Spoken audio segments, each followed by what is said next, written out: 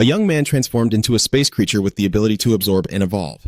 But among the early universe races, he was the weakest. However, he possessed an evolutionary ability that others did not. At first, he was weak and could only swallow small snakes, but after continuous absorption, his goal became to become a highly intelligent human.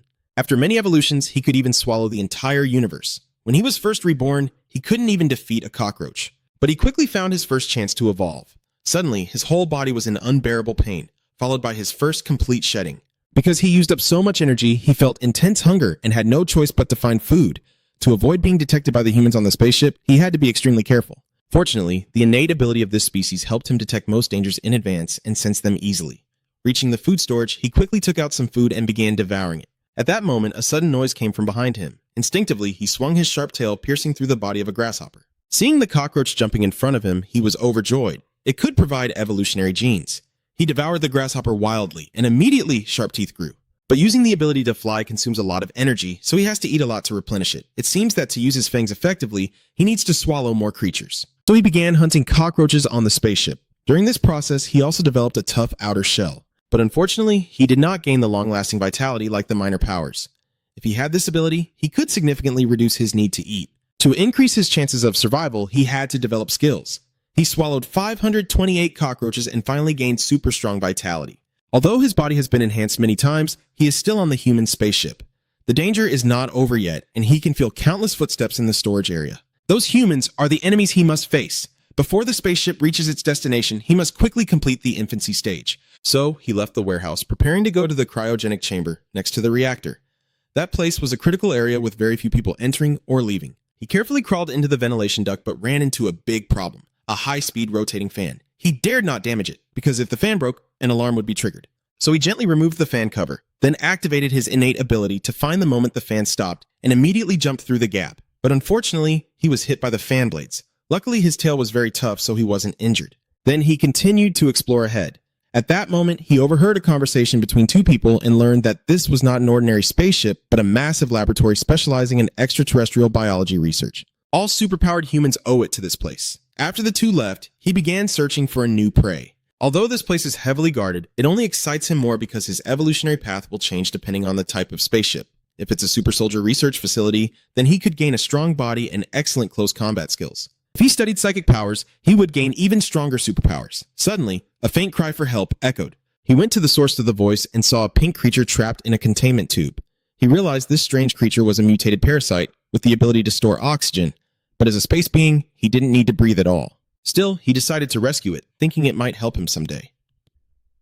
At that moment, sensing someone approaching, he quickly flew up the tail tube to hide. A woman carrying a cat entered the laboratory. She went straight to the mutated protozoa and ordered the man beside her to conduct the experiment. As chemicals were continuously injected into the mutant parasite, she cried out in pain, calling for help toward where he was hiding.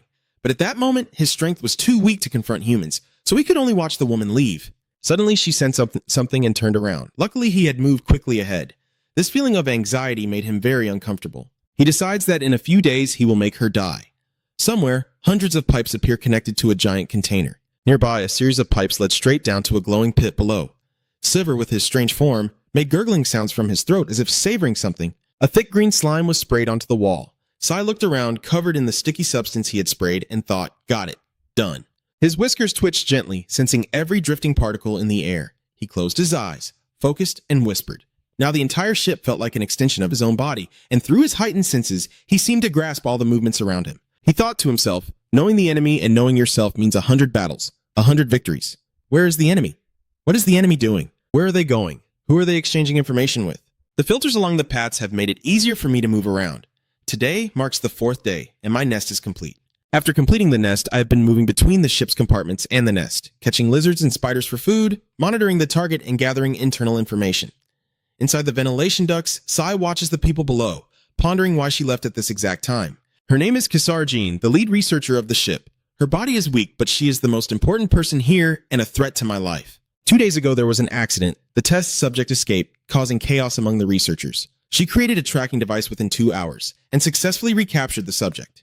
Sai quickly thought of a countermeasure. If that subject escapes through the air duct, I'm in danger too, so I have to kill it as soon as possible. As those below were leaving, Kisaragi seemed to sense something, her cold gaze fixed on the ventilation shaft. She thought to herself, I feel like I'm being watched again. The 2 guards behind her asked, Chief Researcher, is something wrong? Silver was trembling like a leaf. Kisaraji's voice echoed. Nothing. Hurry up and go. Silver waited until the group was far away.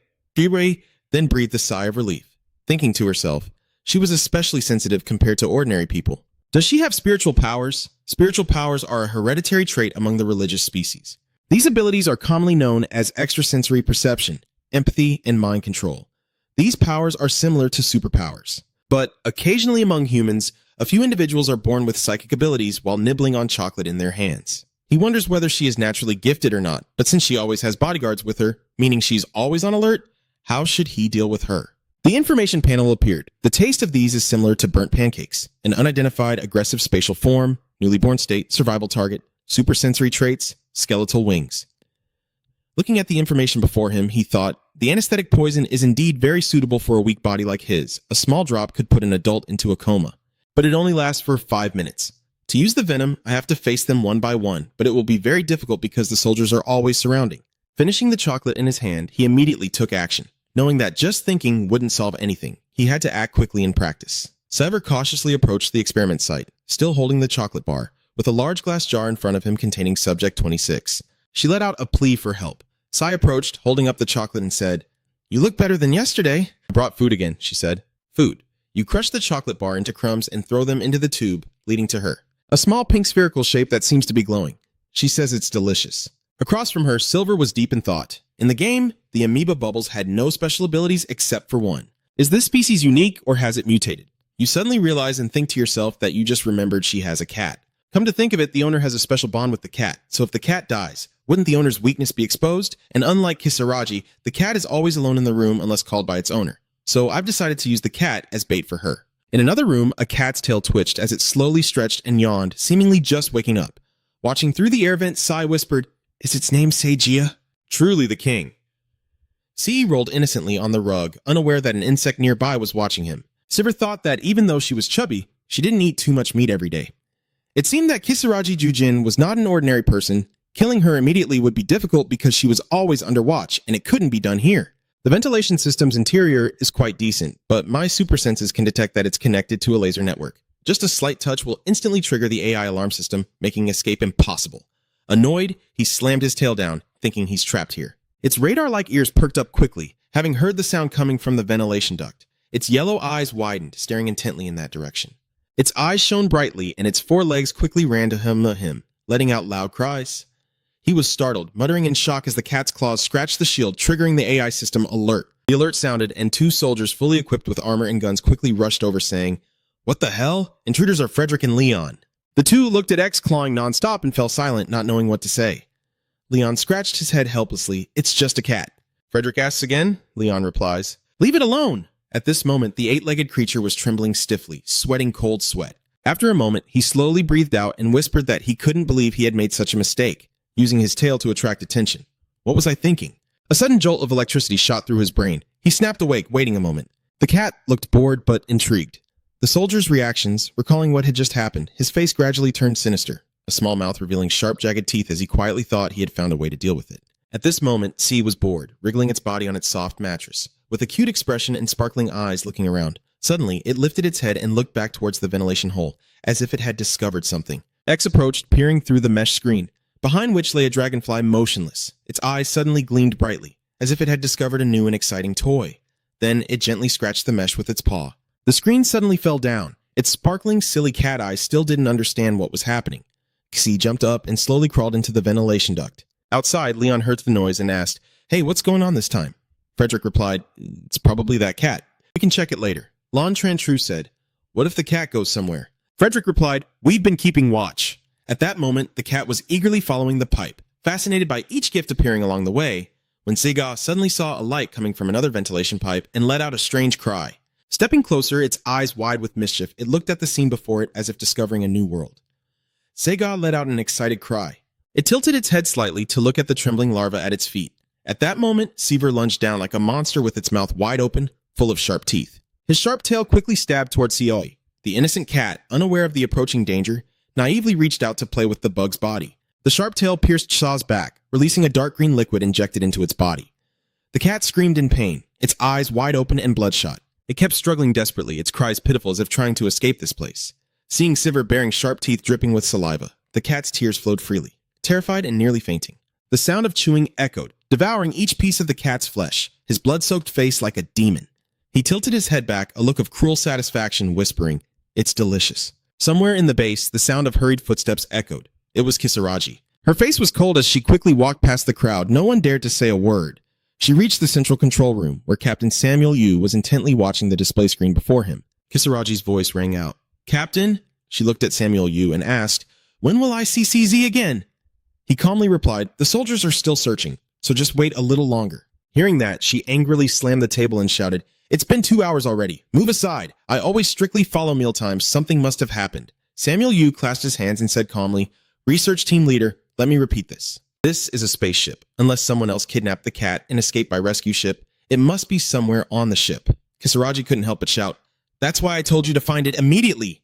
The captain replied with an unchanged expression, "What I mean is, let's just wait for now." He looked at her, thinking it was ridiculous to make such a fuss over a cat. He clenched his teeth in silent anger, thinking that if she weren't from the capital's noble class, he would have put her in solitary confinement by now.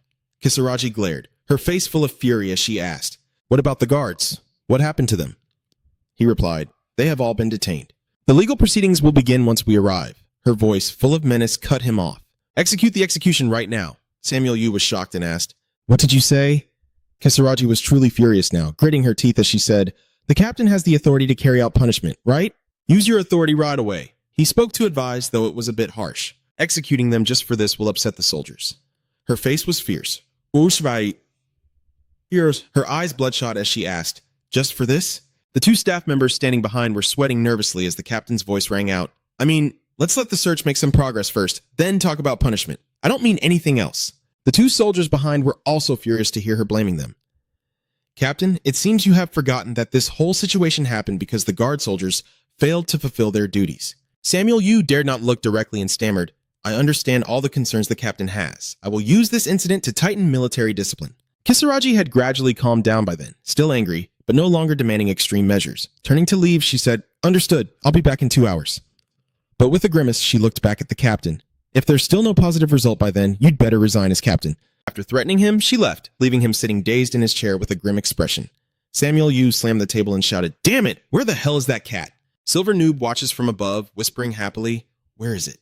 "It's in my stomach, of course." He looked up at the notification board, deep in thought. By the way, what exactly is this wild instinct trait anyway? The system fusion trait is a system that allows combining related traits into a stronger one. After many uses, I have memorized all the fusion formulas in the game. That's why when the notification popped up while I was eating the cat's meat, the message appeared saying I had stolen the wild instinct trait from the cat and applied it. Was it really the wild instinct? Reading those words, I was stunned and deeply surprised because it was a trait I had never seen before. Even though I am a former gamer, the new notification showed that the wild instinct trait was applied and can be merged with the existing super senses trait. The wild tracking instinct has merged with the extrasensory perception, evolving into the predator's instinct. The predatory instinct with enhanced extrasensory perception can sense threats based on gathered information. Great hunters always know how to predict the future. You whispered to yourself. I tried to activate it to sense danger, but even though my super senses have become much stronger, the future prediction effect still won't activate. This is probably a passively triggered trait, and it doesn't activate because I haven't encountered any threats yet. Sivir quickly left, thinking he would study it gradually later. Now let's go see what she's planning to do. She must be pretty desperate by now. In another room, Kisaragi was furious, banging on the table. She was still angry about losing the cat. She gritted her teeth and said, "The stabilization process is taking too long." Sivir watched from the ventilation pipe behind, thinking just as he expected. People like her only treat what they cherish well, so when something precious is taken, she immediately falls into despair. He smiled wickedly to himself, knowing he had already achieved his second goal, to drive a wedge between Kisaragi Jujin and the guards. This incident will create a rift between her and the guards, starting with the guards who dislike cats having to watch a pile of fresh meat. What even they are not allowed to taste is used as cat food 3 times a day, so it is only natural that they become resentful. More precisely, it is the resentment overclass. Kisaragi comes from the top class in Mega. From the soldiers' perspective, the capital nobles are enduring unreasonable injustice, but directly complaining to her would lead to serious consequences. So in the end, they took out their anger on the cat. In other words, the cat is acting as a buffer. So what will happen if that buffer disappears, and they have to waste time searching for something they deeply despise? Will the soldiers still be dedicated to protecting her as before? Not only that, even Kisaragi Jujin no longer trusts the soldiers. To her, the negligence of the guards is the main reason her pet went missing. Silver with a wicked face spoke to the cat inside his belly. Thank you, cat. It's time to snatch the pieces of Gen from Kisaragi Jujin's hands. Below, Kisaragi grew angrier and angrier. She cursed wildly, her face twisted like a demon. Then, she quickly went to the nearby experiment chamber, placed her hand on the control button, and pressed it repeatedly. The creature trapped inside was continuously shocked by high-voltage electricity, causing it to convulse violently. The sizzling sound echoed nonstop as she moved from one place to another, torturing each one. You and Kisaragi suddenly stopped, your eyes filled with deadly intent as if spotting new prey. Like the Grim Reaper, she approached Subject 26, looking at the small trembling pink orb, and said, "All right, you're here too." She bared her bright white teeth and gave her a cold smile. The yellow switch was pressed down, and waves of liquid were quickly pumped into the tube, flowing into Subject 26. She begged in pain for it to stop. "It hurts, please help!" After a while, Kisaragi withdrew his hand. She was bored and stopped torturing her. She turned her back and looked at her with eyes full of disgust and hatred. Then Kisaragi left, leaving her trembling in pain inside the container above. Silver was now boiling with anger. He clenched his teeth, observing the entire scene. Suddenly, a voice seemed to speak only to him. "Hello," looking down below is Subject 26. She is waving goodbye to him. Silver gazes at her silently without saying a word. You quickly turn away, crawling deep into the pipe, not wanting to deal with anything else. In that terrifying state, you silently say, "Anyway, there's no need for us to talk. Instead of offering a few words of comfort, I'll give them what they really need. Revenge." Elsewhere, Kisaragi clenched his fists and looked at the captain, asking, "It's been 2 hours. What's the result?" He replied, "We've only just started searching. Please wait a little longer." She lost patience and angrily said, "Captain, no." Samuel Yu asked sharply, "Captain, are you challenging a capital noble?" Samuel Yu broke out in a cold sweat and replied, "I am the captain of this spaceship. Captain, watch your words." Kisaragi looked down on him and said, "That captain title, I can strip you of at any time." Seeing the madness before him, the captain spoke up, "Even a capital noble cannot overstep their authority." "I have the right to detain you," the captain said mockingly. "Imprison me? Did you just say you want to imprison me?" Samuel Yu replied, "The captain has the authority to detain those who cause disorder." Kisaragi shouted loudly, "Are you out of your mind?" Watching the two arguing below, Cyver happily thought the situation was getting interesting. It seemed they had been at odds long before this. Kisaragi knew there was nothing he could do now, so he left in anger, his face full of frustration yet always maintaining an air of superiority. Following behind were 2 guards escorting her to the restroom door. She suddenly stopped. Kisaragi didn't look at the 2 guards and said, "I'll be back after using the restroom." One of them replied, "Yes." The door slammed shut. Ma looked at his teammate and said, "Hey, I'm heading to the bathroom too. It'll be quick." Silver watches from above, thinking to himself, this is his chance. He quickly analyzes the situation. Usually a guard would follow her inside, but it seems that today he's had enough pressure and didn't go in. Plus, one of the guards has gone to the bathroom, leaving her alone in the women's restroom. Moreover, there are no security devices in the bathroom to hinder my actions. Seeing the prey right in front of me, I silently think, this is the perfect ambush condition. With eyes cold as a snake, he intently watched Kisaragi through the ventilation duct. Below, she leaned on the sink, staring at herself in the mirror, and a thought flashed through Silver's mind. He couldn't miss this chance. Clinging to the ceiling, Cyver's sharp tail revealed blue veins swelling with a venomous sac just behind it. He moved silently and slowly, creeping forward. That was where Kisaragi was washing her face, cold tears streaming down her cheeks. Her anger having softened, she quietly lifted her head to look at herself in the mirror, and sighed. Just then, a sense of danger arose. Kisaragi's eyes widened in horror, as if she sensed something bad was about to happen, and without a word, her face turned pale as she quickly glanced behind her. Like a bullet, he closed in, his sharp teeth and deadly tail lunging straight at her. Kisaragi, terrified by the monstrous figure before her, quickly dodged. She tried to raise her hand to block your attack, but seemed too late. The sharp tail whistled past her face, scattering Kisaragi's hair into disarray. Silver seemed to fly too fast. Unable to control his body's center of gravity, he missed and crashed straight into the wall. Not giving her a chance to escape, he quickly spun around and lunged at Kisaragi with lightning speed. This time, I can't miss. The sharp tail strikes the target, injecting the poison into the body. An indescribable sensation overwhelmed her. Kisaragi's face froze, her body paralyzed and unable to escape. She foamed at the mouth, her eyes rolled back, her whole body convulsing uncontrollably, desperate to scream for help but unable to do so. Kiara's knees buckled, a feeling of helplessness overwhelming her entire body. She no longer had the strength to resist and collapsed flat onto the ground. Every passing second tormented Kisaragi. Each drop of saliva hitting the floor was not hers. She trembled as she looked up, her face pale and drained of blood. In front of her was Silver, bearing sharp teeth, saliva dripping continuously onto the floor, ready to tear her apart. Kisaragi's eyes widened in terror, speechless. Looking at the face almost collapsing in front of him, Silver silently wondered, how does she feel now? Is she scared of the alien creature she saw? Is it anger at the situation or fear of death? It doesn't matter. So what if Kisaragi dies? Goodbye. Thinking about this, you didn't hesitate, giving her a chance to escape, then quickly bit her head. Blood sprayed out and flowed into your mouth, gradually spreading through your body, whispering that her blood was flowing inside you. The moment the genetic information from the blood, from the veins, reached my brain, I could feel it. The missing piece for my potential had been put in place. The notification appears. The evolution condition has been met. Do you want to evolve? His face was filled with satisfaction as he whispered to himself. At last, Silver no longer cared about the blood-soaked corpse lying beside his feet, his claw dripping with blood as he slowly pressed the agree button. A bolt of lightning seemed to descend from the sky as soldiers rushed into the bathroom and discovered him, their rifles all aimed at him, bullets piercing through his body, blood splattering everywhere, and in the end, Silver was left as a dismembered corpse lying in place. Sai suddenly woke up, the cruel expression vanished, replaced by a face full of fear trembling uncontrollably. Remembering the recent scene, he muttered, "What was that just now? Could that be the hunting instinct? Is that how it works? If the hunting instinct is right, the guards will come inside soon. Should I run? No, there's no more time." Silver quickly climbed up the wall. You decide to face the guards right here. The sound of their footsteps grows louder as someone approaches, entering inside. Ma stood frozen in shock, his face showing terror and cold sweat as he looked ahead. Kisaragi collapsed on the ground, blood spreading everywhere, her head in one place, her body elsewhere. Ma-un, his voice trembling, wondered, "What is happening?" Sai was now like a ghost, silently rushing up behind him without a sound.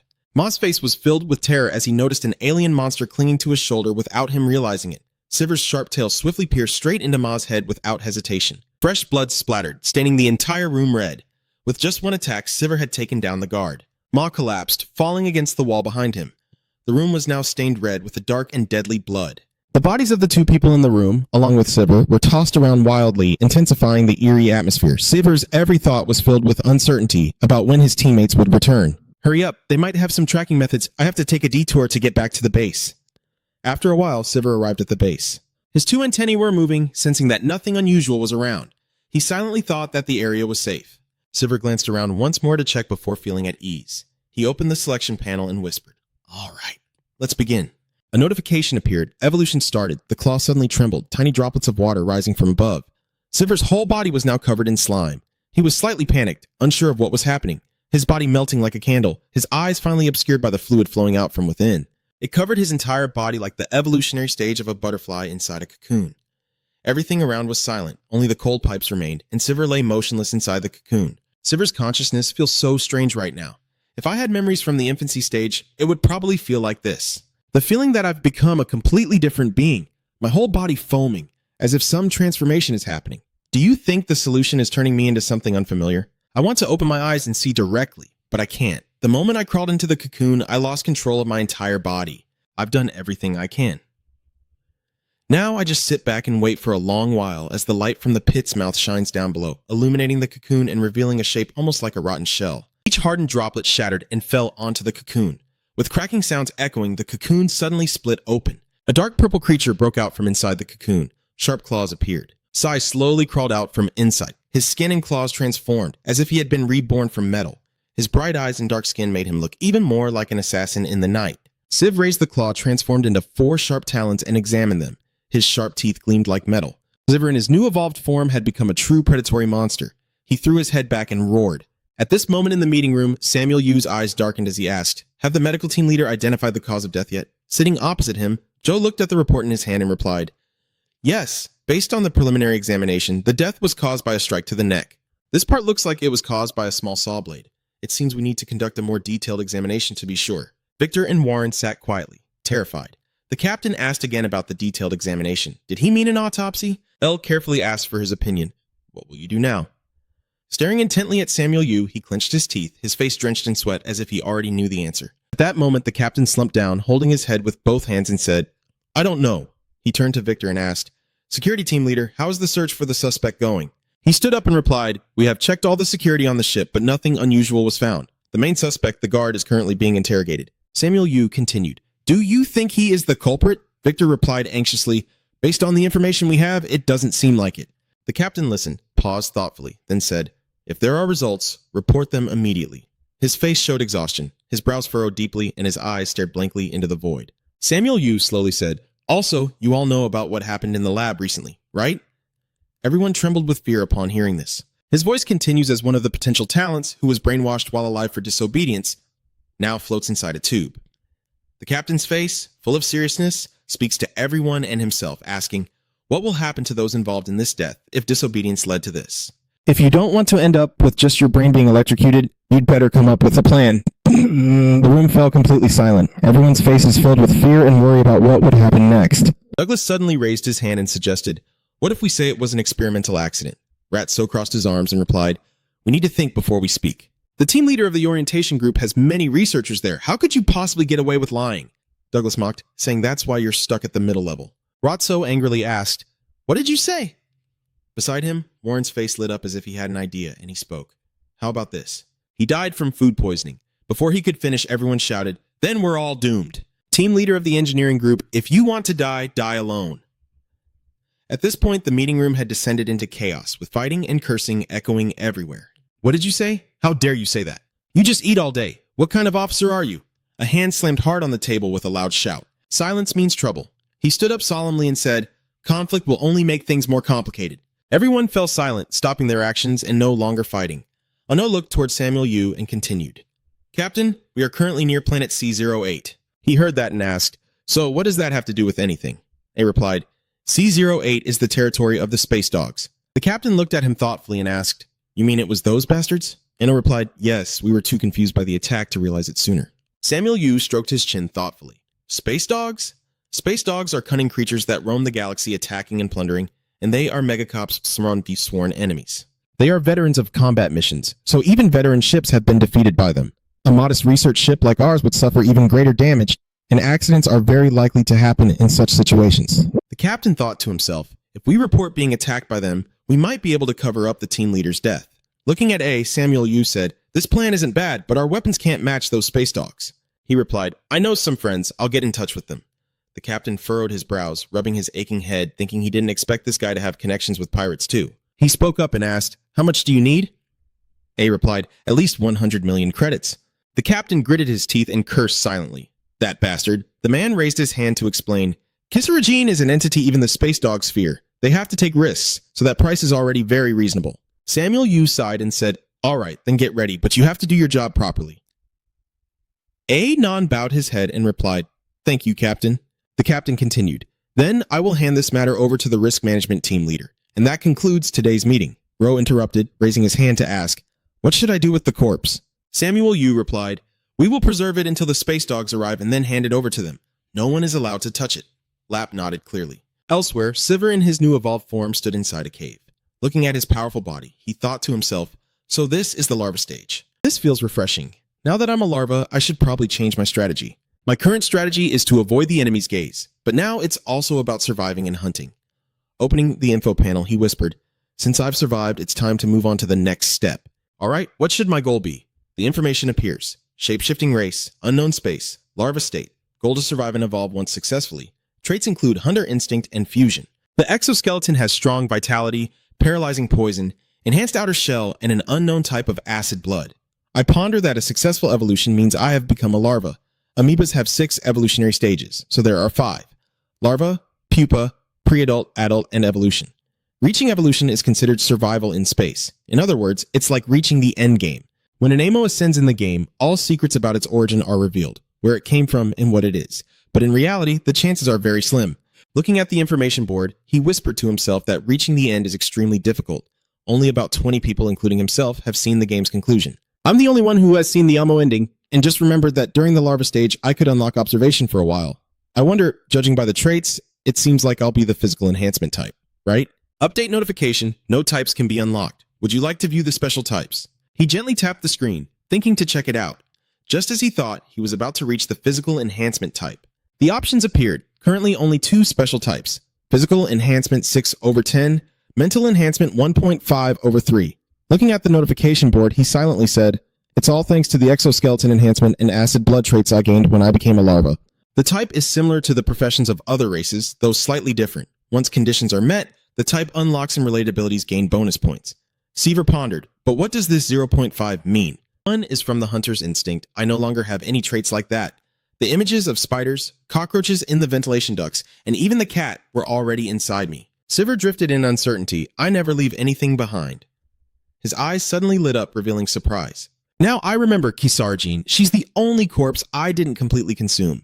I thought she was a sixth sense, but maybe it's because of her spiritual energy. I have to consume her spiritual energy to find the corpse. Then he quickly left the nest. He approached the ventilation duct, quietly removing the mesh cover above without making a sound. Crawling inside, Sai felt a bit uneasy, thinking he had grown bigger. So this duct was too small. Something felt off. Suddenly, a strange breeze drifted past him, following the source of the foul smell. He whispered, the scent of death like a ghost. Sai carefully observed, looking down from above to assess everything, his mouth constantly watering as he looked down longingly and whispered, "Found it." The morgue where people rest was right beneath him. At this moment, in a room, someone is sitting in front of a computer, wearing headphones, humming a melody in his head. Nearby seems to be the place where Kisaraji's body is kept. Silence sat alone in the large, quiet room, leisurely listening to music. Suddenly, he caught a foul, unpleasant smell, covered his nose, and stood up to find the source. Where's that smell coming from? Suddenly, Silent's footsteps quickly stopped, his eyes wide open as he looked at the scene before him. A hole had been burned through the floor, surrounded by pools of thick acid. He muttered to himself, "What is this?" Silver now looked like a demon clinging to the ceiling, his red eyes fixed intently on the person below. Silent didn't realize the danger was closing in. He panicked and said, "Where is this acid liquid coming from?" "Call the guards first." Before he could take a step, a shadow from above bared sharp teeth and a tail that looked like it could pierce anything lunged at him. Silent's head was pierced, blood splattering everywhere. An arm lay on the ground. Blood splattered throughout the room. Inside a freezer, a body covered with a white cloth lay inside. Siv's claws gently pulled up the cloth. He yanked it away, revealing Kisaraji's corpse and the scarf covering her severed neck. Staring at the corpse before him, he thought that because she was of noble rank, her body had been left intact even after death. Clutching her severed head, he reflected that they weren't allowed to touch her remains, and he wondered how he could so heartlessly slaughter humans like this without feeling the slightest guilt. He lifted the head, staring intently at it, observing the cold, lifeless face before him, and thought to himself that people say humans must change to adapt to their environment. Could it be that becoming an am has turned me into a rotten monster? Or maybe this brutal, murderous creature is my true nature after all. Thinking about it endlessly won't change anything. Silver opens his terrible jaws and vicious tongue to bite down on Kisaraji's head, blood and brain matter splattering all over the wall. He has only one thought left now. Just eat first. To survive, he must keep killing. This is the life of a parasite that I have to adapt to as Timbatu. After all, once dead, the body decomposes and becomes a natural source of nourishment. So isn't it natural for me to use them to sustain myself? Suddenly, a sound echoed in his mouth, as if he had bitten something, then spat it out. It looked like a piece of technology. Picking it up to examine, Silver thought to himself, is this thing inside her heart? He had no idea what kind of device it was or what its purpose was, or if she had a heart condition. After thinking for a moment, he crushed it in his hand. A panel suddenly appeared, and Silver looked up in surprise, quickly reading the lines of information above. He muttered to himself, just as expected, Kisarjin has the attribute of spiritual power. The information line and options appeared, the hunting effect was activated, the neural segment was obtained, the human neural attribute was acquired, and the neural organ was used. Sai muttered to himself, out of all things, it had to be the neural organ. Amov can use psychic power without needing a nervous system, so this is completely useless to me. Quietly choosing to agree, he thought to himself, well, let's stay optimistic. After all, I need to fill in the attributes to unlock the species. Suddenly, dozens of tentacles sprouted from the back of his neck, wriggling like living creatures. Reaching out to touch the new toy, he thought this must be the nervous system of Amofa. Quite interesting. Who knows, maybe like a hunting instinct, it could accidentally merge with another attribute and become useful. He lifted another corpse and said, after Kisaraji, next up is the guard. Streams of color continuously spurted out, staining the ground red. The guards usually have a mild taste, probably because of their muscles. It feels like chewing on something crunchy. The silver beard under the chin suddenly swayed, as if sensing something. He suddenly startled, frantically turning around, his super senses activating. He whispered, the guards have changed shifts. They don't have much reinforced armor on the ship, do they? The person walking over is putting on the previous person's suit. Looking at Silent's body on the ground, he wonders if this pharmacist will also be changing shifts. When the person on shift arrives, they will notice something unusual in this room. Since this is the space age, they will think that a monster has been in the same space with them. I'm still not strong enough to fight a full battle against a crew, so I need to buy time until I get stronger. I glanced nearby and suddenly had an idea. Black smoke is rising from the silver acid solution, resembling a smoke screen. Come to think of it, this is a morgue after all. Preservatives and chemicals for handling corpses. An interesting idea suddenly came to my mind. A clever way to overcome the crisis and disrupt the crew. Mega has no official capital, but there is a place called the capital. That place is Earth, the current headquarters of Mangacap. 5 companies contributed to the founding of Mangacap, ruling the Earth as kings. Among the 5 clans, the Jujin clan originated from the land once called East Asia. The Jujin clan originally started as a small business in a country called South Korea, And now every inch of that nation is Jin territory, with small aircraft and self-driving trains for transportation and artificial suns for the international ecosystem. The Jin people and tens of millions of obedient tools live here. Somewhere, the image of a simple, humble house appears, surrounded by lush trees and gardens. The sound of footsteps echoed sharply. A man with a kind and simple face appeared. Akira Jujin. He is Kisarajin's father. Behind him stand two well-dressed men waiting respectfully. Akira Jujin stood up from the ground, looked toward the two people in the distance, and said, "Sorry to keep you waiting. Come over here. Let me show you the elephant." Seeing him nod, he immediately stepped forward. Akira Jujin looked on and asked, "What's going on?" He replied, "It's the young lady's matter." He asked in slight surprise, "The young lady said to answer Miss Kisaraji." Akira Jujin said, "My third daughter?" Akira Jujin asked with a smiling face. "Yes, what about Kisaraji?" He got straight to the point, saying the young lady's transmitter was destroyed. Akira Jujin said calmly, "No way. I never assigned any troublesome mission to Kisaraji." Cho explained that the last signal was received near C08. Investigation revealed this was the territory of the space dogs. Upon hearing this, he fell silent and stroked his chin thoughtfully. Akira Jujin suddenly placed his hand on his shoulder, surprised not knowing why he did it. A gardening knife in his hand swiftly stabbed straight into his head, causing him to collapse to the ground. Blood continuously flowed from his head, staining the entire area red. Akirain stepped forward, standing before the trembling young man lying at his feet, barely clinging to life. The knife plunged straight into his chest, followed by a relentless series of stabs. Akira-jin's entire body was soaked in blood. After a while, Akira Jujin grew tired. He threw away the knife in his hand, slowly turned and walked away. He said, "Clean it up." The three guards replied, "Yes, sir." Akirain clasped his hands behind his back and said to one of the guards, "I don't need tools answering questions no one asked. You know the most important thing for us is that tools are just tools, right?"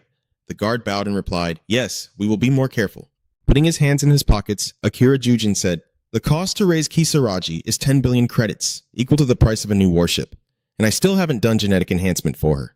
But how could pirates dare to lay a hand on it? Wiping the blood off his face, he wondered who had the guts to harm the Jujin clan's precious gem. Akira Jujin asked Void, "The Kisaraj ship, the captain is Samuel Yu, right?" He bowed his head and replied, "Yes, sir." The Samuel clan is also close to Titan. Those bastards are probably interested, but it wasn't them. The leader is a coward. He doesn't have the guts to point the knife at the Jujin clan. After saying that, Akira Jujin turned his head, smiling and asked, "What do you think?" Void replied, "Yes, there is suspicion of TC involvement." Hearing that, Akira Jujin narrowed his eyes and smirked, saying, "Great minds think alike. TC and Trong may seem at odds over ruling Jupiter, but in reality, they are colluding because the credit actually comes from TC.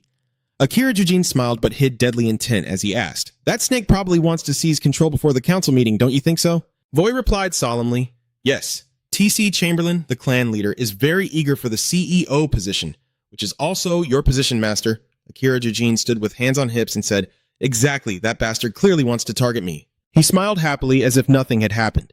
But just a second later, his demeanor shifted completely to a deadly silence. Akira spoke up, "I have my reasons to strike first. Inform everyone in the clan." Boy clasped his hands and bowed slightly, replying, "Yes, sir," he said again. "I have a shadow guard near C08. Contact him to handle it." Boy responded clearly, thinking to himself that blood would have to be shed. At this moment, Akira Jujin no longer appeared gentle as before. His cruel and sinister nature clearly showing, he said, "Samuel Yu and all those involved with that ship, bring them all here." His eyes bloodshot and full of rage. Akira Jujin growled, "Anyone who dares touch my things will die." At this moment on the spaceship, the atmosphere was heavy and suffocating. The captain's feet frozen outside the door, his face trembling, teeth clenched tightly. "This," Samuel Yu whispered, then shouted, "What is going on here?"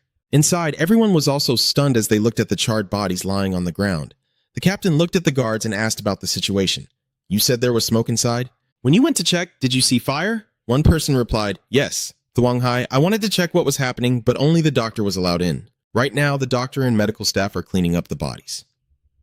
The guard continues, "I don't understand why there's fire, then I see the corpses inside. Joe is examining the bodies, quietly thinking that from the ring it seems this is a member working overtime." His face suddenly turned pale, sweat streaming down his cheek as if he remembered something. Russ turned around and asked, "Are all the bodies here?" The clerk replied, "Yes, why do you ask?" His voice trembled as he muttered, "Could it be the captain approaching from behind to check on the medical team leader?" Russ looked at him and said, "Captain, please gather all the team leaders immediately. Something terrible has happened." At that moment in the meeting room, Samuel Yu asked in shock, "What did you say?" "The bodies of the guard and the research team leader have both disappeared?" His face turned purple in disbelief, saying, "How could dead bodies just disappear? How can that be? Are you sure about this, head of the medical team?" Bro also looked no better, fear clearly visible on his face. He replied, "I've checked again and again. Only 2 bodies are missing, I'm sure." Then he analyzed. Not only that, looking at the amount of chemicals in the morgue, a fire might have occurred, but that possibility is very rare. He crossed his arms and said, "In other words, it was arson, right?" Warren asked anxiously, "Who could have done such a thing?" Victor clasped his hands and said, "Could it be an unidentified alien creature on the ship?" Dust shouted, "Are you kidding? Stop spouting those ridiculous nonsense." Victor glared at him and said, "Come on, equipment manager, I was just saying it's a possibility. Why do you have to get so worked up?" Ratso spoke up, "Forget it. The biggest problem is the missing body of the lead researcher." The captain suddenly stood up, his face darkened. "We have to face the pirates in C-08. So at all costs, we must find that body. Do you understand?" Victor raised his hand and said, "First, we have to find the culprit." A string of curses was hurled at him. Victor sat silently, shrinking into his chair, no longer babbling. The captain was now furious. Was it really my fault? If you're worried about retaliation, then do your best to cooperate.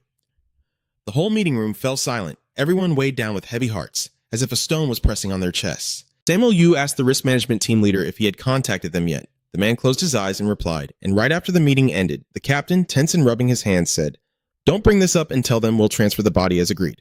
A asked, "Are you sure?" He replied, "Even if we find it, if we can't deal with it, there will be problems. We just need to find the body before the gathering." Samuel Yu stepped behind Victor, gripping his shoulder tightly, and asked, "Security Chief, you know what needs to be done, right?" "By any means necessary, we must catch the culprit." Victor replied, "I'm doing my best." The captain said, "Your best is still not enough." Samuel Yu's face was grim as he said coldly, "If necessary, investigate every crew member, as long as you find the culprit." "I give you full authority to handle this," Victor replied. "Yes, I will definitely find them," the captain said. "Then I'll leave it to you." Up above, Kavere has been watching from start to finish. You smiled wickedly and whispered that everything was going smoothly. There is a way to hide your identity and confuse the enemy, and that is by using fire. Who knew mixing chemicals in the distillation house could cause a fire? Was it the aliens who did it? After creating a deadly poison by mixing chemicals together, I perfected it with a few drops of acidic blood. Thanks to that, the bodies decomposed easily and everything went smoothly. But here, he silently worried, thinking, they actually mentioned aliens, and among all of them, they contacted those bastards. The captain must be crazy. It seems the risk management leader went ahead.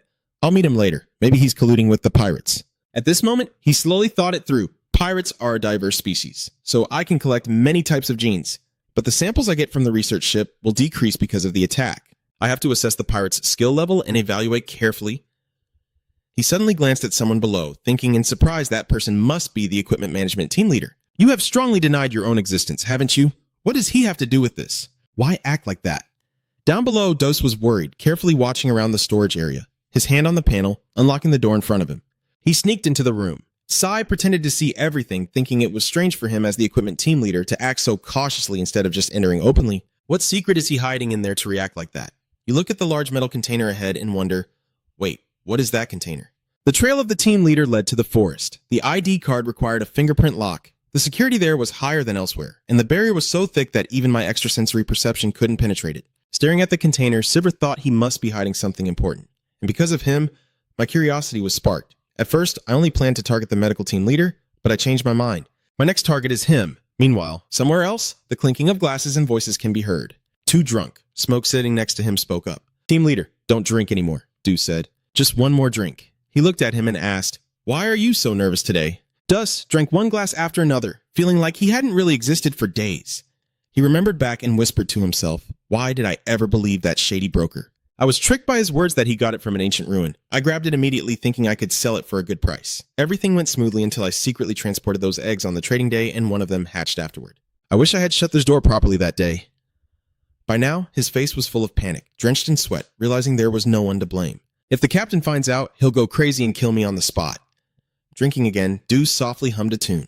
Alcohol is the enemy of alcohol. Smoke looked at the ghost of alcohol and sighed softly, then stood up and left. At that moment, Ho Lao frowned and angrily said to Duke, "We have to close now." He slumped over the table, muttering, "Just a little more, one more drink, and then I'll go." He heard that and helplessly replied, "Yes, yes." After a while, Duke staggered, weaving down the hallway, swearing as he went, muttering, "What did I do wrong? Why is this happening?" He suddenly startled, froze in place as if he had seen something terrifying. His bulky figure panicked and shouted, "Who's there?" No one answered. Only an endless darkness stretched down the hallway, eerily silent. Dawson wore a pensive expression, his brows furrowed, worry creeping into his heart. Cursing to mask his fear, he turned and walked on, muttering to himself, "What bad luck." At this moment, the air seemed to freeze, cold chills running down his spine. Despite his fear, he mustered the courage to look back. A massive shadow with a long, phantom-like tail flashed before his eyes. His eyes widened, his mind went blank, and he muttered, "This is damn it." Without saying a word, Dusk lifted his greasy body and quickly ran away, cursing nonstop in his head. Damn it, his eyes were wet with tears as he screamed in his head, "Hurry and open it." His fingers kept pressing on the door. Terrified, he thought, "I have to call someone." The door slowly opened, Dusk's face pale and bloodless as he quickly slipped outside. Not far from running, he suddenly slipped and fell flat on the ground. Looking at the phone just within reach, Dusk stretched out his hand toward him as if still drunk and said, "Enjoy your meal, truck." At that moment, loud bangs echoed from behind him. Dusk's face was tearful, his eyes dark, his whole body frozen. The sounds behind him grew louder, and now Dusk was desperate, terrified, tears and snot streaming down. 2 loud bangs echoed from the door before falling silent. Then, the automatic door slid open, releasing a heavy aura of killing intent and the scent of fresh blood. Sivir appeared slowly with bright eyes and then approached him. At this moment, Deuce trembled uncontrollably, terrified and unable to move, paralyzed as he sat watching the monster approach, Sivir's face closing in on him. He opened his terrifying maw, exhaling a deadly breath. Deuce gasped, staring at him speechless. "Bon appetit!" Sivir opened his mouth wide, engulfing his entire face with effort. Streams of saliva continuously dripped from the corners of his mouth. Hot blood splattered everywhere. In the room, Sivir overturned everything, thinking his daily habits were simple, so it was easy. He pulled out all the drawers, silently mocking. Wasting so much time drinking at the bar, truly spending every last bit he earns. Sai proudly whispered that the captain should thank him because he was getting rid of those who wasted their salaries. Suddenly, he felt sly, cursed once. But damn it, sometimes you just have to clean up. So dirty. After a while, he sighed deeply, wondering where everyone had gone. Suddenly, he let out a soft, "Oh!" Seeing a picture of a girl in a bikini on the beach hanging on the wall. Feeling even more weary, he whispered, "Hot for sure, but probably because of my current state, I don't feel anything at all." Silver picked up the notebook on the table when suddenly a card fell out from inside. Holding the card and the severed hand, he thought happily, "Good, I got the IDs. I've taken everything available." Looking at Deuce's severed body parts on the floor, he muttered to himself, "Better clean this up before I leave." As he chewed each bite of meat, he thought, "This manager is so boring. The smell of alcohol on him is too strong. It ruins my appetite." After finishing the meal, he approached the nearby cabinet, inserted the card to activate it, then placed the severed hand on the fingerprint scanner. A door slowly opened, releasing cold air, revealing what seemed to be a laboratory. He looked around excitedly, thinking the sweet secret was here, staring at the frozen glass cages, wondering, "A freezer, is this guy a smuggler?" Suddenly, he was amazed, as if he had discovered something, peering into the freezer compartment, neatly arranged but with an egg container. He doubted it could be an amo egg. One egg was already empty, holding up the hollow eggshell. He wondered if it might be the egg he hatched from the team leader was trying to smuggle him after all. In the game, the Amo's starting point was not a spaceship, but an unidentified pile of junk. Recalling earlier, he thought to himself that he didn't know what happened during the transit, but it seems that after hatching, the original escaped the container and died shortly after from malnutrition, then was controlled by his consciousness. That's why I find frying them delicious. It's my body's survival instinct. He knelt down, clasped his hands respectfully in front of his chest, and bowed his head to the eggshell, whispering quietly, feeling strangely embarrassed for some reason. A moment of silence, then he stood up, no more politeness. It was time to act like Amo. He grabbed 2 eggs and pulled them out. Sivir brought each egg to his mouth, chewing voraciously as the juice inside splattered across his face. While enjoying them, he thought the first AMF to hatch would eat the other eggs. Unfortunately, no hunting signals appeared. Licking the corner of his mouth, Siv thought, "It's okay, there's still plenty to eat." He stared intently at the freezers in the room like a lion eyeing a rabbit, his face full of hunger. Blood stains were splattered all over the room, as if the creatures inside had been completely devoured by him. Sai whispered excitedly, "All right. You see the info board showing an aggressive, unidentified space species in larval form. One survivor successfully evolved, with a special predatory instinct combined with wings. The exoskeleton is made of chitin, useless to strengthen, combined with a neurotoxic gland. The exoskeleton is reinforced, blood contains acid, and the neuromuscular system is enhanced, mimicking an unidentified type. Currently, there are 2 enhancements, physical boost 8 out of 10 and mental boost 2/3. He said excitedly, "Just 2 more traits and it's time for physical enhancement." After a satisfying meal, Seaver stepped out of the room, feeling a bit regretful. To be honest, I was a little disappointed after eating Kisaraji. Instead of gaining mental strength, I ended up with a useless nervous system. But the supply manager gave me such a precious gift. In the game, there are traits that can only be obtained mid-game or late-game. With the most effective traits for killing the crew, I can act more ruthlessly. There's not much time until the Space Hounds meeting, so I have to be as strong as possible because I don't know how dangerous they'll be. Wait for me, genetic gene. No one in this universe can hear the scream in the void. The pitiful cries of this research ship and its crew will be completely buried in the dark abyss. The mangacap research ship landing pad, a ship just touched down on the vast landing field. Sparse figures appeared near the nearby ships. Fi waited with hands on hips, looking toward Scott, who was repairing the ship, and called out, "Hey Scott, it's time to eat. Let's go." He replied, "Let me finish this first." Fi asked, "How many more are there?" Scott sighed and said, "Enough to work overtime." Fi looked at the tangled wires and scattered tools, sighed, and cursed under his breath. Meanwhile, in a large dining hall, Scott spoke up. "But I still don't understand." Fi asked again, confused. He said, "Why do these maintenance orders require us to inspect the fighter jets?" Fincho angrily said, "Hey Scott, you bastard, do you have time to talk about work while eating?" "Why?" Scott replied calmly, "Isn't that right?" "Think about it, Fincho. I heard they're getting ready to fight the metal gremlins." He said, "Hey, if we run into those metal gremlins, we're dead for sure." Scott was annoyed at being interrupted. "Let me finish. The truth is the metal gremlins are already on the ship," Pincho asked in disbelief. "What?" he continued. "You know about the strange smell in the air lately, right? That's the smell of the metal gremlins. Also, a friend in the kitchen told me that 1 or 2 people have gone missing since last week." Fi spoke while eating. "Nonsense!" Cameron appeared out of nowhere and added, "I heard that the missing captain was from the supply management team, so the cargo hold manager was promoted to captain." He only then asked fearfully, "Really?" Scott spoke up. "See? Am I right?" Ficho calmed down and casually asked, "All right, let's just say everyone is missing, but why is the higher-up staying silent?" Cameron quickly replied, "They're hiding it so the crew doesn't panic."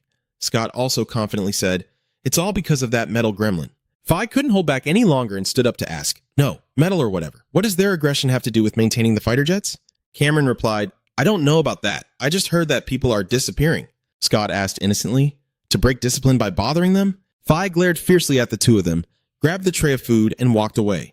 He muttered, "What idiots." Scott didn't understand what was going on, scratching his head innocently. After a while, at the landing pad, a faint light appeared from a ship, and someone was repairing underneath. Someone called out to him, "Scott, I'm going for a late-night meal. Do you want anything?" Scott replied, "Well, if you have synthetic water, then give me a bottle." A voice responded. Scott cursed and said, "Will I ever finish today?" Then he focused back on his work, busily repairing the ship. A voice called out again, "Scott, come here for a moment." He asked Cameron, "I'm working?" The voice on the other side replied, "Hurry up." "Scott!" Scott gritted his teeth in frustration, feeling annoyed, thinking to himself, "Damn it, if it's not important, I'll punch him." He crawled out from under the train, suddenly surprised.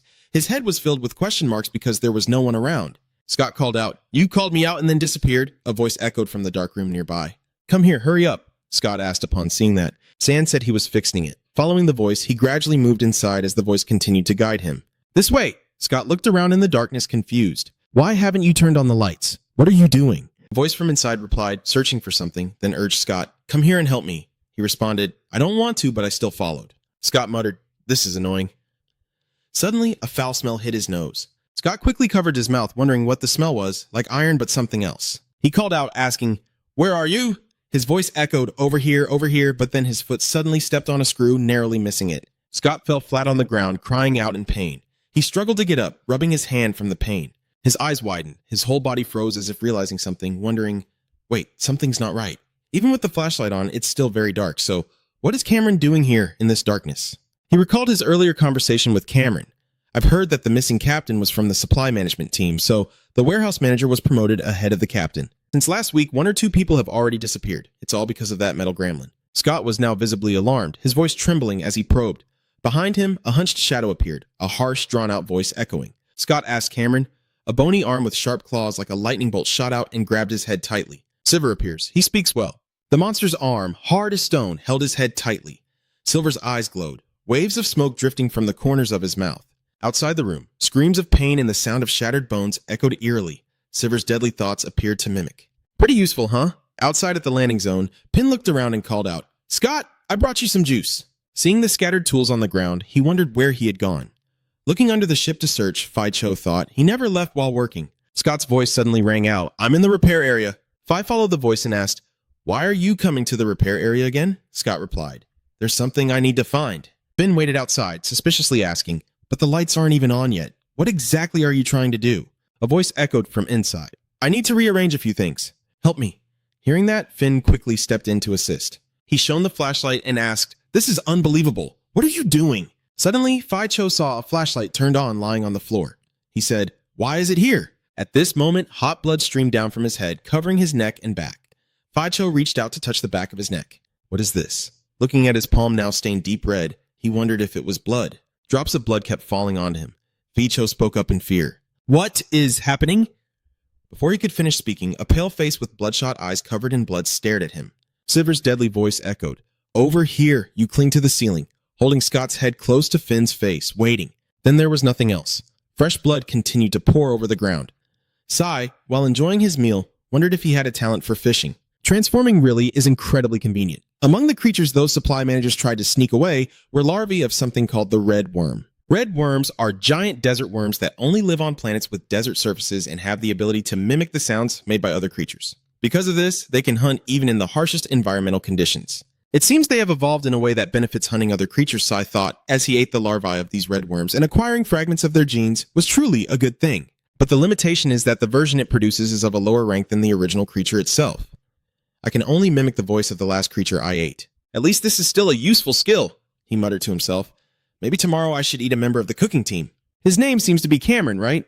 He doesn't look very close to Scott, but whatever. Stepping outside, Silver wore a delighted expression, thinking he would become him tomorrow night.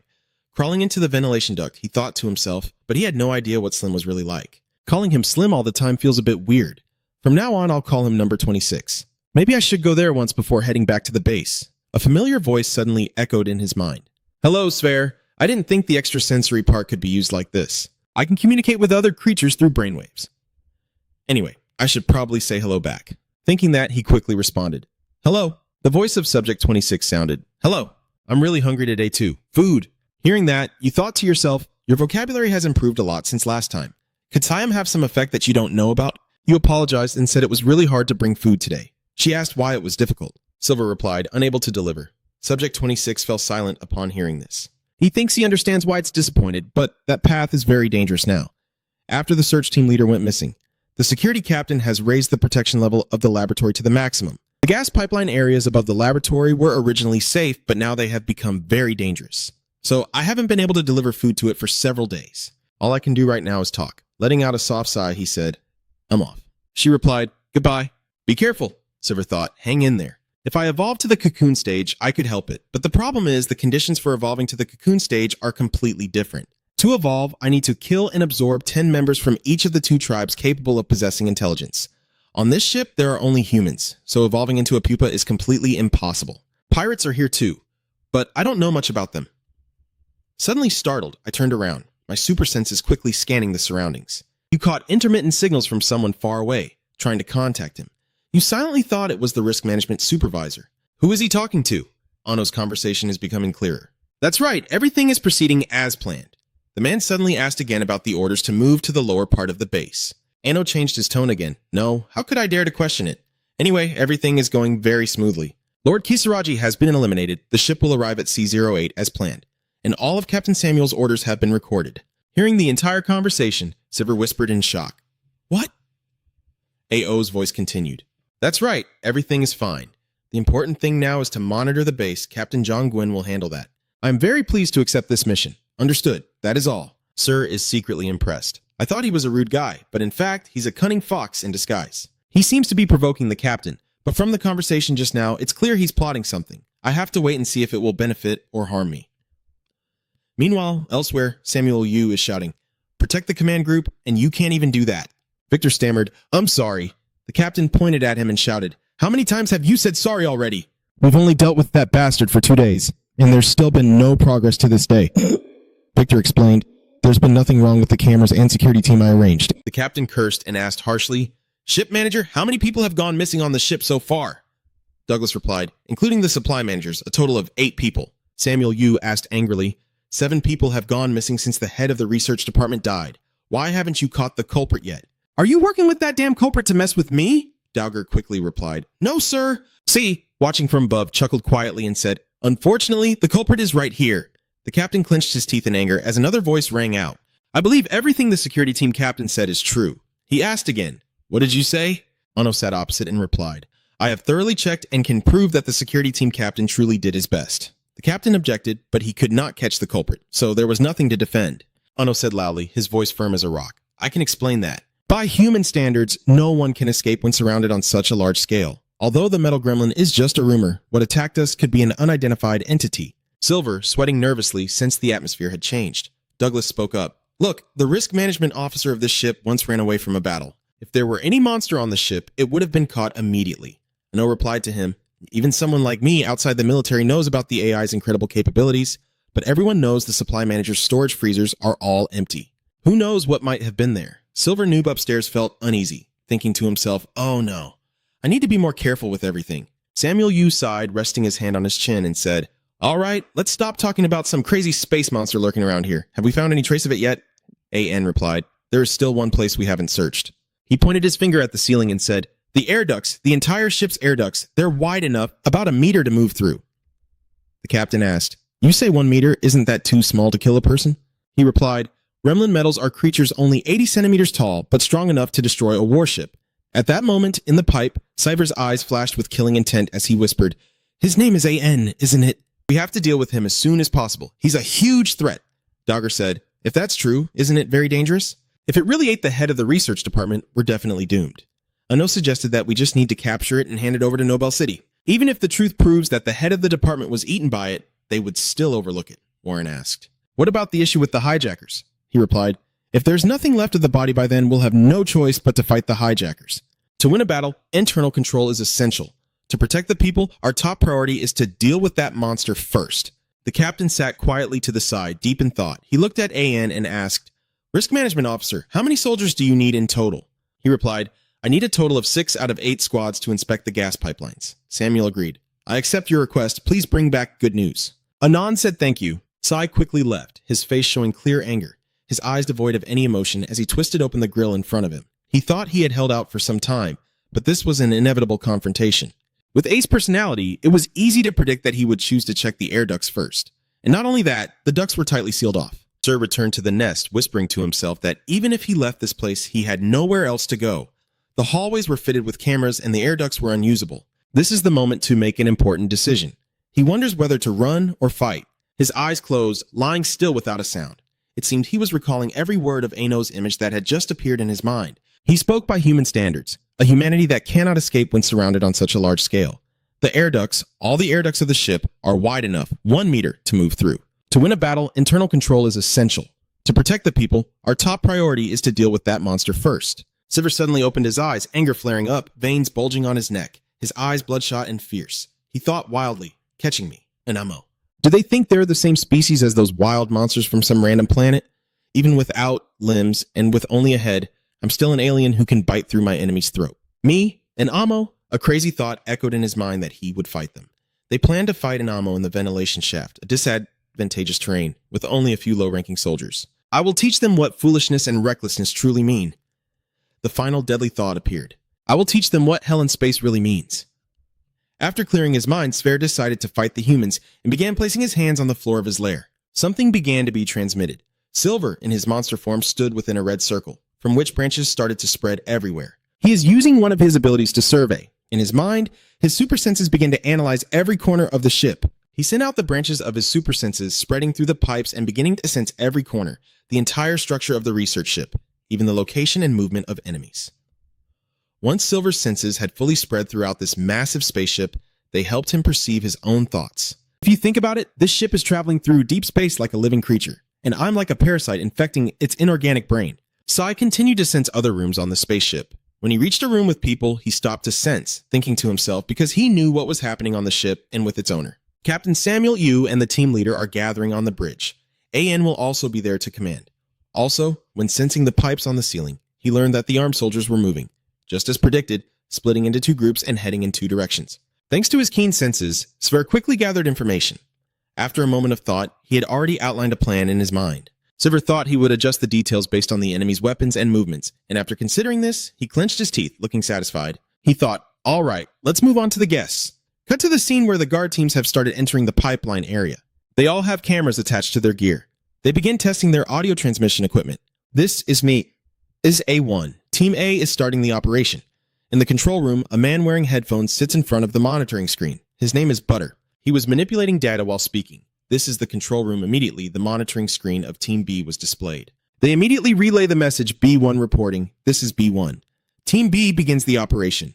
In the control room, a group of people are standing here to observe the vigilante team's pursuit. The control room voice speaks again. B1 radio signal is weak. Check immediately where the other end of the line is being transmitted from. B1 here. Understood. Beer continue transmitting. If anything suspicious is detected, report it immediately. Ann is also here now. He crossed his arms and watched the surveillance screen, thinking to himself, That monster might have killed Kokosaraji too. This should have been my job from the start. He frowned and began to think again. The plan continues, but we need to eliminate as many variables as possible. There should be no delays before Sion-Yu arrives. He looked at the guards moving on the big screen and thought, "Monster, today you will die." Everyone was still watching the movement map on the screen. Bear in the control room broadcasts a message to the teams. A1 has a fork leading to the right. B1 here also has a fork to the right. He was continuing to observe when he received a transmission. B3 has poor radio signal and will stop to fix it before continuing. Bear heard this and immediately responded clearly. Respond immediately. After the repairs are complete, Ano stood below with his arms crossed and spoke to the messenger. The route is winding, so tell everyone to move carefully. Hearing this, Butcher immediately contacted the teams. This is the control room. Slow down and search continuously along the route. At this moment, Ano is watching the screen. He frowns slightly when he sees something, then immediately turns to BER and says, "Camera B3 is still not moving. Tell them to check it." Hearing that, Butcher immediately looked up and responded clearly. He quickly opened B3's screen and transmitted it. B3 checks the camera status. Receiving no response from B3, after a while, he repeats the command. "This is the control room," B3 responded, checking the camera status. At that moment, the camera image became blurry. A voice then came through to the control room. "Still good." Hearing B3's report, Bear immediately responded. B2 turned back to B3 behind and they moved together. B2 immediately responded to him. B2 copy. The movement map now shows B2 returning to B3's position. The map now shows B2 slowly moving toward B3's location. After some time, the map finally indicates that B2 has reached B3's position. Everyone in the control room, from Ano to Samuel Yu and Jay, was shocked and horrified by the scene before them. Bear immediately sent a message to ask B2. "B2, what happened?" A stammering voice came through from the other end. "It has appeared." Ao heard it and his whole body suddenly went stiff. He clenched his teeth, sweat starting to pour down. Burr was also panicked, and he immediately reported what he heard through the earpiece. B3 has lost contact with B2, reporting the situation. The surveillance screen has now lost connection. Butcher spoke up again. "They took B2 away. I didn't see anything on the camera." This sudden event can't be confirmed. Hearing him say that, Warren and Victor's faces immediately turned pale with fear. Both of them quickly turned to look at Butcher and questioned him. "Hey, Messenger, what's going on?" the two leaders asked loudly. He stammered in fear. "That matter." Ano stood to the side, his face pale and speechless. At that moment, someone else shouted, "What are you standing there for?" The risk management team leader in Ano's mind was just thinking, should he shut it down immediately? Sweat poured down like a shower, and Ano seemed unable to believe it. He kept thinking, how could a mid-level armored soldier fail to respond? Even a skilled assassin wouldn't be that easy. Ano clenched his fist, thinking he had underestimated it like a dangerous wild animal. It was a much quicker killer than he had imagined. Thinking that, Ano immediately turned and signaled Bear. The captain relayed the message to everyone. "If you see any movement, shoot immediately." Bear quickly contacted the guard teams to relay the message that B3 will join B1 and search for B2. "Yes, Captain, this is the control room." B3 cancels the search for B2 and joins B1. The line on the other end responded with a clear acknowledgement. Bear continues to relay information to B1.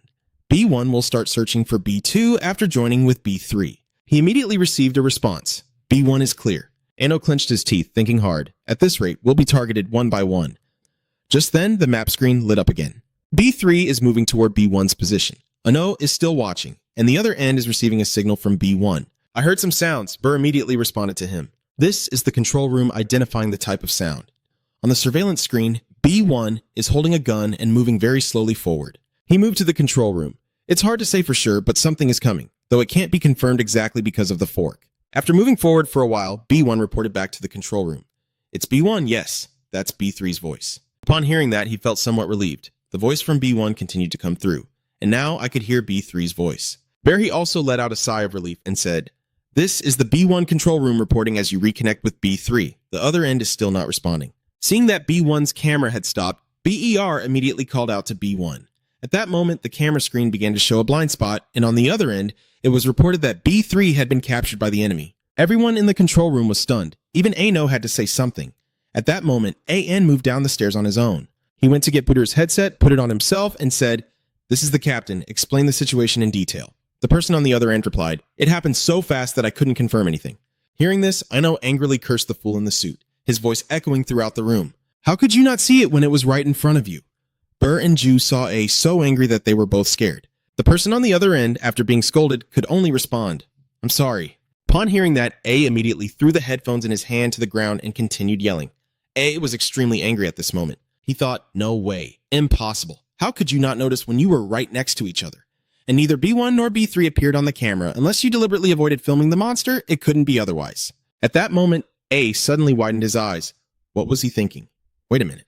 After thinking for a moment, no, bent down to pick up the earphone he had just thrown on the ground. He put the earphone back on and continued transmitting the signal. This is Captain B1 speaking, stating your name and rank. There was no response from the other side. A non received no answer, so he repeated the question. I repeat, B1 state your name and rank immediately. Captain Samuel Yu, standing nearby, also didn't understand why A asked that.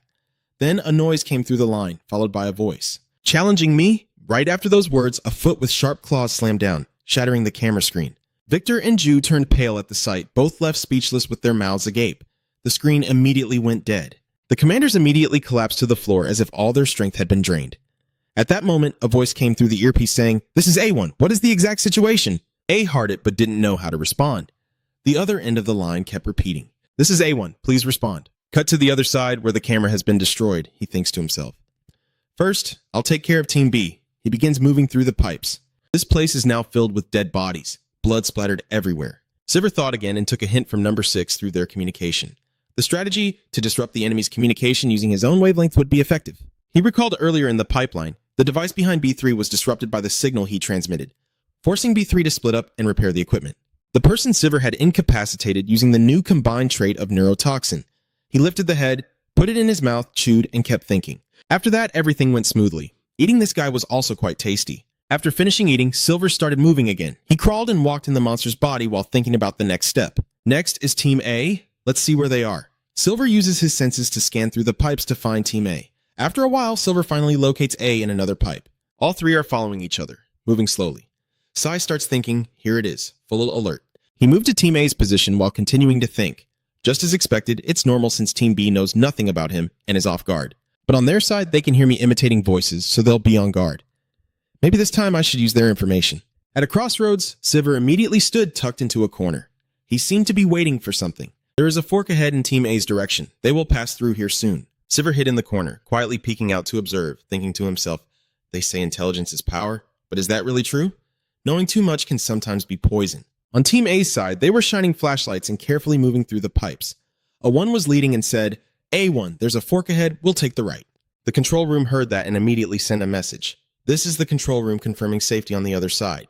He continued to relay information to Group A. Captain, this is me again. I'll repeat it once more. The enemy can mimic human voices. Group A, consisting of 3 people, began to enter the next tunnel. They were extremely cautious. I continued to tell them, if you hear a human voice, open fire immediately. No sooner had A finished speaking than a human voice suddenly came from ahead. Here, help me. Hearing the voice, someone in the group immediately alerted the others that it was the enemy and opened fire. The 3 quickly fired their guns, emitting blue light wildly ahead. Seeing that these people were not caught in his trap and were shooting, Silver turned and ran off in another direction. Not seeing any sign of the monster, one of them ordered to cease fire. The 3 then continued moving forward. The voice on the other end came through again. This is the control room. Enemy status confirmed. Leading the team, A1 responded, A1, understood. The control room continued to broadcast, instructing the remaining members to hold their positions and support A1. The teammates behind slowly advanced and responded clearly upon hearing this. But they did not expect Sivert to appear from behind at this moment. He extended his hand with sharp claws, slowly gripping the outside of A3's helmet. Feeling like something was behind him, Abba immediately turned around cautiously to check. The control room saw this and asked, Abba, what's going on? As A3 turned around, he immediately widened his eyes and shouted, the enemy is behind! Before he could do anything else, A3 was restrained by Sivert, his trembling knee pressed down. At this moment, A gives the order again. A 1, a 2, start shooting now. Both A1 and A2 immediately turned around to see A3 standing in front of the monster as a shield. They quickly responded. Wait, don't shoot. It's holding A3 and using him as a human shield. If we open fire now, he could get hurt. On the other side, Anno heard that and immediately reiterated the order without hesitation. I said fire. A1 fires immediately. This is an order. Hearing the order from above, A1 had no choice but to comply. He raised his gun and said, A1 fire. Immediately, countless blue light bullets were fired. Seeing this, Sivert also abandoned A3 and ran away. At this moment, countless bullets are fired. Sai is grazed by a bullet, and immediately, his blood-like liquid sprays out. Seeing it turn to temporarily escape the pursuit of A1 and A2, Sivert immediately took it. His blood droplets fell to the floor, instantly corroding the area. A 2 is now transmitting to the control room, reporting casualties. Repeating, there are casualties. Once the control room receives the information, they order Team A not to retreat and to capture the enemy. Cut to this side after being attacked by the monster. A3 is lying on the ground, his eyes wide open, blood flowing from his neck. A1 and A2 arrive at A3's side, helping him sit up as they check his body and talk. Calm down and apply shock therapy to A3. A teammate in the group is pressing some buttons on A3's equipment screen to administer the treatment. A3 is now in great pain, moaning non-stop, with blood flowing from his neck increasing. After completing the treatment for A3, A1 immediately reports to the control room. A1 treated A3 and continued the mission. The control room immediately responded. This is the control room requesting clearance. A1 and A2 continued searching for the monster's trail. As they walked, one said, "You monster killer, when I catch you, I'll tear you apart." The two of them went to where Seaver's blood had dripped and guessed that it must be injured too. They sat down to observe, and seeing the area corroded like this, A2 said, "Terrifying. Even the blood is corrosive. I don't know what kind of monster this is." They sat down carefully, peering on both sides of the fork, slowly probing. Seeing the narrow, deep pipe in front of them, one said, "Too narrow." A2 heard that and added, "What do we do now?" Without hesitation, A1 replied, "Let's move forward." As he advanced, A1 sent a signal to the control room. A1 requested permission to inject the enhancement drug to eliminate the enemy more quickly. After a while, a response signal was received. The captain grants permission to use the enhancement drug. With permission granted, A1 immediately operated the screen on his equipment. Right after using the drug, A1's eyes widened, glowing red with streaks of yellow light. He immediately collapsed to the ground, his whole body trembling from the side effects of the enhancer drug. It took a while before A1 returned to normal. At this point, his strength had increased so much that he left scratch marks on the floor with his bare hands. Once both had recovered from the drug, A2 slammed his fist on the floor and said angrily, "I will take that damn monster's life." A1 in front said to A2, "I'll go in first." They slowly moved through the duct in a sitting position, each step taken with great caution. After going a short distance, A1 saw a large pit ahead corroded by Silver's blood, with smoke still rising. A1 quickly approached and crouched down, shining a flashlight to look below. Both of them were now at the edge of the pit. After examining, A1 reported that there was a large hole in the ventilation duct with no signs of the enemy. "It seems to be heading down the corridor." The other end immediately responded. "This is the control room, confirming. Please report the exact location so we can begin the search." A1 and A2 still hadn't realized when Sever appeared behind them. While A1 was reporting their position to the control room near the C06 agricultural area, Sever took the opportunity to jump down from above. One person immediately reacted, turning his head to see the monster charging at him and fired his weapon in attack. Sai did not dodge, he stepped forward closer to the soldier. Seeing this, the soldier cried out in fear and grabbed the other's head with his hand. Sai immediately attacks him, blood splattering everywhere, knocking another person down, then Sever runs away, and the remaining one, upon seeing the scene, glares angrily. He looked like a monster full of hatred. Sever dragged his teammate's body and ran away. The other person saw this and chased after him, firing wildly without stopping. Sever didn't want to stay on the defensive, so he hoisted the soldier onto his shoulder. Sai then used his long tail to attack the pursuer. He quickly dodged the strike. He quickly seized the opportunity and lunged forward to throw a punch at Sver, relentlessly striking while shouting curses. Silver was hit by a punch, but luckily his shell was thick, so the spot only dented. He immediately turned and ran, despite the soldier still chasing him. The soldier fired continuously, and Silver saw a pipe above, so he immediately climbed up. Seeing the monster escape again, the soldier looked up and shouted angrily. On the other side, Silver quickly followed other pipes. He moved very agilely, leaving the previous spot far behind. As he ran, he thought to himself that they were stronger than he had imagined, and even with the enhancement shots, he still couldn't beat them. He'd have to change his plan. He touched his head with one finger, scratched it a little, then kept thinking. He couldn't trick them anymore. There had to be another way. Just then, an idea suddenly popped into his head. Oh, right, there's still one more thing. Inside the pipe, A3 was still slumped over here, groaning in pain. A had opened his eyes, his body still trembling uncontrollably. He looked up and immediately saw the monster's head peeking not far away. Silver was as fast as lightning, immediately rushing toward A3A. Seeing the savage monster still breathing smoke right in front of him, Abba's eyes widened in fear, and he began making continuous sounds from his mouth. Silver pressed his face close to A3's helmet, his whole body trembling as if wanting to resist but unable to. Silver immediately used his leg to pin A3 face down on the floor. Silver used his sharp claw to pierce through A3's body, then lifted him high into the air. He screamed in pain and despair. Sai immediately bit off a piece of his body and chewed fiercely. Silver finished dealing with A3, and blood was flowing like a stream here. After finishing eating, he stuck out his tongue to lick the remaining blood, thinking to himself that the plan was going perfectly. A3's body now lies on the ground, his neck exposed with white bones showing. Silver lifted A3's body back to the original seat. He raised A3's helmet with one hand and thought, this should be enough. He was very clever, quickly moving his foot toward the camera on the corner of A3's helmet and crushing the lens. Back in the control room, after Silver smashed the camera on A3's helmet, the connection was completely lost. After finishing this, he continued thinking to himself, this way, the others will realize that A3 was ambushed. As expected by the Seaver, the control room immediately sent out an alert after losing connection with A3. This is the control room. A3 has been attacked by a monster. From the control room, they learned that A3 was under attack, and his teammate received the news and immediately rushed back in a panic. Approaching A3's location, the soldier stopped, widened his eyes to observe, and slowly moved toward his side. As he moved toward where A3 was, the teammate took cautious steps, asking, "Hey A3, are you okay?" Approaching A3, who was lying motionless, the teammate saw no response and kept calling out while reaching out to touch him. Seeing no response from A3, the teammate immediately operated his equipment, muttering to himself, "Need to apply treatment now." Suddenly, as he finished speaking, a sharp leg pierced through A3 and stabbed into his throat. The guard cried out in pain as the claw was pulled from his throat. He collapsed to the ground, clutching his bleeding wound and screaming in agony. From A3's body, the foot was now withdrawn. The guard lying on the ground was trembling uncontrollably. He turned his head back, his eyes wide open, filled with utter terror. Silver then slowly crawled out from inside A3's body. He moved toward the guard who was desperately trying to escape. Silver tilted his head back, smoke still rising from his mouth, his body covered in blood. Seeing the monster getting closer and closer, the soldier backed away in fear. Sai quickly reached him. He held the soldier's head tightly with one arm, while the other hand strangled his neck, then took off the helmet and lifted the soldier up. Silver pressed his face close to the soldier's, his voice full of madness. "You will be my tasty prey." The soldier's pupils contracted, tears streaming down his cheeks. Silver slowly yanks his head away from his neck, blood spraying out. After taking the soldier's head, he lifts it up and opens his mouth wide. The soldier's helmet was removed and lay in a corner, having recorded the entire scene. At this moment, Sai was deep in thought, unable to hear any sound from the communication line, but he could sense that the crew was terrified.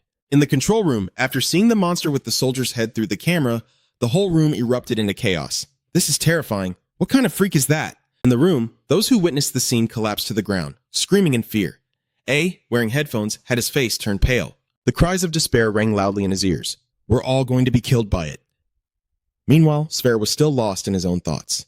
Even if they discover your actions through the surveillance cameras, they still won't be able to stop your next moves. Silver slowly moves through the pipe. Slowly moves. He was just thinking about how their defensive reaction would be now that they knew about him, having only taken out 6 so far. It's estimated there are still about 90 armed soldiers and crew members.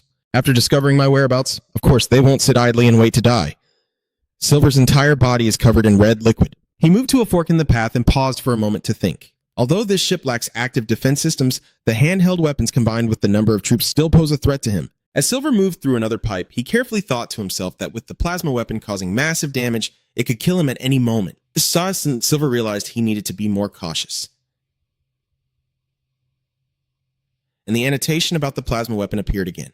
The plasma weapon is a dangerous weapon that uses beams of light to cause immense damage. It is only equipped on space warships. That weapon is mainly used to attack enemy warships or armored tanks on the ground. Due to its immense destructive power and heavy weight, no one can carry this deadly weapon alone. However, the weapon has been modified into a smaller, more portable handheld version. Of course, the damage is reduced, but it has been equipped for elite soldiers on combat ships. Equipping this weapon also has many limitations due to its weight. Medium-range plasma weapons are the perfect choice for space raids. Back at Silver's spot, he was still moving forward, silently wondering whether this ship really had that deadly weapon or not, something he still couldn't guess. As he moved, suddenly Silver saw a gap. He noticed something and immediately stopped to take a quick look. From the hole above looking down, many soldiers carrying guns were passing by. Silver thought to himself, they seem to be much more alert now. The soldiers kept patrolling, trying to find any trace I left behind so they could quickly come up with a plan to deal with me. After watching for a while, Silver turned and walked away. He thought it through carefully, but this was also his chance. Silver ran off, his shadow gradually fading away. He kept thinking as he walked away. While the soldiers were gathering in one place, he would move to the officer's room. Eliminating some of these staff will cause great confusion among them. Above all, I must make sure to kill Anon. His existence is a threat to me. While moving, Silver suddenly heard a voice coming from below. "Manager, tell me where that monster came from and what species it belongs to. Its bloodthirstiness is terrifying." Below were Anne and Samuel Yu. The two of them were having a scuffle. A nod then responded to the captain's words. "In the list of monsters in the research lab, there is an unconfirmed species that could be it." Hearing such a vague answer, the captain angrily raised his voice. "You say that like it's acceptable?" Silver was above, continuing to look through the observation gap. Captain Samuel Yu is still shouting down there. So how come he hasn't taken any decisive action against it, even after it has killed so many crew members? Through the gap, Civ could deduce that the guy was actually the commander of the defense team. Silver, overhearing their conversation, thought that in space, humans and equipment are the lifeblood that keeps the ship running, but since corporations want to cut operating costs, one of these two factors is often reduced. Downstairs, the captain's face turned grim as he listened to A's explanation. It's frustrating. If only we had more advanced equipment, this situation would have been much easier to control. Now that monster is even more rampant, and we still don't have any concrete countermeasures. Ano stood before the captain, trying to discuss this with Samuel Yu. The information we just obtained is that it is a dangerous species with high intelligence, and it can also mimic human voices to deceive our crew members. Captain Samuel Yu heard this and immediately asked, "Is that all the information you have?" Faced with that question, Ano replied frankly, "For now, that's all we have. In this situation, having some information is better than none. With that, we can prepare to defend against it more effectively." The captain scoffed coldly upon hearing this. Ano continued, "The person is very angry right now. I have sent soldiers to patrol and check places where it might be hiding, but now I want a little more support from you." Hearing A mention the conditions, the captain immediately asked him, "What are they?" N's next answer left Samuel Yu stunned. "Allow me to use the plasma gun in the armory." Samuel Yu could only utter a stunned word. Victor, standing nearby, heard this and shouted, "Are you crazy? That weapon is very important to the ship. We can only use it when encountering pirates." Warren, the head of the engineering team, also objected when he heard this. "That weapon can't be used inside the ship." Sivir is upstairs. He is still listening to the managers arguing below. Although this ship is a warship, its equipment is not strong enough to withstand plasma beams. Using plasma guns inside the ship could likely cause irreparable damage. Keep your voice down. Hearing this, Sivir also came to a conclusion. So, the conclusion is that they have plasma guns on this ship. Sivir suddenly had a thought in his mind. It seems they still haven't reached a consensus, but this is my chance to cause some disruption and scare them even more. You continue observing the lower part of the ship's hold and decide your target is the combat force commander Ao, but he is too far away, the closest one to me right now. Sai aims at a man standing in a corner, sweat beading on his forehead. He is the one. The biologist ADW, who checks frequency 26 every day, seems like an easy prey for me. It's time to make my move. Thinking this, Silver immediately took action, using his arm for momentum before smashing with force to break the net on the floor of the duct. The noise was so loud that Ano instantly turned around, alert. After tearing off the net, Silver lunged down with his eyes blazing red and his mouth wide open toward Adway. Adway immediately turned his head and saw the enormous mouth less than 2 centimeters from his face, and he screamed in fear. Translating a line, I am working on translating a line that reads, Nung tatka de kwamuan, Silver Louden but do ken seva marongta. In English, I could phrase it as, but it was already too late. Silver lunged forward and began tearing into his face. I'm considering alternatives like had been deformed or was mangled. There are several natural options such as, but it was all too late. Silver lunged in and began ripping at his face. Now, I just need to decide which version sounds best. Considering translation guidelines, I need to focus on ensuring that this translation only constitutes one line, especially since it involves graphic violence. The line includes phrases that are violent, but ripping at his face and mangled aren't exceedingly gory. It's within the bounds of translation because it's more about transformation of text. The original wording, Kensevamat, translates to bite and tear, which isn't overtly graphic. So I might propose, but it was already too late. Silver lunged in and began biting and tearing at his face. Finalizing the translation, I'm confirming the accuracy of my translation. For Nung Tatka Da Kwamun, I'm choosing, but it was already too late. That feels perfect. Then, for Silver Loud and Bat Dao Kun Se Val Mat Ong Ta, I'll go with Silver lunged in and began biting and tearing at his face. The phrase Kwan Mat Kua Adway Da Bien Dong translates nicely to Adway's face was disfigured, as disfigured fits better than deformed. So my final crafted line will read, but it was already too late. Silver lunged in and began biting and tearing at his face. When Silver pulled away, Adway's face was disfigured. One line, done. But it was already too late. Silver lunged in and began biting and tearing at his face. When Silver pulled away, Adway's face was disfigured. He had already stopped breathing. Victor and Hole, standing nearby, were terrified and staggered backward. Everyone here scattered in panic, screaming nonstop, "Monster!" Victor couldn't run fast enough and was bitten by Silver on the shoulder. Victor screamed desperately. Silver continued to take down each person, one by one. In the room right now, the floor is covered with dead bodies. In the living are fleeing in panic, screaming, "Help me!" Barang sat in the chair and immediately shouted, "Damn it, the monster has appeared! It's in the central control room!" All soldiers assemble. Before he could finish his sentence, Silver's sharp tail pierced straight through his throat, killing him instantly. Silver stood behind Buter's chair and pulled out his tail. The red liquid on his neck immediately sprayed out. At that moment, a blue light bullet was fired toward Silver. He immediately turned his head to look. He saw that AN was holding a gun aimed at him. Silver immediately thought the situation was more favorable than he had expected. Is he trying to attack me with that gun? I look at Ano's confused expression and then think, how could that simple machine gun possibly do any damage to me? When people panic, they grab onto anything they can hold. He turned and took steps toward Ano, thinking that now he would be his target. The sound of blue light gunfire immediately rang out. Aold was frantically shooting at Cyber. He quickly rushed over and finished off AD. Anid, wounded, struggled to attack Sver. Suddenly, Sivir froze, realizing that everything was just his own thoughts moments ago. Silver's eyes widened in shock at what he saw. Plasma pistol. Silver froze for a moment, looking at A and thinking it was too dangerous to reconsider. Just one plasma shot hitting me could seriously injure me. Damn, this situation doesn't look good. He is a member of the Zhujin family. At that moment, Anno's expression was changing. He went from fear to anger in just a few short minutes. Anno reached into his shirt, pulled something out, and said, "Good, meeting you here is just fine." He pulled out a gun and pointed it straight at Silver. The captain and Warren, hiding in a corner, were shocked and gaped in surprise. The captain exclaimed, "A plasma handgun." Warren added, "That is truly a weapon of destruction." At this moment, A showed no sign of fear. He said, "Although I don't know who you are, I believe you understand what I'm saying. With a monster as intelligent as you remind me of my master Sai Hun." As he finished speaking, A immediately fired a plasma beam at Silver. He quickly dodged this plasma shot Anod fired. Seeing the monster flee, he frantically fired plasma shots non-stop. The spots on the ground hit by plasma bullets were instantly corroded.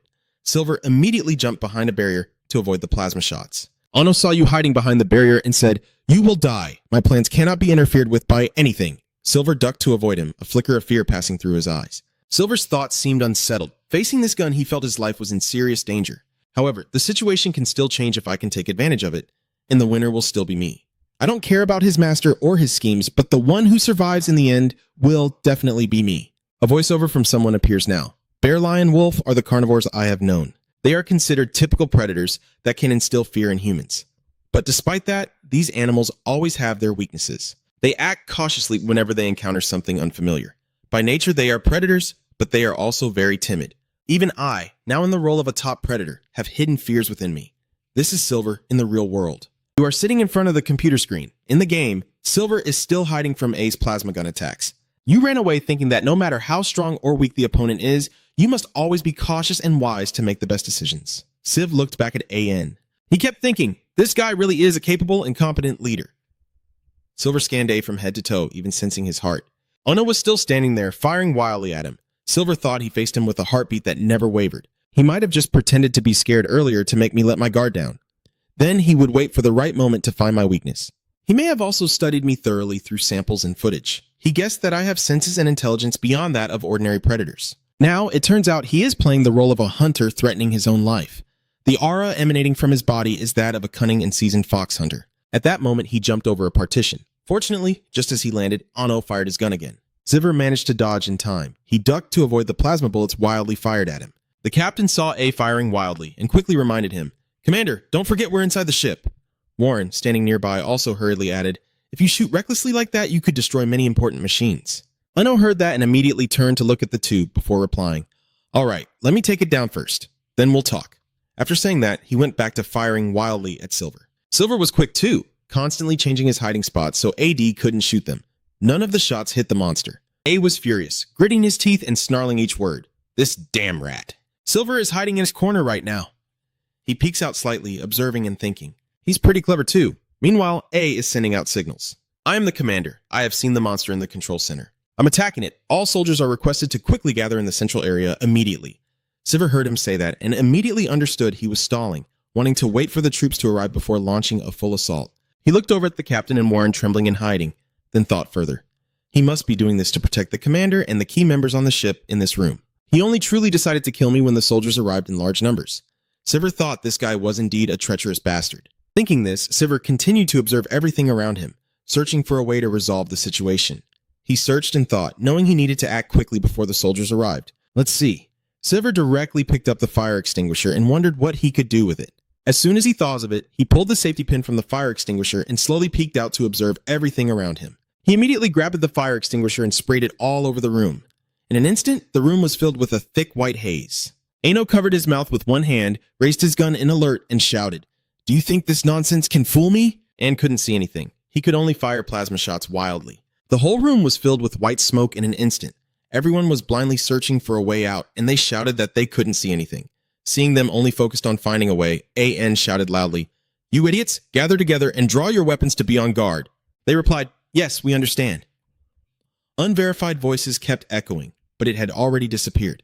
AN clenched his teeth as if realizing something and said, "Maybe, damn it, where is the commander? Be careful, it might be targeting you." Silver heard this and widened his eyes in surprise. He guessed my intention, but I have many other ways. Thinking this, I grabbed a man. The person being grabbed was terrified, his face pale. He opened his mouth wide and bit him. Deep red syrup shot out immediately. Someone was groping through the smoke. He spoke again. "Commander, where are you?"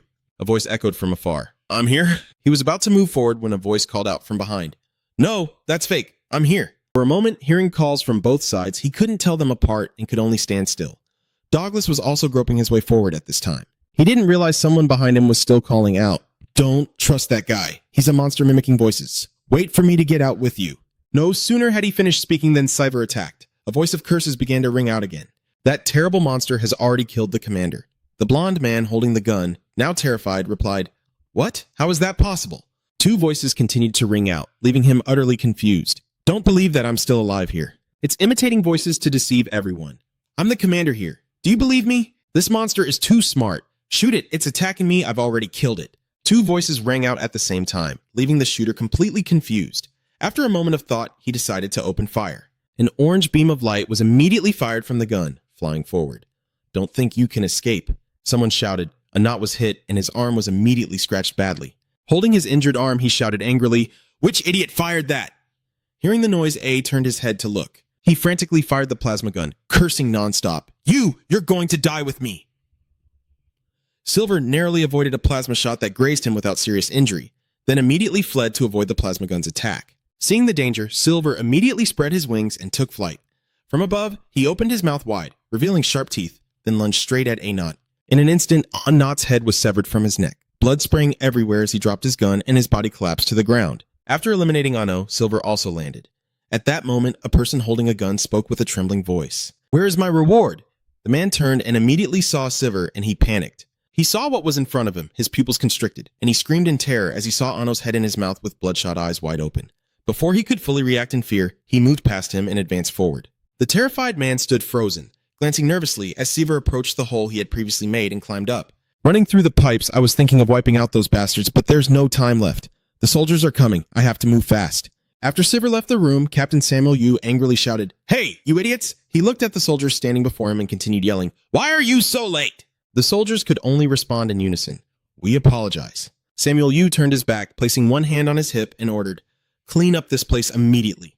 The group heard him and immediately responded with obedience. After a while, someone ran over to Samuel Yu to report, "Captain, the identification of casualties has been completed." He then turned around and asked, "The team leader representing the medical team?" Samuel Yu suddenly asked urgently the person standing in front of him.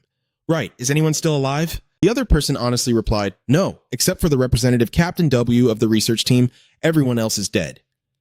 The captain, hearing this report, loudly asked again, "What did you say?" "The KW level researcher isn't dead yet," he immediately replied. "Yes, he is in the recovery room. Fortunately, he is immune to the monster's neurotoxin, but his sight, smell, and taste have been permanently damaged.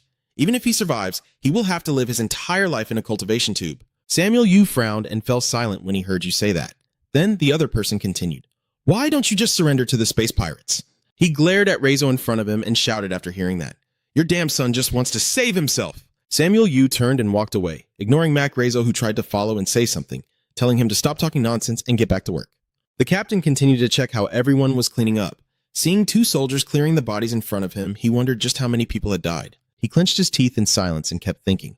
The research team leader, the engineering team, the medical team, the cooking team, the navigation team, the risk management team, all of them were dead. At this rate, we definitely won't survive a battle with the space pirates. Should I just leave everything behind and run?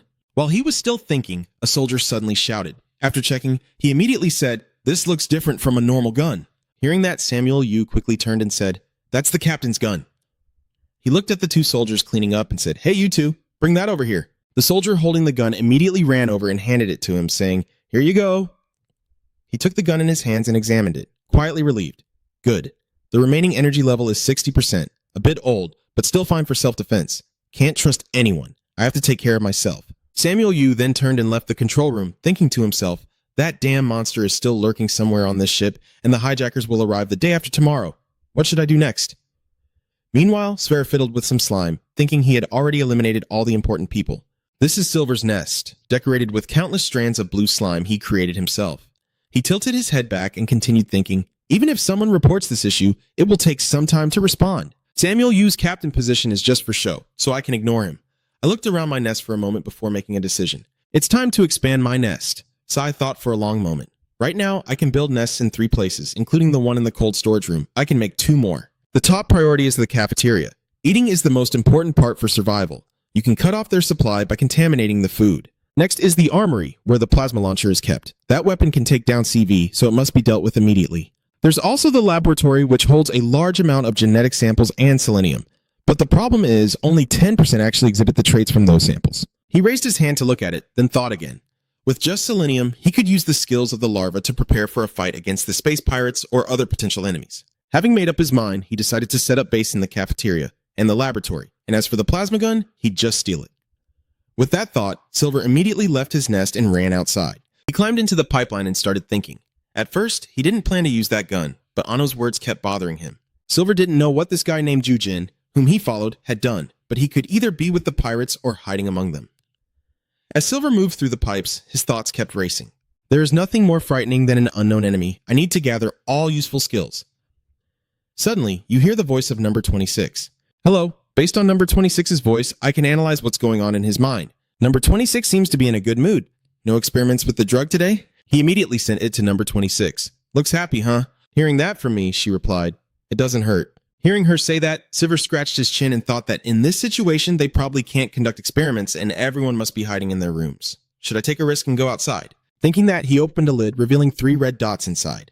Silver looked up as a light above instantly turned on, shining down on him. After a while, hearing nothing, number 26 grew curious and asked, What is it?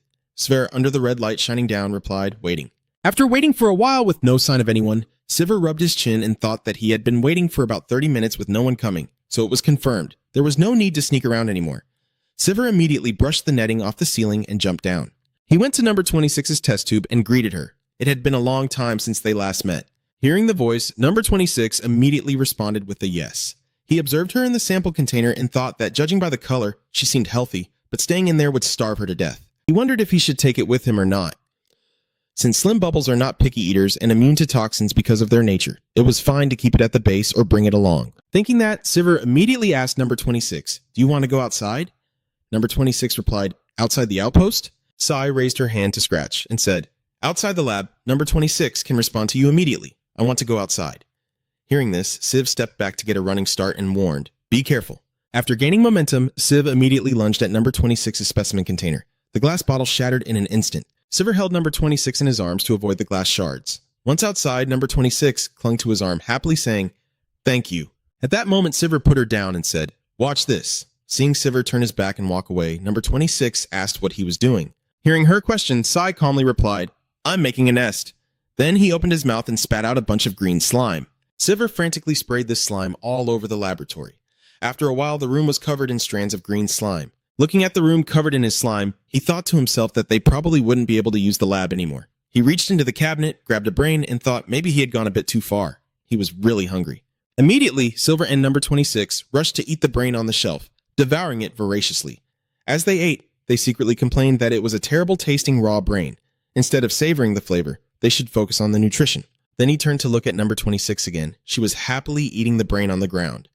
Seeing her like that, Sai also felt happy. She's really enjoying her meal. Sai was about to eat more brain when he suddenly paused. He sensed someone approaching, turned around cautiously, and thought, finally, showing up now? He then used his senses to feel the hallway outside. One had steady footsteps, probably a soldier, while the other was likely a researcher. Number 26 immediately jumped onto Silver's shoulder. The two of them temporarily hid. Silver was still thinking there were only 2 of them, while an entire team wasn't enough to defeat him anymore. On the other side, the 2 people opened the door and walked in. Just as Cyver predicted, one was a soldier and the other a researcher. When they opened the lab door, the sight before them scared them into a startled cry. They stepped inside, and the researcher immediately covered his face with his hand. Both of them looked at the slimy greenish-white mess filling the room and exclaimed, What is this? The soldier approached to take a closer look, and he said, It looks like the roots of something. Sensing someone watching him, he turned around cautiously and raised his gun. Silver immediately rushed at him. The soldier saw this and fired wildly. Silver appeared before him, causing him to panic. Before he could say anything, Silver delivered a finishing blow, making him cry out in pain. Silver saw him screaming with wide eyes and immediately threw him forcefully to the side. Then Silver turned to look at the scientist sitting on the ground, shouting nonstop. Please spare me. Civ immediately grabbed his head with his hand. At that moment, number 26 was sitting on his shoulder and cried out in pain. Silver turned to look when he heard her scream. Seeing number 26 fuming like that, Sivir immediately understood. He looked at the scientist who was crying uncontrollably in front of him and thought, it seems this man is also connected to the Slim Bubble experiment. He's furious because the one torturing him is right in front of him. Even a Slim Bubble can kill. He thought of this and injected a blue substance into his neck. Kwa immediately curled up and sat still, unable to say anything except tremble. Just then, Sivir brought number 26 in front of him. Number 26 immediately understood his intention. She immediately opened her mouth wide and lunged forward to clamp down on the scientist's head. Sivir then turned back to search for the brain containers. Looking at this scene, who do you think is worse off? The soldier who died instantly or the researcher who died in agony as his head was dissolved? He lifted the brain jar to pour it into his mouth while continuing to think. But the process didn't really matter since both of them were going to die anyway. Just then, his system popped up again. Silver immediately smiled, thinking, lucky me. Achieved the goal earlier than expected.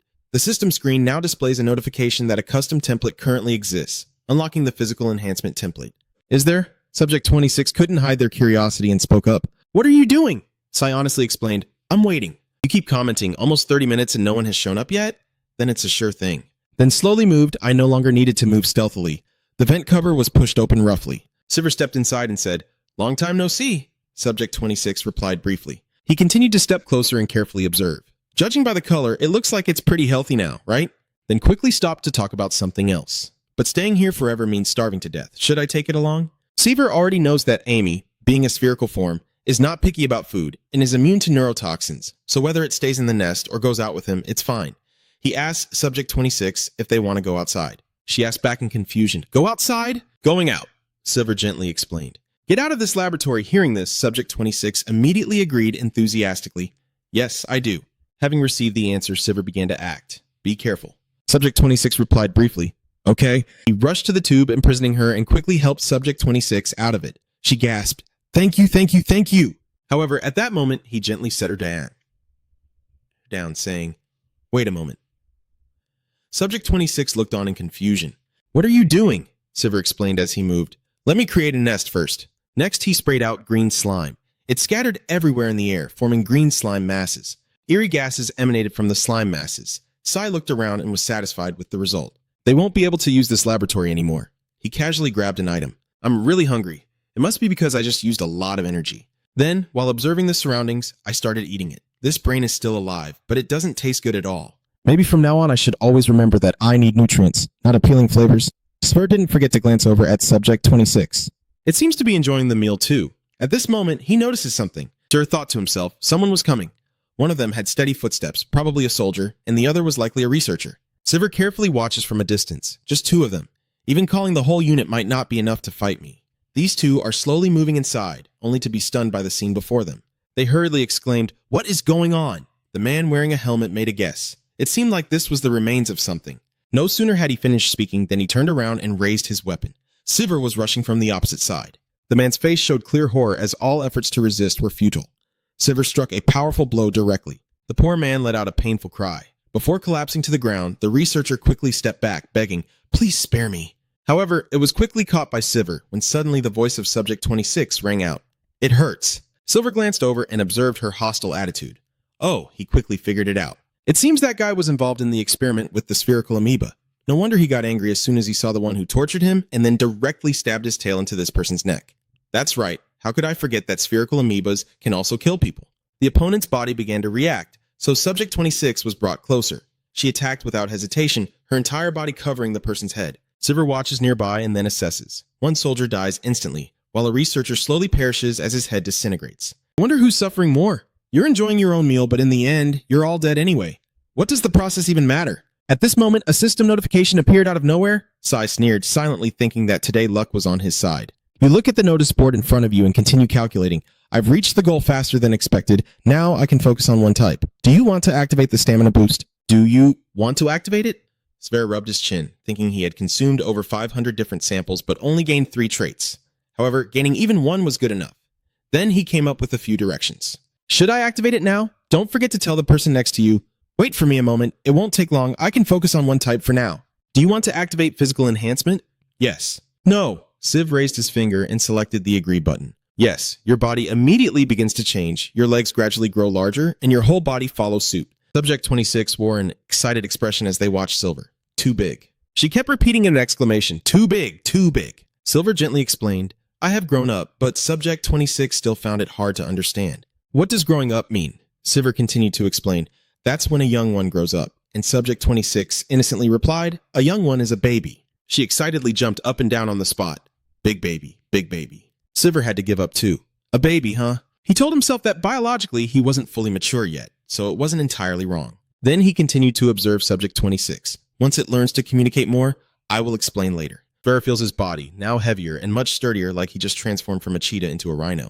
He keeps assessing himself. His height has increased quite a bit, his arms and legs are covered with armor, and then he starts testing the functions of his parts, especially his legs, which have been strengthened and thickened significantly.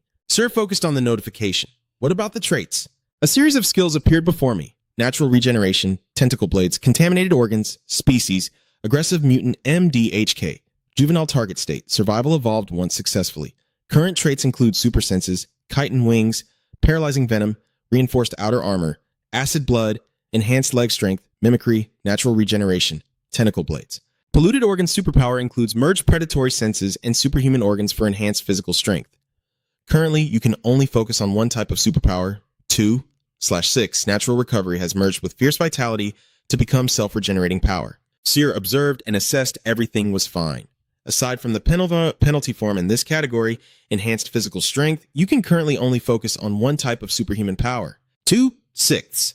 The number of types of armor you can possess is unlimited, but each time you acquire one, the requirements for the next type will double. For example, if I acquire super strength first, the requirements to reach enhanced physical strength will increase from 10 to 20. If this were just a game, I'd still be calculating the grind time for each type. But the danger is very close, so that's not possible. You quickly conclude to temporarily postpone activating the new type and take this chance to test the traits you just acquired. Then he began testing. The durability of the tentacle blade was too poor. That tentacle immediately pierced through the test tube in front of him. Sai observed the result and evaluated. But thanks to the enhanced strength ability, which had been upgraded and reinforced, he created some mucus-like substances from his body. Next, the contaminated organs, and immediately thought of ways to combine them. Using them together with the traits I already have works too. This trait can produce spores containing acid solution. Silver gave a wicked smile. And I could easily turn this entire ship into a fortress. Fighting a tough enemy and gaining this skill is just perfect. And then I started moving again. Everything's been checked, so it's time to leave here. Subject 26 spoke up curiously. Where is the baby going? Sister's flag neatly marked one storage compartment. He walked on, lost in thought.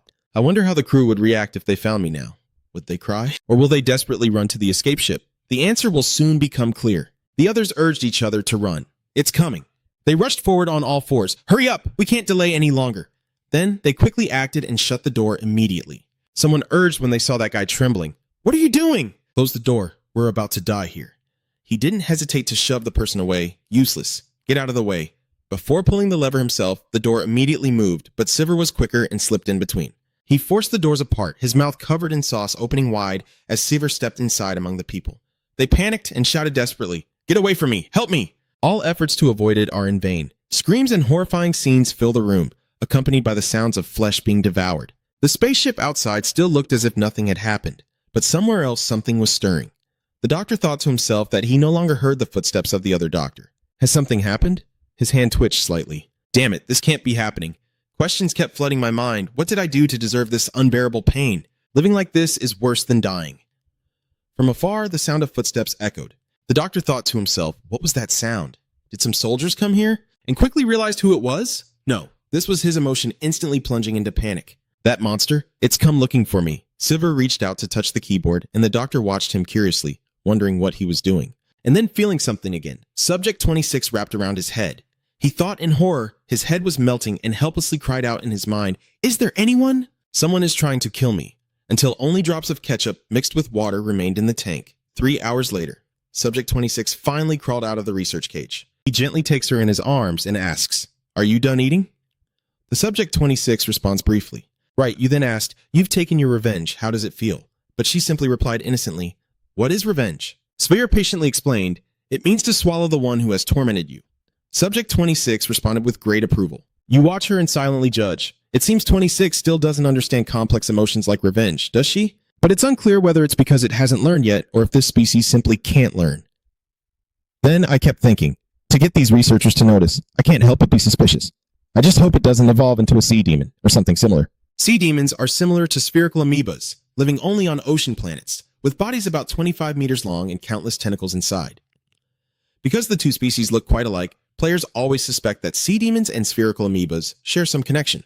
Sivir looked up and wondered. Maybe the game company was just too lazy to invest much in character design, but who knows what the reality will be?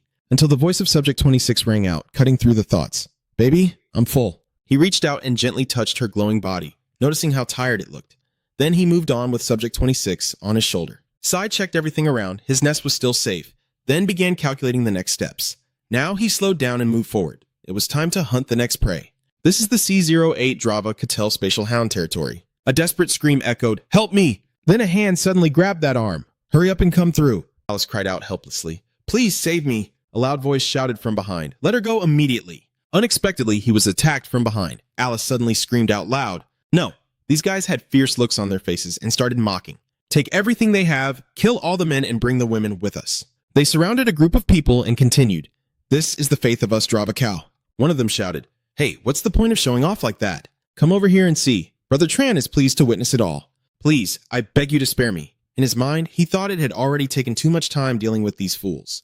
At this moment, a voice questioned, "Commander, why are you doing this to us?" Leotron turned toward the sound. "I pay you mercenaries to protect me, so why are you causing trouble like this?" And then he retorted with a declaration. "You fool! Do you think we're friends? What nonsense are you talking about?" Etron continued. "You hired a stranger, so what more do you expect? Isn't that damn frustrating? You megacop pigs are always like this." He shouted angrily. "You bastard, what did you just say?" A series of community guideline violations were uttered. "The defense forces have received our distress signal and are on their way here. If they come, you're as good as dead." But Eltron remained completely indifferent to them. "Oh, I'm so scared. The rant just keeps going on and on. A bastard like you dying would be too easy. I have to tell them to turn you all into mutated giants." This time, Eltron stood up, grabbed a weapon from one of his men, and stepped in front of him, saying, "Look, Commander, you're not unaware of the mercenary rules of Megacop either. Let me say it again slowly and clearly for you now." Etran then roughly grabbed the film's head. His face was filled with murderous intent as he continued. "A mercenary who betrays during a mission is unforgivable, but if no one witnesses it, then there's no crime." Phi-That-Than shouted, "What?" Eltron smiled wickedly, leaning close to Phi. "Sorry to burst your bubble, but those defense forces won't help either, because who's left here to explain anything anyway?" He asked Phi fearfully. "Are you planning to eliminate us?" Aotran calmly explained, "I'm not sure what all these grand words mean, but I can assure you of one thing." He added with a depraved look, "I just love flaying you megacop pigs." Then there was a spray of ketchup, and Eltron was satisfied after taking care of the one who had annoyed him. The voices of the subordinates rang out as he passed by, welcoming the leader back. Eltron then threw down a look, grabbed it, and said, "Do your work like always." The subordinates obediently followed the orders. Suddenly, Train asked a question. "By the way, do we have anything else to do today?" This question made Ga confused. "What do you mean by that?" Eltron quickly changed the subject. "There's no need to call man in here for me." The subordinate quickly moved, understood. But in his heart, he was still thinking, "Damn it, why am I surrounded by nothing but idiots?" A quick announcement rang out. "Boss, she's here." Sahun wore a fearful expression as he spoke. "Hello, sir." "Did you call me here?" Miss Tran asked calmly. "Yes, I heard there was something going on with your side. So explain what the issue is." To start, we had an appointment to meet a client introduced by an acquaintance, but suddenly we couldn't get in touch with them anymore. Unexpectedly, as soon as she finished speaking, Tran suddenly shouted, "What?" He demanded in a low voice, "Explain it to me clearly." Si-Hyun stammered in response, "Yes, sir." She began to explain. "I received a request from the research vessel commanded by Mr. Yu Shung Samuel. They asked us to handle a corpse." Etran growled and questioned back. "Samuel's people? Have they arrived yet?" Si-Hyun couldn't hide the surprise in his voice. "You know them?" He sighed deeply and explained. "They are the third-ranked family of Titan."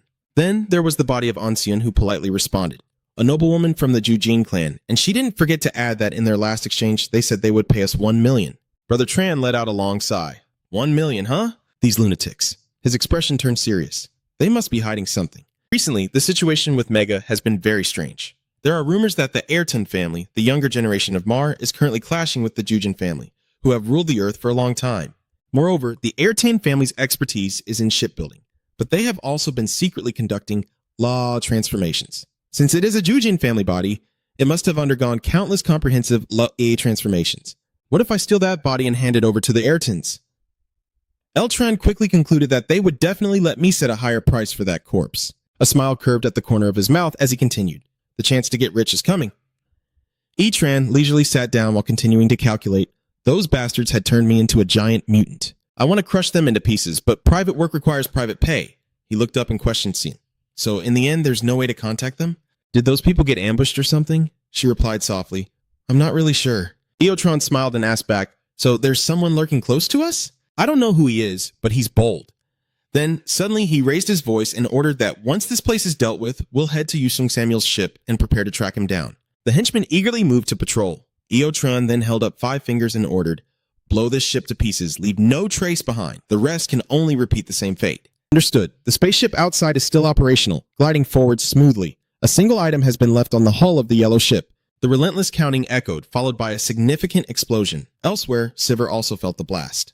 He looked up and thought, it was right. Then, Sivir placed his hand on the ground. In his mind, he silently wished for his body to quickly connect with the surrounding space through strands of black energy. Sivir carefully calculated. It seems they drilled a hole through the outer hull of this research ship to dock their spacecraft. This symbol is clearly a space dog. He continued to watch as a hole was gradually made, and the intruders entered through it, each one armed. Sivir silently thought that he was still watching their movements. They were heading straight for the cockpit. That's typical of a battleship player. The moment they step on board, they already know what to do. But should I call them smart or foolish? Usually, anyone boarding a ship like this would immediately sense something is off. After much thought, Sivir finally concluded it was probably greed that blinded them. The faces of the intruders turned ugly. Upon seeing the work Sivir left behind, Eltron quickly received a report. Leader, we've taken control of the cockpit, but something feels off. He only asked one question. What happened? The group looked around and reported that there was no life left on the ship, and all around were these creepy-looking plants. Hearing this, Eltron roared in anger. What kind of tree grows in space? Are you messing with me? However, the subordinate continued to insist that it was true. He stood up from his chair, not forgetting to issue a threat. A bunch of useless fools. I'll go check it out myself just to be safe. If I find out you're lying, I'll twist all your heads off. It seems this mutated giant is their leader. Sivir has somewhat grasped his forces, so should he take a look at the rest as well? This insect-like person's body is emitting pheromones. He observes each one carefully and judges one to be a cosmic guild cyborg with a mechanical heart, not a real one. A multi-species guild, huh? Not bad. Just when I didn't know how to kill a guy from 2 different species besides humans. This makes it easier to meet the evolution requirements to reach adulthood. Sai seemed to sense something, his attention turning to Sin. Strange, why is there such a quiet person in there?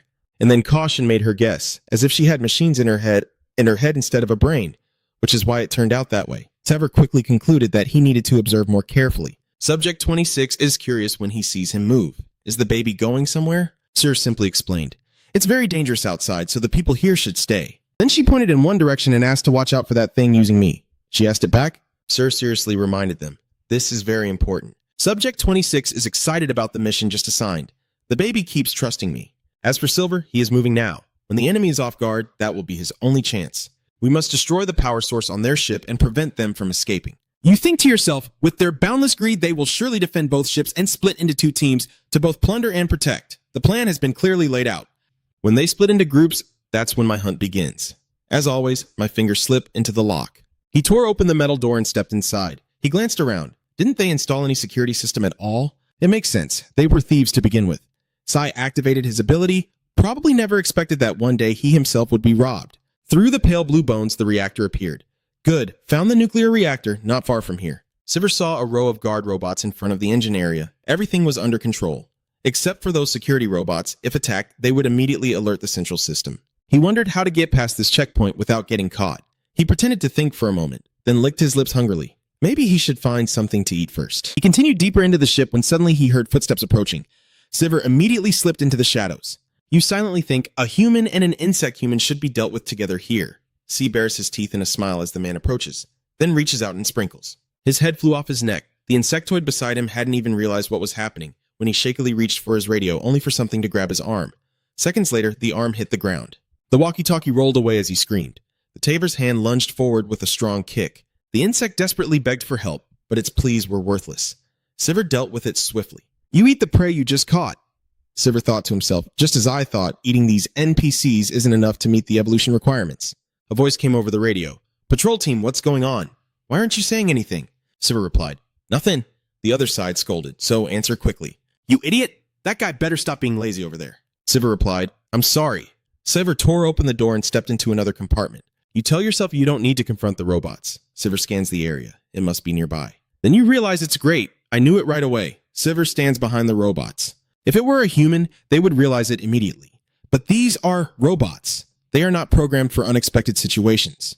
Civ lowered his stance. The engine part was done, urgent cries for help echoed, and a control room alert called for reinforcements. The monster was trying to break in. A panicked black-haired guy, annoying, said they no longer have enough people to send reinforcements to us.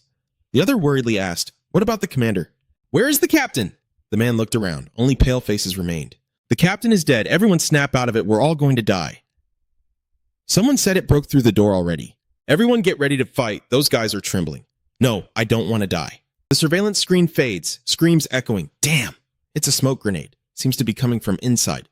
"Help me." Eotran frowned. What happened here? He watched the room through the screen, surrounded by strange plants, with no sign of life, like a ghost ship. Etron thought to himself he had to quickly find the attacker's whereabouts. He had asked his men to rewind the ship's footage, but it only showed images of crippled or sane-looking people who had gone mad. He trembled. No one on this ship was still in a sane state. What exactly had they encountered? He told his subordinate to rewind to earlier footage. The other replied, "Understood." Two men appeared. One said to the captain, "Understood. Stay close when it's done." Samuel Yu reminded everyone that the path there is quite complicated and to be careful. Tron thought to himself, this guy must be in charge of the ship's security, right? And the weakest one must be Samuel Yu. He guessed that all of their henchmen had failed, so the leaders were starting to waver. Suddenly, Eotran froze, his eyes wide open as he saw a creature attacking on the screen, striking from above. He felt uneasy. This creature definitely had intelligence, an extremely dangerous being with superior intellect. On the screen, it was diving down to attack its target. Eltron felt panic as he was just worrying about how to deal with the Jujin clan, but now he had to figure out how to safely retreat from here. He called Manuel. The other person remained silent. Eltron was furious. Manuel answered, "Yes." "The leader called me. He asked if you said contact was lost since yesterday, right?" Manuel answered, "Yes. The original plan was to meet yesterday, but the ship never arrived, so we spent the whole day searching for them." Eotran thought to himself, I've already got a grasp of the research ship situation, but the problem now is we still don't know what kind of creature it is. He sneered, "But we managed to sneak in without making a sound, so that monster probably hasn't noticed us yet." Eotran declared, "All right, everyone go find that creature and kill it, then search for the body." A voice interrupted, "Leader, something's happened." Etron asked, "What is it?" "The problem is with the other side. The ship's engine is broken." Etron panicked. "What?" He roared. "What do you mean it's broken?" It was clearly running smoothly, just before. The other person stammered because that guy answered. "It is completely melted, so it can't be repaired anymore," Etran shouted. "Why? Is he angry because it dared to mess with my ship? I will crush you into pieces." Manuel trembles as he loses control. "This is Tran calling. Manuel?" I tremble. "It's me." He asked if she could start the ship. Manuel replied, "Let me try." He cursed annoyingly. Then Manuel told him, "No, I can do it." Etron orders, "Help her out and the rest of you go find that damn monster dog with me." Then he shouts urgently, "Anyone falling behind, I'll snap their neck." Elsewhere, Sivir had seen the whole situation on Elchin's ship. He laughed harshly. Getting angry, huh? Siv thought to himself, they just don't know there are still survivors on this ship. About 20 of them, including the commander and the leaders, are hiding all over the place. He spared them not out of kindness. The Megas and the pirates dislike each other, so a fight is bound to break out. While the survivors are fighting fiercely with the bandits, you just need to be the opportunist. Silver surveyed the room. Currently, there were only 3 bandits and a woman pretending to be an ordinary person in the control room. This could be a good opportunity to attack, but something feels off. Amur's instincts are warning me that she is very dangerous. Silver wondered. She is the master of Anoda, he remembered someone saying. A monster with countless abilities.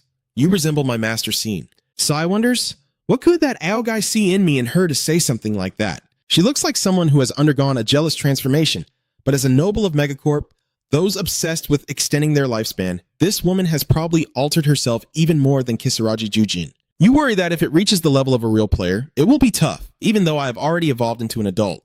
Sivir smiled faintly. It's been a long time since I've fought a mutated Gen, and nothing beats seeing a strong opponent both fearful and surprised by me. You decide to keep an eye on the one you think is Shionin for now, and finish dealing with the thieves first. The insect behind growled, while the bare-chested one angrily clenched his teeth. He stormed off ahead to check, suddenly groaning as he picked up a walkie-talkie. He called out, "Bare-chested leader, sharp!" "What's going on?" He replied. The bioscanner just detected signs of human presence. Eotran gritted his teeth. "So what?" The drone reported the location only in the control room, but the path is blocked, so I think we need to dig a hole nearby. Eotran cut in. "You idiot!" He growled in anger. "Now you have to ask my permission even to go to the bathroom?" Ren quickly replied, "No, sir." "Yes, sir." He hurriedly ran away. "I will do it right away." They formed a circle on the wall. Ren kicked it open for the guy to pass through. He held the walkie-talkie, glanced ahead, then was shot straight in the face and collapsed. Eotron cursed, "Damn it! They have weapons! Everyone hide now!" He cursed the stupid insect to come at him. Eotron lunged forward, knocking out the nearest man. Screams erupted. The monsters have arrived! Eotron took down everyone on that ship one by one. Razo trembled as he witnessed the scene, shaking as he called out to Eltron. Wait, I surrender, Elon replied. We don't care if you surrender or not. Razo panicked. I am the head of the medical team on this ship. I can help you, Elon said. Doctor, he asked, where is the commander that he left you all in his cabin like this? Rose's face darkened. Then he replied, the commander has already gone to get the escape pod. Eotron asked, say correct. Escape pod? Is he planning to abandon the crew and save himself? Razo replied, I'm not sure if that guy has left yet, but this is the current situation. Eotran thought it was a disaster. The entire ship was destroyed by that monster, and the only person who knew the situation of the body was already on the escape ship. He hesitated. But wait, could it be that Eotran asked, you said you're a doctor, so you know where it is, right? This ship is carrying the body of a noble? Where is it? Razo replied, the monster has already taken it. Eotran snapped, it's that thing again. He punched the wall, asking what the monster could possibly want with that body. Razo startled and replied, because it eats humans. Eotran worried, realizing they didn't have much time left. He ordered, you lot, the monster is holding that body. Split up and find it immediately. Each team of 6, spread out and search. Report back at once if there's any problem. They all responded in unison. Then he turned to Razo. Doctor, you just said you want to become a pirate too, right? Coincidentally, we also need a doctor. Do you know anything about genetic modification? Razo forced a smile. What? Of course I know. He shouted, leave it to me. Elsewhere, Sivir had seen everything. He thought to himself, too bad. The situation is progressing faster than I expected, but with the leader being a mutated giant, this level of strength is to be expected. He believes they are currently moving in a group of 6. Except for the leader and one of his henchmen, the rest are moving like a regular military unit. Sivir thought it was time to act. 26 jumped over to Sivir and said, Kid, I'm coming too. Sivir replied, stay in here. She refused. No, I'm going along to help. I silently thought it sounded like a child wanting to follow their father to help out, right? Looking at 26, maybe it's time to give them some real combat experience too. If she can't help much, she also can't get in the way. Sir picked up 26. You warned me to be careful. The enemy is very dangerous. 26 replied. Understood. The baby too, Sivir thought to himself. Maybe I should start from here. Choose your weapons. Elsewhere, an insect-like creature asks, what is this? A forest? What kind of monster makes the plants grow taller than the door like that? Excel called out. Hey, come help me clear out this mess of plants so we can set up the plasma coin cutter. Another guy said. This is tough. Excel splashed something on Dale. Lev was startled. What? He was furious. What the hell is going on? Excel laughed. It looks too much like mucus. He said it was disgusting. Another guy called out. There isn't much time left. Get to work. Dolly looked at the weapon in his hand, and the more he looked, the more it resembled me. Suddenly, he noticed it was bleeding. What is this? He screamed in pain. My face. Excel trembled. What's going on? He turned around. Immediately, Sivir knocked him down. The others were terrified. There's that monster. Damn it. Why doesn't it look like what we saw before? 2 of you. Draw your weapons and take it down. Sivir was not affected by the bullets at all. He lunged toward them. The blue insect used a steel wire to attack him. 26 jumped onto his face. The insect guy struggled on the ground, gasping for air. Sai heard the cry, help me. Sun is reporting over the radio. The monster is here. He's still going. We need backup. Siv cuts him off by taking out the guy. The radio crackled with a call. Hey, where are you now? Why aren't you saying anything? Silver replied, I was wrong. There's no problem here. What do you mean by annoyed? Are you kidding me? The person on the other end yelled, how dare you mess around with the walkie-talkie? Sai replied, I'm sorry, he thought to himself. I have to keep this walkie-talkie. Using it to distract the enemy works pretty well. Silver looked at Sun, who was still breathing. Was he a robot from the Teen Ha faction? Unlike Mangacap, who obsess over modification and enhancement, the Galaxy Guild often replaces the weak human body with machinery. The problem is they impose this belief on other species as well. Whenever a creature is taken hostage, they will be freely modified. Both the Mangacap and the Galaxy Guild are equally insane. Sun trembled and whispered, save me. Sivir thought the taste of machinery might not be so bad after all. This one is interesting. Half of his body is machine, so he smells like a mix of metal and oil. Robots are considered a separate species in the game, so he wasn't too surprised when the screen showed a notification that one of the conditions for evolution had been met. Silver estimated there were about 12 robots on the pirate ship. Just need to take them all down to level up. 26 asked if the kid has any good news. Silver replied, she didn't know about that. Silver thought to himself, everyone says the space hounds are the curse of this universe. But to him, they were like Santa Claus bringing Christmas gifts. Edwin cursed while attacking, but in an instant, he was taken down by Silver. Amid Edwin's terrified screams, Silver smiled with satisfaction. He looked around. He had taken care of 2 squads, but 3 robots had slipped away. He looked at the floor. That guy looks like the one who got acid in the weapon warehouse, only his legs haven't melted yet. Silver lifted that person's legs. He wondered if he should just swallow him whole to be safe. He took a bite, then immediately spat it out. No, you've already triggered the predatory effect. It's just a body you haven't fully dealt with yet. How could anything possibly go wrong? 26 is holding someone for Silver to deal with. Silver quickly dealt with it. 26 asked him, "Is the baby hungry?" Silver replied, "I have to take care of those kinds of people." He told 26, "You go eat over there." 26 cheerfully said, "All right, enjoy your meal." Silver thought to himself that treating 26 like that was a bit strange, but he had no choice. The radio in his hand crackled. "Anyone still alive? Report back. I'm in the control room. We're still searching." "The cargo hold is currently very messy," a voice calls out. "Leader, the situation is bad. The dining area looks like a battlefield." Zero replied, "I'm searching in the armory." On the other end, worry began to grow. "Where is the team in the laboratory? Why aren't they responding?" Silver responds, "We have finished searching the laboratory." The person on the other end was shocked. "This walkie-talkie isn't yours." Silver was flustered. He was just watching that last time. They responded like that? All right. Silver thought to himself that even a robbery done so neatly was surprising. That guy was just a mutated giant, but it was still better to be cautious around him. "You look 26, but never thought you'd end up hunting with a spherical amoeba. The gaming community would probably freak out. Almo is naturally a solitary creature, and in reality, you're not exactly the friendly type either." Silver thought to himself, the situation is starting to differ from what he once knew about this game. Worried, yes, but also incredibly excited.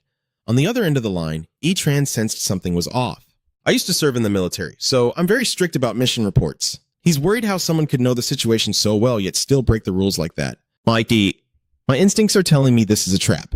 E-Tran called on the phone. "This is the leader. The guy in the lab is acting very strange. Redirect everyone there for me." The person on the other end was surprised. "What did you say?" "Understood, acknowledged." Eltron asked Razo. "Doctor, where are the escape pod and engine room on this ship?" He replied, "Please follow me." Eltron clenched his fist. "No one is allowed to lay a hand on my warship." He thought to himself, "I must quickly find an escape route and plant a bomb in the engine room." The ship uses a nuclear reaction engine, so leaving a small bomb is enough. Once safely away, I will detonate the bomb remotely. So that damn monster will have to be destroyed along with this spaceship, he thought. And of course, the lackeys have to stay on the ship to die for sure. But out there are still plenty of others eager to become pirates. "I'll take Manuel and that doctor with me." E-Tran is calling. "Hey, Dr. Rezo, you look worried. What's wrong?" He asked, "Since you've fought this monster before, you must know something about it, right? Does it have any weaknesses?" Razo answered, "No." Tran was startled. "What?" One of his men pointed a weapon at him. The other guy answered properly. Razo panicked. "I'm telling the truth." E-Tran silently judged that this guy was just a coward, scared stiff at the sight of him, but only said that much. That proves this doctor is even more afraid of that monster than he is. "Over there," Hoff snapped at Rezo. "Are you messing with me? You're fed up with life, aren't you?" E-Tran continues. "So what are its strengths or characteristics?" Razo asked in panic. "It moves like a ghost." He was surprised. "A ghost?" Razo said. "Yes, it devours its prey in the blink of an eye, leaving no trace behind." "It took us quite a while to realize someone was missing," E-Tran said in surprise. "Is it not because you guys are stupid?" Razo stammered. "The ship's security system is extensive and there are many people, so it's hard for us to keep track, but it avoided them all and kept killing. If it's not a ghost, then I don't know what to compare it to." E-Tran thought to himself, it sounds absurd, but he didn't seem like he was lying, so I guess I have to rein in my men. He announced over the phone, "This is the leader. The plan has changed. We will regroup with the full team before heading to the laboratory. Everyone, move quickly." Sai thought to himself, smart move imitating my voice to fool even humans, yet this guy wasn't deceived. Is this thanks to the natural instincts of a mutated giant? But it was already too late. Through the blue bones, Sivir saw the bandits beginning to gather. The bandits kept grumbling, but still obeyed the order to retreat. He sneered. This time he would use a new method to deal with them. Sivir extended his tentacles, embedding them deep into the branch ahead. He activated his ability, the nest-building tactic, allowing his awareness to be transmitted through the branches. The flow of senses will coordinate with consciousness to control all corridors and spaces in this chamber, completing the connection of auxiliary organs. Now they truly lie within the palm of my hand. The bandits stared blankly at the branches around them as a black smoke rose, the moment Sivir declared, activating the paralyzing spores. The smoke tightened around each of them, causing the bandits to fall one by one. Sivir was amazed. Usually you have to reach adulthood level to easily use the nest-building strategy, so he only tried it out of curiosity, but unexpectedly he could use it right away. He bent down, exhausted. Sivir walked on, thinking that using so much energy suddenly made him really hungry. 26 asked, "Where are we going?" He replied, "I'm hungry, let's go eat." 26 agreed. Sivir picked up the prey from earlier, started tearing and chewing. He thought to himself that thieves will always be thieves, sharing the good times but dealing with the bad on their own. But whatever, not having to fight and still getting food is a great deal for me. Next to Sivir, 26 is also eating another one, looking very delicious. Sivir glanced at the screen showing that 5 out of the 7 he just dealt with were robots, wondering how many more he needed to evolve. He had 8 robots so far, so he still needed 2 more. "I'm about to level up to adult," Sir paused. You suddenly realize 5 of them have escaped. You head toward the door to the training room. There's so much space. Why would they rush in there? I'm sure they thought it was a good spot to watch and shoot from since the training room is much bigger than the others. The only problem is the crew before them thought the same, but the place they once used to bond with their teammates has long been turned into something else by Sivir. You laughed out loud, sensing the pheromones and their breath beyond the door. They must be shocked by the scene inside. You said to 26, "It's dangerous. Hide behind me quickly." 26 responded. Sivir slipped a finger through the door crack, and over 20 enemies had already fallen here. You rushed into the room, taking down 5 more guys without breaking a sweat. Bullets rained down on Silver, but none could pierce his skin. The bandit screamed in panic. Damn it, why isn't he hurt at all? Lauren drew his weapon, a blue sword in his hand, and pointed it at Silver, shouting loudly, "Hey you, do you know who I am? I'm the deputy leader of Dravacatel." He swung his weapon wildly. "I dare you to come at me." Silver thought it was sonic bread, which could damage his shell. But no matter how good the weapon was, it was useless. If the one holding it doesn't know how to use it, my auxiliary organs feel like he's just a man in his 30s with some lifestyle diseases. Sai pretended to rush at him, typical reckless style of bandits. Lauren swung her weapon at him. "How dare you!" Immediately lunged forward to strike him. Lauren was thrown far away. "He cursed at you, bastard," Sivir thought to himself. How surprising. He's the first prey to be so defiant outside of Annoy. We have to finish this quickly. So he wouldn't have to endure any more pain. Lauren's body collapsed. While eating him, Sivir was calculating. Now there are only 4 left. I guess they're hiding in the changing room. The system screen appeared. Sivir was surprised. What is this? Human instinct? You feel satisfied. What kind of trait is human instinct? Just the name alone already implies so many things. But now is not the time to be picky. Should I agree? There are countless traits that exist to survive in space, but not all traits are beneficial. For example, Huck's rage trait gives them twice the physical strength but causes them to lose self-control. Or, there are traits whose weaknesses outweigh their strengths. Traits with vague names are often very dangerous. The survival universe in outer space is like an underworld filled with dangerous creatures. Silver silently recalled the Galaxy Council. They kidnapped humans and turned them into robots and mangacaps. They create monsters by genetically recreating them at will. This universe is a place where species like them lead human civilization, and there is no way for any human trait to survive. So, if that trait enhances human emotions, it would be a disadvantage for an AM since they survive by absorbing intelligence. You thought to yourself, the risk is too great. I should refuse. Something glowing stopped my movement. Sivir was startled. Did his auxiliary system just warn him to reconsider? Is it really that important? These tiny tentacles have never forced me to make a dangerous choice before. Maybe I can trust them. Sir clicked on the system screen. All right, I agree. The screen flashed. Silver silently observed himself. Nothing happened at all. Nothing appeared in his mind, nor did he feel any guilt. It seems that the traits of human instincts have been classified as mental traits. With just 3 more types, you can achieve a superpower enhancement type. Silver told himself to check which human instincts are neither entirely good nor entirely bad. The truth is, Silver had met all the necessary conditions. Suddenly, 26 asked, "Is the baby okay?" Silver replied, "Is something wrong?" 26 asked worriedly. The baby isn't moving at all, which looks very strange. Sai put 26 on his shoulder, silently thinking he wasn't the person she should be worried about. Silver continued moving forward, realizing he could smell the thieves from every corner of the training room. He also wouldn't let a single one of them escape. Screams echoed out loud. "Help! Please spare me!" Min trembled, clutching his weapon as he curled up in the corner, wondering if he would be the next. Minon's anger surged. Compared to the other guys, I'm actually a pretty decent guy. What did I do to deserve this? The footsteps outside grew louder and closer. Minton felt his heart pounding wildly. He panicked and prayed, "Leader Dubaka, please bless me. Dubakata, please." Sai approached the cabinet where he was hiding and then suddenly turned away. Minton breathed a sigh of relief, thinking to himself that once this is over, he would run away. That's right, he would go to the Star River Guild, and no one, not even Dravacatel, could stop him. Suddenly, his eyes widened, something piercing straight through Sivir's body, tearing open the cabinet door. He lunged toward where Minton was standing. Did Min scream in fear? Then the scream suddenly stopped. Min's mechanical parts clattered to the floor. Sivir looked at Minton's body lying there and wondered how he could have escaped like that. Sivir counted, "There are 7 robots now, I just need 1 more. But the problem is, that person is in the control room and the one you want to avoid the most. They have a mutated gene that you believe belongs to the Jujin family." Sivir walked on, thinking he should take care of the leader first. Gunshots rang out. Sivir flinched and dodged. Tran's voice shouted, "You're here, you bastard! You already took down my men, and now you dare go after the deputy leader too?" Sai thought to himself, I didn't expect him to find me first, but this actually works to my advantage. The mutated giant has many useful genes. I should add more before moving to the control room. Is the captain of the medical team here too? Sai didn't think he would side with the thieves. He landed on the ground, after all. In the end, he would be inside me anyway. Sivir turned to 26 and told her to hide. 26 replied, scared but careful. Silver told her not to worry. 26 replied that she could handle it. 26 jumped onto a tree branch, her body shifting from pink to transparent. She softly warned, "Baby, be careful." Silver carefully watches Ellen. I have to admit, he's even more terrifying than I thought. He is huge and over 3 meters tall. Some would say just looking at him means you don't stand a chance because he is a genetically enhanced giant. Let's see what he's got. Gaw and Percy watch the encounter through the screen. Someone says, "Hey, we should get going too." The other person replied, "Do you want the boss to smash your head?" Gaw said, "He told us to help Manuel." Percy replied, "Damn it, we never get any help from anyone." Percy called out, "Hey, Manuel, how much longer until she answers? Almost done." He snapped, "Why are you dragging your feet on such a simple task?" Manuel worried. Although it's a bit old, it's still the artificial intelligence of the Megacopy battleship and the core of computer science and space engineering, so it's not easy to operate. The other guy interrupted, telling her to speak human language and hurry up so he can go help the boss.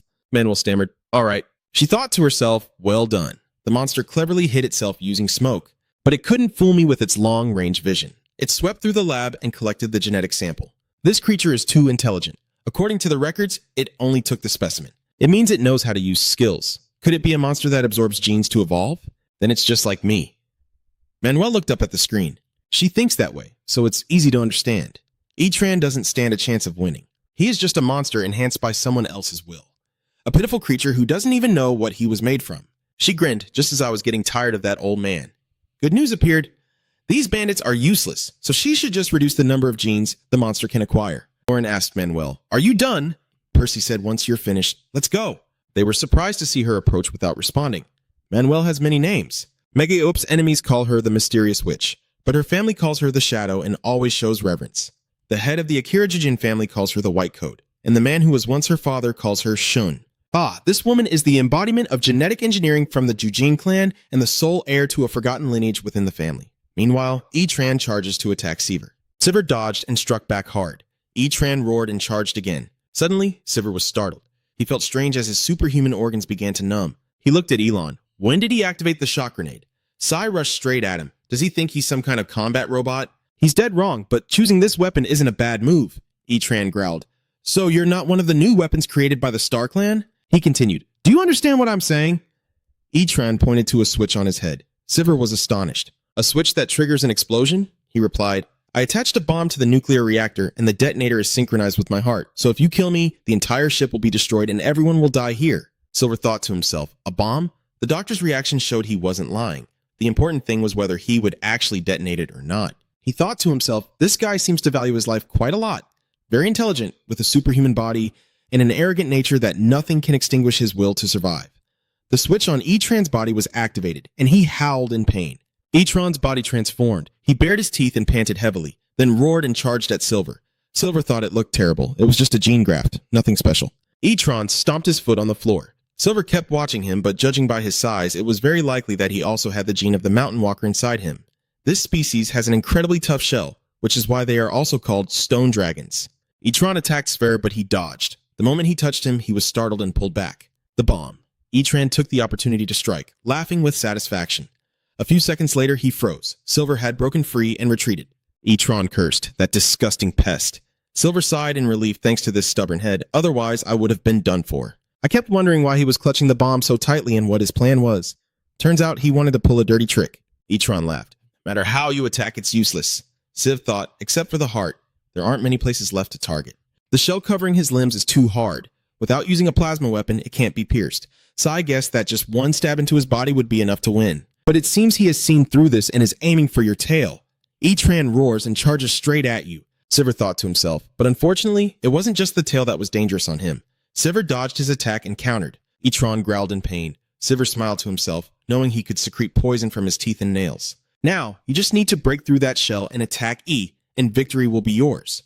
So how will you break through that tough shell? Sai took out his weapon and was ready to unleash the light sword in battle.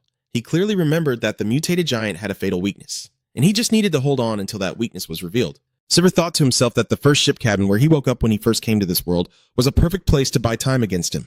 Eotron chased after Seaver inside, his claws scratching the ground, causing the earth to tremble. Eotron roared as he ran. Those insects started to panic too. He tore through obstacles with his claws, frantically chasing after X. The cockroaches in the compartment were terrified of him, scattering in all directions. They were running at full speed, too scared to look back when suddenly one was caught. It let out a terrified screech. Sai was devouring those cockroaches while thinking to himself that he had no chance against that terrifying power. He remembered Elchtran's actions and realized that Hook mutants were agile and strong, but they quickly drained their energy. That's why he had to take a short break halfway through. Sai pretended to peek out and observe the situation. If he kept provoking him to use his energy, his body would force him to stop attacking, whether he wanted to or not. Sai moved slowly, but full of confidence, with only one option left: to wait. Meanwhile, Etran kept turning everything over in search. "You insolent insect, where are you hiding?" he shouted. "Not much longer now." Sivir glanced at him secretly, suddenly struck by an idea.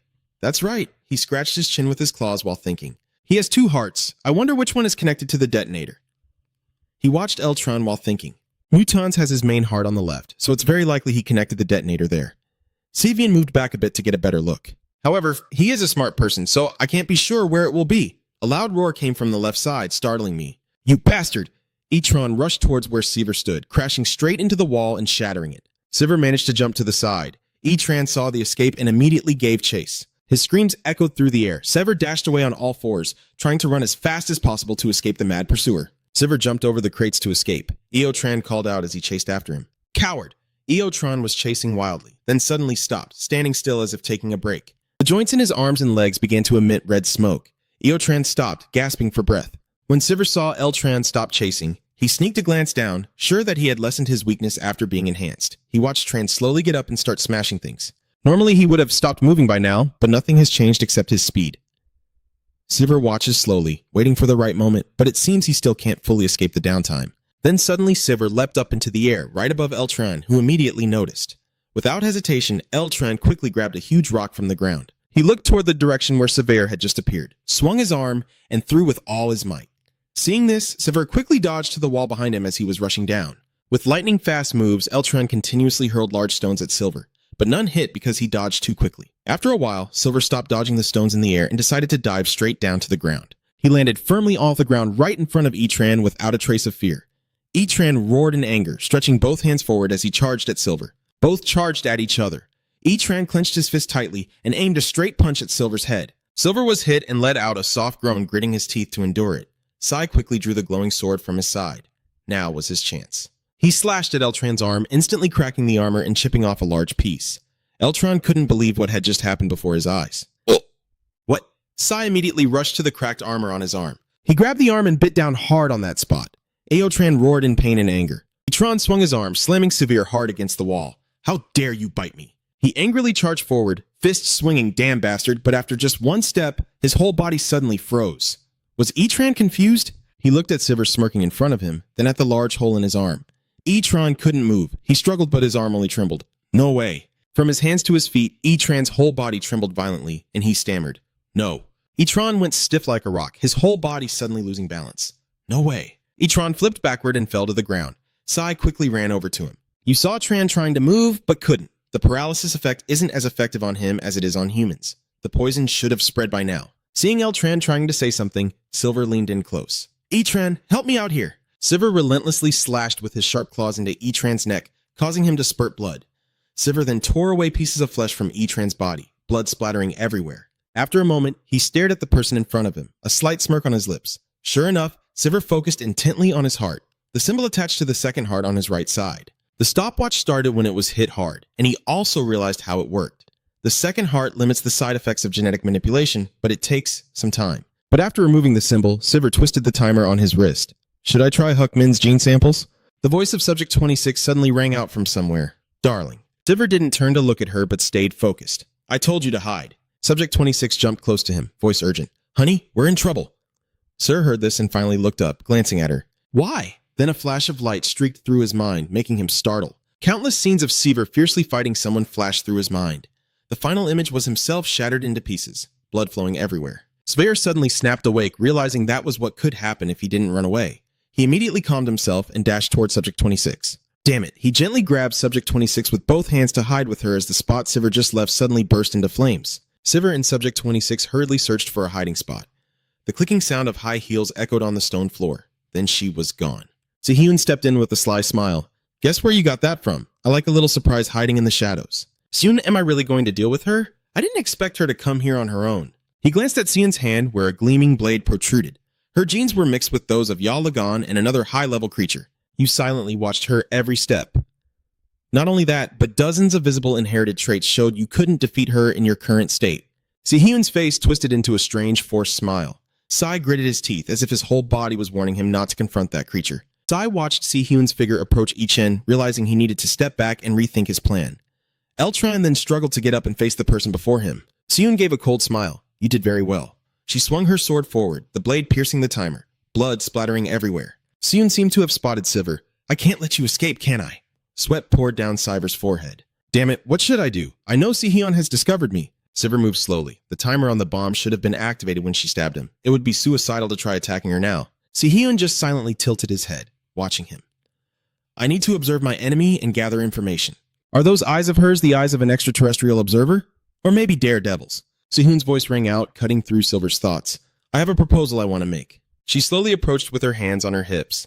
You look like me, so I will spare your life. But only if you serve me first, I say with a lewd smile. In other words, I want you to become my pet. Sivir stood still, listening to every word. You are also a living creature driven by jealousy. I could be the perfect master for you. Si-hyun reached out her hand to Sivir. So join me. Sai was stunned by this request. The formidable Si-hyun was asking her to become her slave. The atmosphere instantly grew cold and somber. The four eyes met, and no one spoke a word. Everyone has their own calculations.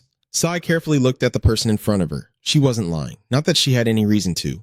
Then he glanced at Sion's blood-stained sword. The blade on her wrist was Galagon's claw. Even his own shell couldn't protect him. Sai clenched her teeth at the current battle, knowing she had many other weapons to kill him with. Subject 26, who called softly, also sensed his tension. My love, you clenched your claws until your legs trembled. Honestly, submitting to her was a reasonable choice. Si-hyun, noticing your hesitation and awkwardness, grins mischievously and slowly crawls towards Si-hyun. She smiled softly. Yes, you made the right choice. Subject 26 gently patted his cheek to reassure him. Don't be afraid, I'm here. Sir glanced at Subject 26 in his hand, thinking that Sion didn't know why he liked Am. He remembered the days in the lab when she didn't understand why he was obsessed with this useless, bad character. Or, why do people call me MPK on online communities? Sver smiled faintly. The reason is simple. He recalled the moment he touched Subject 26, the freedom to choose. With the choice I made, it grows stronger than ever. He stood up, arms wide open. That's why I love him more. That's the reason. In Silver's mind, he was ready to fight Sion with only one choice for himself. My love, the voice of Subject 26 echoed, pulling Silver back to reality. You are bowing your head before Hyun. Si-hyun smiled smugly. She reached out her hand. Good. That's a good boy. Suddenly her face changed color.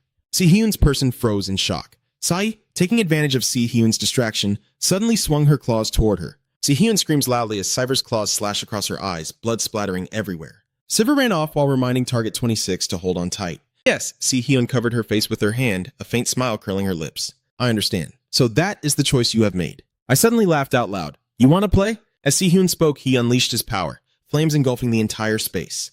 Sion laughed wildly, relentlessly attacking Silver with fire. The place where they stood just now collapsed because of her power. Large rocks fell, crushing Ek as he tightly held onto Target 26, rushing forward like flying. She is definitely stronger than me. She is the most challenging enemy I have faced since becoming an AM. Even while running, you still hold a fierce belief. However, I have fought other formidable enemies and I have always been the victor. Clenching my teeth, I will teach her a lesson. Show her that fighting is not just about strength. Amid the ruins crushed under the waste, something was stirring. The rocks clashed and scraped against each other. Amidst the rubble, an arm thrust through the dirt and rocks. It is Tran. He was covered in wounds, struggling to get up. Those damn bastards. In Eltron's eyes, a fierce anger flared. How dare she betray me? I will take her down and make her beg for mercy. Then he glanced at the timer on his right chest. Damn it, the device is destroyed. Everything will end if I can't reach the control room within 10 minutes. Eltron tried to get up but was pinned down by large rocks on his lower body. Me dying here, as if that would ever happen. He used all his strength to drag himself. I'm different from the others. I am Elch on the other side. Silver and Subject 26 are still running for their lives, hoping to escape Seun. Subject 26 sends thoughts to Elchin. I am Elchin, Jur asked softly. Kid, is your leg injured? Object 26 replied. Really? Sai gently patted Subject 26. Yes, then you glance behind your back. Dahyun's eyes have the ability to see through, so surprise attacks are ineffective. His eyeballs emit a strange light. Even if I run away, she will find me immediately. And I guess she has other senses besides those eyes. You shift your focus to the bomb about to explode. I'm very busy and don't have much time. Stalling won't work. After thinking for a moment, she decided she should quickly realize that what she's worried about is the bomb. Maybe she thinks she can escape using the escape ship. You remember the previous confrontation with Si-hyun? She was blocking the exit and cornering you, just like Si-hyun's way. Si-hyun's demeanor back then was as frantic as it is now. Then she would try to overpower me with overwhelming strength. In other words, a smart strategy. Thinking that, he sped up even more. She used the same tactic he used against the pirates, fighting others. The ground shakes with every step. Now I should focus on taking out the enemies instead of the bombs. I will gather more information when facing her. The more I run, the more Sivir's anxiety rises. The problem is that my combat and self-defense abilities are far weaker than theirs. There has to be another way. Then suddenly he realized something and immediately opened his eyes wide. Got it. He remembered the glowing object he had seen, the thing in the lab that could teleport the board. That object is Siam.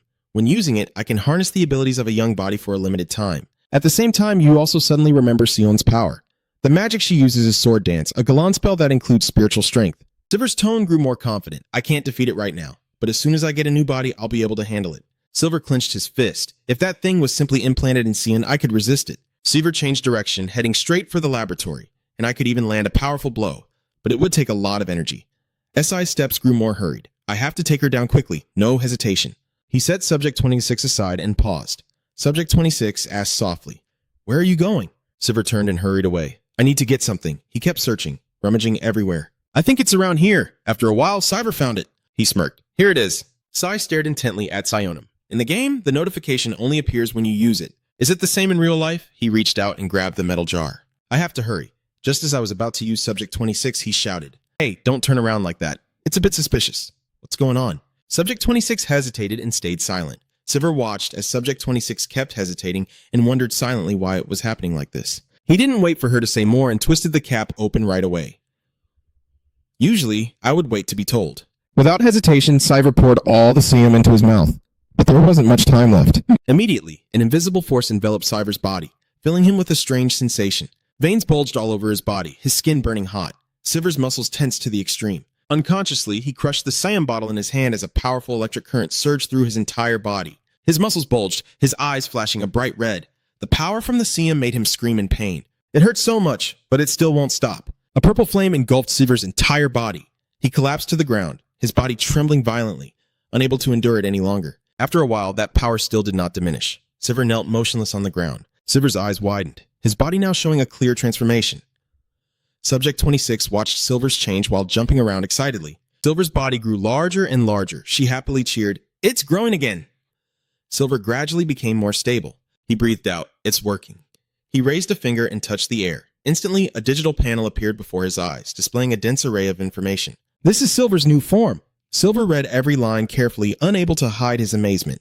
There have been some changes to the body. The sturdy exoskeleton has been significantly upgraded. Your body has transformed into a massive variant with thick red horns. I have important horns on the top of my head that I can use to charge through or stab enemies. Sver raised his palm to examine the object between the foreclaws, thinking to himself that there was a bone-launching organ right on his left hand, its power like a plasma gun. I can even apply some traits to it. Silver stabbed the sharp spike into the skin, and a shimmering layer of scales shattered. My body was enveloped by a shield that resisted psychic power. I can block Galgan's attack. You look up with a serious expression. The final important factor is the time limit. In the game, the Siam effect only lasts for 5 minutes. Silver glanced around cautiously. I guessed it was similar to the real world. A bright red dot appeared amidst the layers of digital screens. I can feel Sai, so I need to be faster. Silver lightly taps her nails on the ground. I have to limit her power as much as possible before the fight. You brace yourself and channel a great amount of strength into the ground. 5-minute link isn't long. I have to finish as quickly as possible. Meanwhile, Sian calmly walks, the sound of her high heels echoing through the cold hallway. Suddenly, she froze as if sensing something unusual. Si-hyun looked up, and on the ceiling was a green creature wriggling. You know, I discovered myself. It suddenly sprayed a green liquid, which was drenched by a slimy substance. Suddenly, Si-hyun stood still, the liquid turning to acid the moment it touched her skin. She didn't panic. Instead, she bared her teeth in a triumphant smile. She swung her hand, a ring of fire swirling in the air, burning both the blue creature and its acid. A loud explosion rang out as the spaceship was blown apart on one side by Sian's power. The ship shook violently. The room where Silver stood began to collapse in chunks. Silver lifted his hand from the ground and said in a deep voice, "She's here." He ran back and hugged Subject 26, whispering, "Hold on tight, I'll run." Subject 26 pouted but nodded. Silver started running fast. The sound of his claws scraping the ground was piercing. Silver plunged forward at full speed, accelerating more and more as he ran, thinking that she must have destroyed the slime layer with a single strike of her sword. I should lure her to the nuclear power plant. She won't be able to fight at full strength there. His mind flashed with the image of a nuclear bomb, knowing that just a light touch could trigger a massive explosion. Thinking this, Silver grew even more determined. It doesn't matter how many sets she has. I need to trigger a nuclear explosion. After a while, he was almost at the nuclear power plant on the ship, just one step away, when he suddenly stopped because someone was blocking the way. It was Si-hyun, baring her teeth in a sinister smile. "Where do you think you're going?" Si-hyun crouched down and two swords immediately sprang out from her arms. Si-hyun took a fighting stance and Silver cursed silently. Damn it, he threw target 26 aside to fight. Sure enough, Si-hyun quickly struck, swinging two swords as rings of fire spiraled towards Silver. Sparks like blades cut through Silver's armor, slicing into his flesh as he takes hit after hit from her attacks. He bent down to dodge while shouting in pain. Even so, he quickly realized he had just seen the direction of her attack. Sai stared at Sion, the attacks clearly visible before him, something he normally couldn't see thanks to his superpower cells. Si-hyun was slightly surprised when Silver didn't react and just stood there taking the hits. Taking advantage of Si-hyun pausing her attack, Silver seized the moment and lunged forward like a gust of wind, catching Si-hyun off guard for a few seconds. But then Si-hyun snapped back to her senses. She bared her teeth and swung her sword towards Silver. Silver dodged, but Sion jumped up and slashed hard from under Silver's chin, sending him flying backward. Silver glanced at her, blood spurting from the sword wound, groaning in pain. Sion lunged at Silver with a loud laugh. "You're a bit faster now." She raised her leg to kick Silver, but he dodged it. Silver countered with a punch towards Sion. She smoothly dodged the attack. Si-hyun ran towards Silver, laughing scornfully, but it still wasn't enough. Silver suddenly wrapped his long tail around Sion, his eyes showing clear confusion. Silver used her left hand to launch a series of large spikes aimed at Sion. The spikes flew fast, almost touching her skin, just a few centimeters away. Sion swung his sword, slicing the spike in half, which immediately broke and flew away, embedding itself straight into the ground. Si-hyun and Silver face each other, eyes locked in silence. Si-hyun speaks first, a sneer on her face as she retracts her sword. "Not bad," I smiled, gritting my teeth, and said, "You've been backed into a corner." Si-hyun swung her hand, her black hair turning red as a pink magical aura enveloped her. She quickly broke free. Silver was blasted away by the magic and exclaimed in shock, "What is this? Red hair, no way!" Suddenly, a slash from nowhere struck Silver hard, quickly cutting his tail cleanly in two. Silver feigned surprise, turning his head to look at the cut that appeared out of nowhere. He stepped back and cried out in pain. Si-hyun slowly approached, stepping on the severed tail. "Where do you think you're running off to?" She tilted her head to examine him, then smiled at Silver.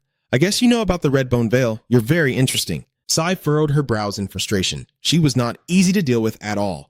The power Sion possessed was the red bone veil, a predator that lived in the forest. Its fur releases a hallucinogenic substance. Silver gritted his teeth, feeling more troubled than ever. If she has that powers of the red bone screen, I'll be defeated before Scent Lam can take effect. Silver's eyes blazed as he calmed down. Panic wouldn't solve anything. I have to stay calm and wait for the right moment. After a moment of thought, he decided to run towards Sion. Si-hyun laughed loudly. "Now that's more like it." Silver launched spikes towards Sion. She swung her sword at it without hesitation, directly stabbing the tip into Silver's side. Silver stretched out his large hand and sprayed a mysterious liquid onto Sion, allowing him to dodge the attack. Si-hyun angrily raised her sword and slashed one side of Silver's mouth, making him cry out, "Ah!" "Now I'm even more impatient. You're a bit disappointing." Si then chose to jump back, continuously shooting spikes from his palms as he leapt. Si-hyun snorted coldly in frustration, clearly annoyed by his trick. She pulled the sword from her right arm, eyes fixed on the incoming spikes. As before, Si-hyun neatly dealt with all those spikes without much effort. Sai continued to watch her movements closely. "I think I know what's going on with her." You speak in a low voice, slowly analyzing your opponent. "She has all the skills of a player, but she has a weakness." His voice became firm and resolute. "It's that she cannot use two types of skills simultaneously." Sion gritted his teeth in frustration, holding back his attack. "You're really getting on my nerves. I'll send you on your way." Siv didn't respond, only watching and thinking. I need to figure out how long it takes for her to switch powers. I glanced her up and down. No matter how fast she is, there must be a window of time. The moment she loses her power and becomes as fragile as an ordinary person. Thinking that, Silver slightly crouched down, ready to change his strategy. Without hesitation, he sprang forward from his ready stance with incredible speed. Silver lunged right in front of Sion, determined to corner her with no way out. Sion did not move even an inch in the face of his sudden attack. While the two were fighting, Subject 26 remained unusually silent. The world before her eyes was cold and suffocating. Some intelligent creatures called it the deep sea floor, and that was her home. Subject 26 reminisces about her past. The environment there was harsh, with low temperatures and high pressure, but to her, it wasn't so bad. She looked up and saw her kind standing around her in the dark space, with others protecting her. From the shadows, monsters charged at them. They were weak and always lived in fear. Usually, that was the case, as Subject 26 rushed in front of them, wagging her tail. Until she realized she possessed a special power, she used it to protect her kind from predators. The scene gradually returned to calm. After a while, she became the leader of the pack. But her life didn't change much. Subject 26 and her kind stuck close together, sharing food and sleeping in the pack. That was the greatest happiness in her life. Subject 26 suddenly growled in pain, but she remembered the giant creature capturing her kind, and that happiness did not last long. Standing in the chaotic space, hearing the screams of her comrades, she clung to hope and despair. Lightning crackled all around Subject 26. She hoped she could fulfill her duty as a leader. Then, immediately, Subject 26 shot lightning bolts from her tail. She wanted to protect those she loved. The monstrous arms grabbing the creature struck by lightning instantly broke off. In an instant, they were released safely. She thought she had protected everyone. Subject 26's voice choked with emotion as she recalled, but unfortunately, the truth was otherwise. The once plump figure of Subject 26 became distorted and exhausted, with no miracles happening, only unbearable torment remained. Somehow, Subject 26 woke up inside a glass cage. Years passed, the leader who failed to fulfill her duty woke up and realized she was imprisoned in a prison filled with foul liquid.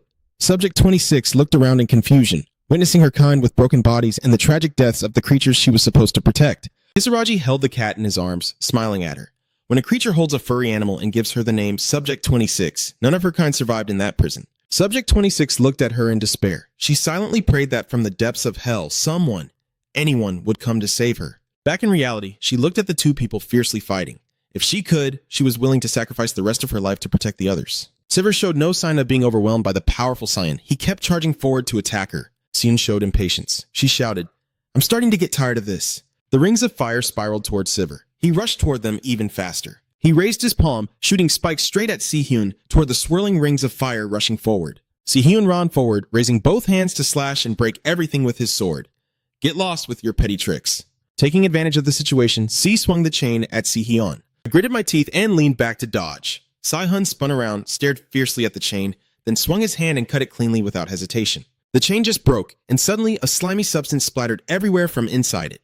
Startled, Si-hyun's whole body was covered by the sticky liquid. Sivir took the opportunity to rush forward. He extended his claws, aiming to grab her. Si-hyun immediately swung 5 punches to block it. Sivir clicked his tongue in annoyance. I knew she would have some defensive skills. Her skin and hair had turned a metallic sheen. Silver's claws couldn't pierce through, but unexpectedly, she had the super alloy skin of a V-Fram goblin. She blocked Silver's claw with one hand and punched him straight in the stomach with the other, catching him off guard.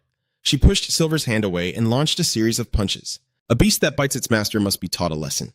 Silver fell back, groaning in pain, eyes still fixed on Sien. He slid across the ground and whispered, "You'll need more than that to defeat me." In an instant, Silver's severed tail curled around Sion's back. Wrapping around him while Sion was distracted, it used its remaining hands to grab Sion from behind. She was lifted into the air by Sivir, screaming in protest. "Damn it, she's heavy," Sivir cursed under his breath, struggling to lift her higher. Her ultra-alloy skin was as strong as a super armor, but it made her body unbearably heavy. Then he hurled her straight into the wall with a loud crash. "Maybe I still have a chance." She sat up, turned her head, clenched her teeth, and roared, "Why, you bastard!" She raised both hands to shield her chest, an electric current running through her body and spreading into the air. Sivir quickly crouched low to the ground. "Not good." Si-hyun raised both hands high, the entire space engulfed in rings of fire, the air scorching as if ready to burn everything. The rings of fire slashed into Sivir, cutting through his skin. Gritting his teeth, Sivir said, "Just a little more." After a moment, the rings of fire vanished, and he raised his head to charge at Sien. This was his chance. You charged at her with the long horn on your head, but Sien was one step ahead, dodging to the side just in time. She jumped and turned her head with a loud laugh, got scared now. But then her smile suddenly faded, replaced by a serious expression. Si-hyun glared at you standing by a metal wall where the spot you just rammed was cracking. The crack suddenly shattered into pieces. "Sorry to disappoint you, but I'm not mistaken." A small hole formed there, with the surrounding stones gradually falling away. From the start, the hole kept growing, letting outside air in and pulling everything inside out. "You are not my target." Si-hyun! Si-hyun gritted his teeth, clutching the stones beside him to avoid being pulled outside. The suction grew stronger, and he plunged 2 swords into the ground, the blades scraping loudly against the surface. "Damn it!" Sion felt a force and turned her head to look behind. She was startled to see that she was still standing firmly behind her. Si stretched out his claws toward Si-hyun. "I have been waiting for this moment." Si-hyun roared with anger, struggling to hold on. "I can't die here." "The 2 swords can't hold me either, I'll stay!" Veins bulged all over Si-hyun's body, yet the swords were still slowly being pulled away. Blood streamed from Si-hyun's eyes, her teeth clenched so hard they bled. She was forcing herself to activate 2 skills at once. She is pushing herself to the brink of life and death. Around Si-hyun is a massive force helping her hold herself together on the ship. Seeing this, Sai immediately shot out a barrage of spikes with her hand. "I have to take her down before it's too late." The spikes rushed one after another towards Si-hyun, but were all blocked by the power surrounding her. Si-hyun laughed wildly with delight. She knows that with this power, nothing can touch her skin. But then the voice of Target 26 rang out, making Si-hyun widen her eyes to keep the girl quiet. Subject 26 flew over Si-hyun's head. Sivir held her back to prevent her from being sucked in. She used her power to strike directly at him. Si-hyun was attacked by Target 26, and Sivir seized the opportunity to fire a spike when her defenses were down. What the hell? Before the words could finish, a loud explosion rang out. Si-hyun's immense power was overloaded and exploded when attacked by two other forces. Sivir's spike pierced one of Si-hyun's eyes, leaving a large hole. She was exhausted. Blood gushed from her left eye and splattered everywhere.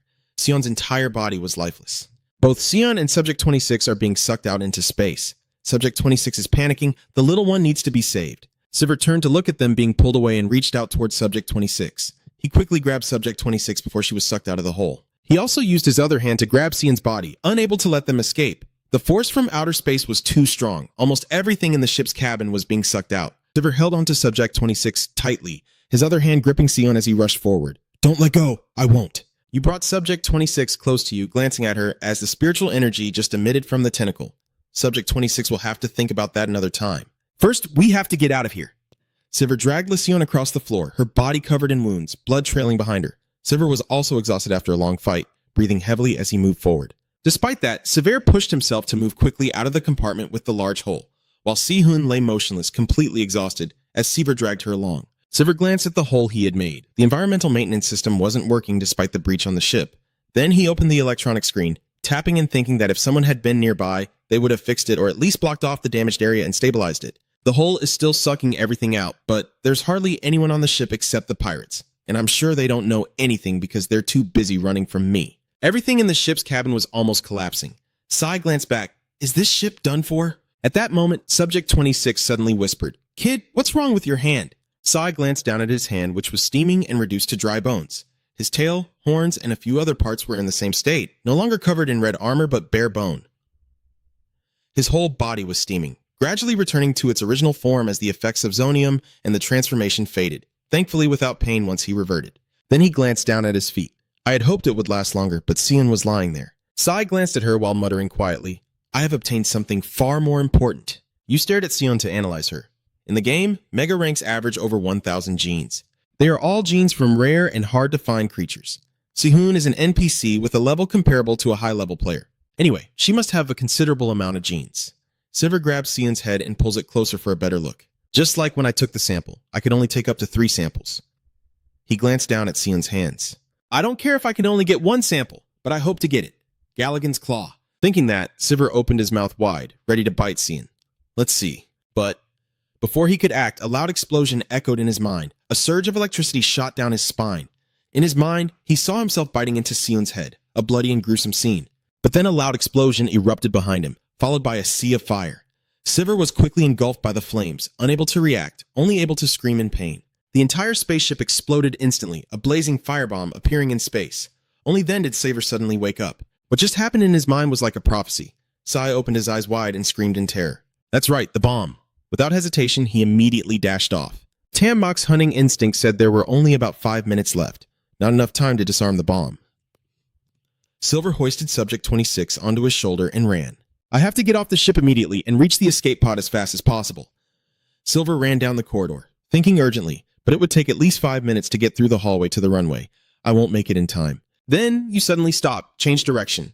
The only way I could get there fastest was to lower my voice and look toward a machine. He grabbed the lever to open the glass cage holding the machine, so I kept marveling at what looked like a machine gun. It sparkles. Yes, it really sparkles. You pull the lever up, quickly operating it, charging plasma, setting maximum power. At the tip of the gun, a dazzling light flared up.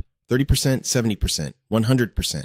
Instantly, Silver grabbed it and fired forward. The power from the gun pierced through all the layers of the ship's walls. Just seconds later, a shortcut appeared before Silver. The gun began to fade away. Silver held on to Subject 26 tightly and softly instructed, "Hold on tight." She nodded. "Okay." "All right." You immediately sprinted forward. Without hesitation for a second, Sivir carried the gun and Sion. Run quickly through the path the gun just created. Sai swiftly gets outside the spaceship thanks to this passage. He looked around, then raised his hand, shooting out a chain made of bone. The chain quickly flew to a nearby pillar and wrapped tightly around it. Thanks to that, Sivir immediately launched into space. He used the chain to swing and avoid being swept away. Subject 26 was extremely excited. After swinging back and forth searching, the chain finally reached its limit and could not extend any further. Sivir controlled the chain to remove the pillar while still rushing forward. He ran frantically fast across the hull of the spaceship. His hurried footsteps echoed all over the ship's hull. Sai glanced around, and after a moment, he found the place he was looking for. The exit was not far away. Silver shot chains from both hands to grip the ship and swing toward the escape pod. Once he reached the right spot, Silver grabbed the gun and raised it, ready to activate it. As he pressed the button, the gun fired straight, piercing through the escape pod. Silver threw the gun aside, grateful it helped him rush toward the escape pod. The gun fell into the endless void of space. Silver didn't care, crawling with excitement. This is fun. He quickly crawled into the compartment. One of the escape pods was open. Oh, is someone trying to get it? Saying that, he jumped down, using his hands to pry open the door wide. At least it saved me from having to break one. Silver whispered to Subject 26, "Hold on to whatever you can." Subject 26 nodded slightly. All right, somewhere else Etran dragged himself forward while cursing, thinking he was done for a moment ago. He panted, straining to see the path ahead. Damn it, my senses have returned, but my eyes, Eotran's hand trembled as he tried to press the button in front of him with a heart torn apart. My body was in complete chaos. I almost detonated the bomb while trying to disarm it. He tapped lightly on the bomb's screen. Those monsters, I will never let them escape. I reset the bomb to explode in 10 minutes. Thinking that, Etran chuckled wickedly. When I escape from this ship, those monsters will turn to dust after the explosion. While laughing, he suddenly became alert and looked around, noticing it was quite quiet. I wonder if any of them are dead. He struggled to take each step while staying highly alert. Anyone still alive would still be facing a deadly threat. Eotran suddenly ran into Samuel Yu on the way. He shouted loudly, "A pirate!" Eotran glanced at him from head to toe, silently guessing, looking at his uniform. He must be Captain Yu Shung Samuel. He looks nothing like the monster man and told me about. I guess he was hiding, because he couldn't abandon his ship. Then he crawled out, thinking he was safe. Samuel Yu pulled a gun from his jacket and pointed it at Elon. "Don't come any closer." Mr. Run trembled, but still shouted a threat. "Move one step, and I'll shoot." "This is a plasma gun," Etran just sneered. "You're going to shoot me with that thing?" He glanced at Samuel Yu with contempt. "Plasma gun or not, why don't you unlock the safety before threatening someone?" Samuel Yu was confused upon hearing that. Huh? Safety lock? Eotron seized the moment, lunged forward, and forcefully threw Samuel Yu, sending him crashing into the beam. Samuel Yu was caught off guard and immediately fell to the ground, the gun slipping from his hand. Eotron grabbed the gun and laughed loudly. "What a fool! You scared me for a moment." He looked down disdainfully at Samuel Yu lying on the ground. "Captain, the plasma gun never had a safety lock to begin with." Then he stepped closer, pointing the gun at him. "I would skin you alive if I had the time, but unfortunately, I don't." Samuel Yu tried to retreat, dragging himself back while shouting, "Please have mercy." He curled up, trying to shield himself as much as possible, stammering in desperation. "I won't do anything. Please spare me." Eotron clicked his tongue. It wasn't necessary to go that far. His words came out calmly, but his hand rested on the gun. A final farewell. At that moment, just as Elon was about to squeeze, a surge of electricity struck him straight, making him jerk. A loud explosion rang out along with a blinding flash of light. Etron was blown to pieces. Samuel Yu glanced back at the explosion site. Only Elchtran's foot remained. His whole body and face were covered in sticky blood. Samuel Yu was sweating profusely as he forced a smile. He raised his head high, laughing loudly and shouting, "Serves you right, damn pirates!" Samuel Yu kept praising himself. "I am the descendant of the great Titan. I am the eldest son of the Samuel family." He had no idea the ship's hull was shaking. A blinding light shot from behind Samuel Yu as he said, "I am invincible." Once again, a deafening explosion rang out. This time it was even more intense than before. Samuel Yu shared the same fate as Elchin. The spaceship shook violently after the recent explosion. From the outside, it swayed fiercely in the dark space. Sai was thrown off balance by the explosion and the shaking. Oh no, Subject 26 was also thrown out because of it. The guard heard that and quickly ran over to where Subject 26 had fallen. "Are you okay?" He held Subject 26 tightly with both arms. She didn't move. She had fainted. Sivir gently laid Subject 26 to the side. The impact wasn't strong enough to cause serious injury. She would wake up soon. The ship was still shaking from the aftershocks of the explosion. Sai looked out the window, seeing many fragments of the ship floating in the air. "You are in the escape pod flying away from the mothership." With a deep voice, Sivir thinks, "The first place I set foot in this world. It's time to say goodbye to the research ship, the foundation of my growth and evolution." A four-fingered hand with a bluish-purple hue touched the empty bottle lying on the floor. He bent down to pick it up, observed it for a moment, then wondered, "Did someone come in here and drink this?" Sivir turned away, a vague sense of unease rising within him. He felt he had to watch the internal footage on the escape ship to understand it. Thinking that, he threw the bottle behind him, shattering it into many small pieces. Sivir tapped on the ship's keyboard to search for information. The system quickly notified and began playing the internal footage. On the screen appeared an image of a man sitting and drinking. "Oh, is that Captain Yu Shung? He's still alive?" The captain kept pouring wine into his mouth. Sai pretended to think, "So that guy has been hiding here drunk all this time? He's probably waiting for things to calm down before coming out." Right after that, I saw the captain getting ready to open the door and step outside. It was so quiet outside that he found it strange and decided to go check what was going on. He thought to himself that the guy must be hoping those soldiers had killed him, or that some ship passing by would rescue him. His finger touched the delete button, but it wasn't his concern. The ship's system immediately announced that the internal recording had been deleted and switched the navigation mode to standby. The preset locations appeared on the screen. A 3D planet appeared. Sivert thought to himself, this was one of the planets under Mangacap's control. Usually, places like this have a large garrison stationed. He worried to himself he had to dodge as much as possible. The closest station appeared in front of him, glowing blue. He thought to himself, this must be the place, the special trading station, a massive space colony drifting in the universe and also where players in this game gather to trade with each other. He had also hunted them before to collect more gene samples. Sever sighed, and that's how so many nicknames came about. The first was the cowardly bookworm Amor as he kept typing on the keyboard. But Am was always like that. What else could he do anyway? The ship announced a course change. The escape pod launched. Its destination was the special trade station. It sped off like the wind, heading toward the destination Sever requested. The system then announced a switch to autopilot mode. The remaining time before landing is 3 hours. Sever thought a colony full of countless creatures would be a paradise for him to thrive. He stepped down holding a round pink orb in his hand. Sai thought to himself, I didn't expect this kid to be a sea monster. He compared Subject 26 to her kind, who were similar in appearance, habitat, and enemies, differing only in size, probably because they were the same species. In his mind, the image of a many-eyed sea monster spreading terrifying fear appeared. The sea demon has a superpower called Deep Sea Fear that can drive people within a certain range into extreme madness. Sai thought this ability is similar to the Red Phantom Bone but can be activated anytime, has a wider range, and is as rare as the Galen Claws. Touching Subject 26, he thought to himself, maybe this is my chance, but he immediately stopped. No, even if Sverre eats Subject 26 now, the hunting effect might not activate, and he already quite likes this kid. He gently stroked her head, thinking to himself that she was actually useful, and he would do his best to help her level up to 26 until his last breath. Then he turned toward another corpse to observe it for now. He opened his mouth wide, full of sharp teeth, and quickly finished off her body. Sai forcefully pulled her leg. He wrapped his entire body around the woman, her frozen face still agape, sharp teeth digging deep into human flesh. His eyes suddenly widened. Sever froze, then silently whispered in his mind. Perfect, he thought to himself. Kisaragi Jujin tastes like a delicately prepared gourmet dish. I hoped Sion Jujin would be the same, but I was wrong. Sivert kept eating. The more he chewed, the richer the flavor became. He told himself that her flesh was better than anything else in this world. He happily enjoyed the meal, with only himself and number 26 unconscious here. No one left to disturb his meal. The game system suddenly popped up a notification activating the hunting effect, successfully collecting biological traits. X-ray vision of Shunzujin. Do you want to apply X-ray vision? Is no. Next, the system asks if you want to apply camouflage. ISN no Sverre presses is for everything. The system continues to announce the activation of the hunting effect, successfully collecting the biological traits of Galligan's Claws from Shunin. Do you want to apply Galligan's Claws? Yes, then you keep pressing is in space on a planet, the capital of the Galaxy Alliance 01, where a robot cat with 2 different colored ears quietly walks in the rain. It followed the footsteps of humans. The robot cat slipped into the bushes. In front of it was a small group of people gathered and talking. The men raised their hands to their heads in a salute to the commander. On the large screen appeared the image of a muscular, burly man. The robotic cat immediately darted away. Commander Dubaka, he is the creator of all robots. It thought to itself, even now, he is watching us. The commander of the Galactic Alliance is on his way to glory. In another bunker, smoke began to fill the room. From the box containing a woman, smoke also slowly escaped. Suddenly, a cry rang out. A female arm reached out from the box. Kisaragi Duin gasped, panting. Looking down at herself, she exclaimed in surprise, "Is this a backup body?" She couldn't help but be amazed, never expecting to need a clone body.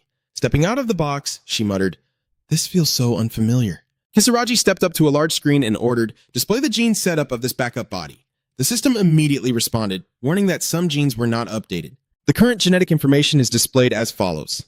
It's driving me crazy. All the genes I've collected over the years are gone, so the plan is ruined. She nearly lost control, gritting her teeth and cursing, "That damn monster. If I ever see you again, I'll tear your head off." At the special commercial port area, a man was happily humming along to the music playing from his personal device when someone called out, "Center, are you busy?" He replied, "What's wrong? Is something happening?" The other side immediately reported that a mega escape ship had entered Zone 7. The control tower tried to communicate but received no response. Kapinter chuckled softly. Looks like someone's skipping work again. The other end says that ship is on autopilot, so I'm afraid something's wrong. He replied, "All right, let me check." Kapinter wondered which capital it came from. The ship had landed, and he approached it to assess the situation. He walked while thinking to himself, "It looks a bit too luxurious." He pulled the cord and comfortably opened the ship's door. Inside was pitch black, so Center turned on his flashlight. He said aloud, "Why is it so dark? Why didn't you turn on the light?" Suddenly, he noticed a puddle on the floor, his arm soaked when he accidentally touched it. He startled. What is this? When he looked up, in front of him was a monster with its mouth wide open. The drool dripping down was what had gotten on his hand earlier. Outside, two men walked while asking each other, "Where is Center?" Center said he would be back early today. The other replied, "What?" But he said he needed more money to buy a new house. There he is. Suddenly, they saw Center standing ahead. One of them called out loudly, "Hey, Carpenter!" He opened his eyes wide when he saw a black smoke. In front of them was a carpenter surrounded by black smoke. Why is he standing there? When Center turned around, they both said to each other, "Something's not right." Or maybe I'm seeing things wrong. Hoku said, "I thought you were working overtime today." "Already off work?" Center replied briefly. "I'm busy," Hokwon said. "Didn't the manager say anything?" Carpenter replied, "I told him I was busy and he let me go." The two of them looked at each other and thought, why is he talking like that? Whatever. Daemon said, maybe he just lost the money or something. Behind them, Center stood silently with glowing red eyes. Dark smoke swirled around his body. Center kept walking until he entered a room. At the same time, Silver held Object 26 in his hand and thought to himself, he didn't expect his new ability to be so effective. He learned things even top players didn't know, and combining the disguise layer from Seunjin with copying would give him a replica organ. It analyzes the victims you consume and emits a special pheromone that disrupts the senses of other creatures. It makes others see you in the form of the victim. Silver looked in the mirror and thought to himself, it sounds like an invincible ability, but in reality, it has many drawbacks. Because this type of pheromone doesn't work on cameras and mirrors, his true identity can still be revealed. Furthermore, the Strange Valley effect creates a chilling sensation for others. The mimicry effect lasts a long time and is hard to explain. Silver thought to himself, everything has its pros and cons, but it's still something I can use effectively. A sharp iron claw appeared in his hand. I also got the Galon claws I've longed for all this time. He kept thinking as he walked. However, I have no reason to use it since it's similar to a more super sense. The X-ray vision superpower will be useful for future combinations. Silver was very surprised to find a rare mutant monster tentacle on his body. Suddenly, a bunch of tentacles sprouted behind his head, looking like the tentacles growing from Galen's mouth, also known as the Space Dragon. He told himself, I don't know why this happened, but they are definitely better weapons than the claws. I have to thank Seunjin for this, Silver continued thinking. Now I have 4 superpower traits. When I gain superpowers and evolve into adulthood, I will be able to acquire more types of superpowers. The weak girl from District 26 told Silver, Baby is choking, you have to hang in there a little longer. He thought to himself, after all, he had spent a lot of time here when playing games, and now he had truly set foot in this place. He understood that the special commercial district was flashy from the outside, but utterly rotten inside. That is one of the reasons I chose this place. It is divided into 4 areas and a central management zone. The business district, residential area, central management area, port area, and entertainment district. The entertainment and residential districts have the lowest security levels. The entertainment district is where megacorp residents unwind with rented slaves. Combat robots patrol the area to catch criminals. The residential district is like a slum where low-class residents live. This is also a place where no one would suspect if someone disappeared. Silver silently thought to choose the residential area first. Just be cautious of the robot that occasionally comes by, and it should be fine. From atop the building, he looked down and wondered how to get there now. Looking at the people below, he considered whether to take the sewer or the underground tunnels. They were all built when the city was constructed. However, since there is no water in the area, it is highly likely that the sewer system is undergoing major maintenance. He continued moving in the form of character. If this were a game, he would choose the sewer route, but this is reality, so unfortunately, he had to take the underground rail path. The passage I used before is probably somewhere around here. Poking my head out of the alley, pretending to think it over, I grinned. Here it is, he thought to himself, only he knew about this place. He turned the steering wheel, opened the door, and went inside. A secret smuggling route lies on the edge of the port and is also my own special path. An animal roars fiercely, struggling to escape. At the wildlife smuggling surveillance office in the port area, a group of people are gathered, tightly pulling the leash as the animal struggles and roars. Boss, we can't hold it much longer. Another voice shouted, What is the joint team doing? Get the tranquilizer guns quickly. The girl cursed while pulling the rope. Which crazy person brought this mountain crawler here? Someone in the group said to her, Goodbye, boss. I'm heading home. She shouted, You bastard, are you crazy? And kept cursing. How come you say these guys are struggling because of that monster?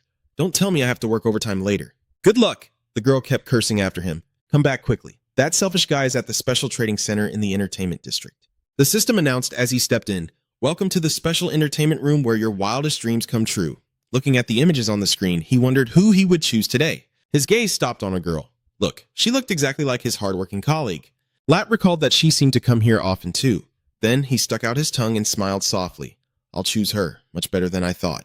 Lat washed his hands under the faucet, smiling as he said, This feels better than I expected. He turned his back and left the room. leaving behind the blood-soaked body of the woman on the bed. He wondered if he had gone a bit too far with her, then reassured himself that the staff would clean it up like before. When it's time to settle the bill, the payment has been made in full. The system announces thank you for using our service. He walked down the stairs thinking to himself, lucky me, but now my mouth is craving some alcohol. He thought about having a drink and figured that sounded pretty good. On the way back, I'll buy 2 bottles.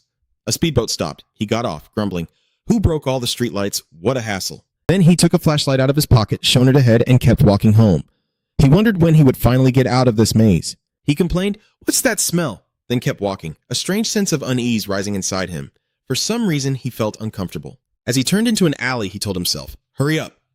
Suddenly, a voice echoed. Hey, you! That voice again. Where are you going? He replied shortly, I'm going home. The other person, hidden in the shadows, said, it's too dark here. Can I walk with you? After a moment of silence, he replied, follow me. The other person followed quietly, saying, thank you. The stranger continued walking behind for a moment, then suddenly spoke up. Hey, answer me briefly. What? The other person asked again. Are you a robot? Lot nodded. Yeah, the other person blurted out. Lat's eyes widened as he thought to himself with discomfort. What is this? Is that guy trying to mock a robot living in the megacorp area? Suddenly, Lat was startled and scared, noticing something pink in the man's hand. He stammered, asking what it was. Lat suddenly remembered a warning from a colleague. It seemed his colleague had once talked about this high-level creature. He said it only liked to take heads to play with. Lat trembled, knowing that if he didn't act now, he would become its next victim. He ran away. Let's run! Seeing the figure frantically wiping away, C thought to himself that he had already fled, but he could roughly guess the reason. Subject 26 said, baby, he's afraid of me. Sai asked, why is that? 26 replied, I don't know, but I think his heart rate spiked the moment he saw me. Why be so scared like that? Spherical amoebas are known for their cute appearance. Then you think, 26 is a mutant form, but it doesn't look much different from the normal ones. You look at 26 and wonder how anyone could be afraid of such a cute creature. I really don't understand that robot. He chuckled softly. Aha, he's a robot, isn't he? Sai noticed the smoke around him was fading, the Siam effect was gone, and he had returned to his juvenile form. You have to consume more robots to evolve into the adult form. That's all it takes. Then hurriedly running without daring to stop even for a step. Only when he saw his front door did he stop abruptly, hurried inside and slammed the door shut. Taking a sip of wine, he sighed in relief, almost meeting his maker. He muttered, I'll report on it tomorrow. Turning on the TV, he grumbled as he flipped through a few channels, bored to death.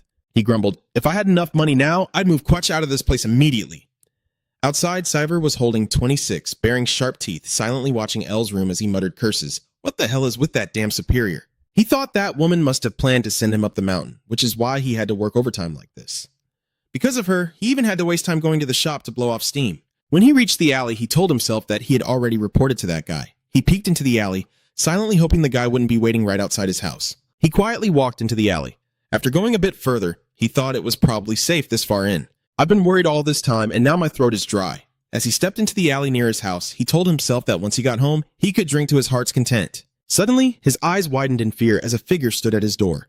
Entered the password, the door swung open. Silver stepped inside while Lat trembled outside, hurriedly dialing his phone, and the voice on the other end said, Hello? This is Residential Police Station C speaking. Lat replied shakily, Hello? He immediately explained that there seemed to be a monster in my house, watching around inside. He thought to himself, this place is too small. The layout is quite like a studio apartment.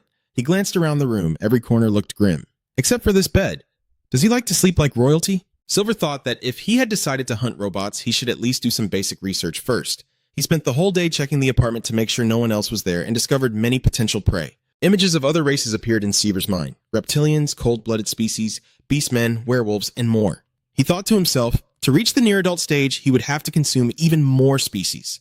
There are a total of 60 species to roleplay and 4 more to complete the set. Many players quit right at this point, which could also be considered a wise choice. Because after reaching the near-adult stage, the conditions for evolution will become even more demanding. The image of a bustling city appeared in his mind. Of course, there will be many alien species in this special commercial center. Moreover, Mangacap has diplomatic relations with the Q, so there will definitely be countless Q in the administrative area. He licked his sharp teeth, craving, thinking that collecting all 60 would be just a matter of time. Looking around happily, Silver thought, well, since I have to stay here for a while, might as well check the surroundings a bit, right? The noise from the surrounding rooms echoed back. The soundproofing was not very good. Sounds from the next room and the floor above were clearly heard, but there was no noise coming from the room below, so it was clear no one lived there. Through his ability to see through the floor, Sai realized that someone was approaching down the hallway. 3 in total, the robot and 2 police officers. He called 26 over. 26 asked, "What's up, kid?" Silver said he had something to do. He thought to himself that he didn't plan to cause trouble with the authorities yet, so he would just observe the situation for now. Since it's a planet, gathering information is easier. The two men in blue standing in front of Lat, he thought to himself that if they weren't guards, he would have taught them a lesson. One of them said, "Please open the door for us to check inside for now." Lat replied, "Okay." They stepped inside. The fair-skinned one was Glom. The other was Lat, who trembled when he heard a comment. "It looked like a pigsty here." Sin covered his nose and groaned. While he checked the corners of the room, Glom inspected the shelves and cabinets. After a while, they concluded there was nothing unusual, but Lat shouted, "It's impossible." He shouted, "I saw it with my own eyes. Why don't you believe me?"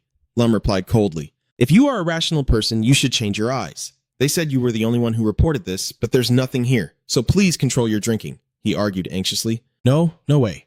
The argument was interrupted by noise from the neighboring rooms. Finally, the two guards left. Well, anyway, we confirmed that there was nothing unusual here. "We're not needed here anymore." Lat ran after them, calling out to wait. But the two guards didn't come back. They called out behind them, "If anything happens again, call us, but be careful next time." He stood still for a moment. Could it be that I was mistaken? He turned into the house, looked around, then plopped down on the bed, opened a bottle of wine, took a sip, and muttered, "Could it be that my body is weak now? Am I hallucinating?" After drinking for a while, he shouted, "This feels so good." Lying back on the bed, he thought, "Tomorrow I'll call that waitress at the bar." He grinned, knowing there would be plenty to do. The noise coming from the room below annoyed him. What the hell is that idiot in the basement doing at this hour? Please work during the day. Suddenly, Lat froze. Wait a minute. He trembled, thinking to himself, no one should be living in the basement below, right? The sound grew closer, and Lat turned around, baring his sharp teeth at him. "Let's eat," Lat said, looking at him with utter horror. The scream signaled that the prey had been dealt with. Jerry widened his eyes and asked in surprise, "What the hell is going on?" In front of him was Lat, who was saying, "I'm sorry." Jerry didn't understand what was going on. He thought to himself, what is this guy? He awkwardly said, "It's already night, lower your voice." Elle seriously replied, "I will be more careful." Jerry headed towards his own room and said, "As long as you understand, that's good enough. I'll assign you tasks tomorrow morning." His door closed, leaving Lat standing outside silently watching. Silver's teeth appeared beneath Elle's face. He thought to himself that his next target was that guy. Silver reached out to open the door with Elle's hand. He walked up the stairs in his original form. 26 asked, "Where have you been?" Sai replied, "I'm hungry. Let's eat." Grabbing Lat's leg, he thought to himself that he still had to complete the evolution task for the rest. While eating, he rated the prey. This was the second disgusting meal he had ever had. His scent was like a mix of fermented alcohol and rotten meat. He thought there might be a connection between the prey's health and its smell. If it means evolving, then I have no choice. The game screen system flashed before him, and he was delighted. Oh, there it is.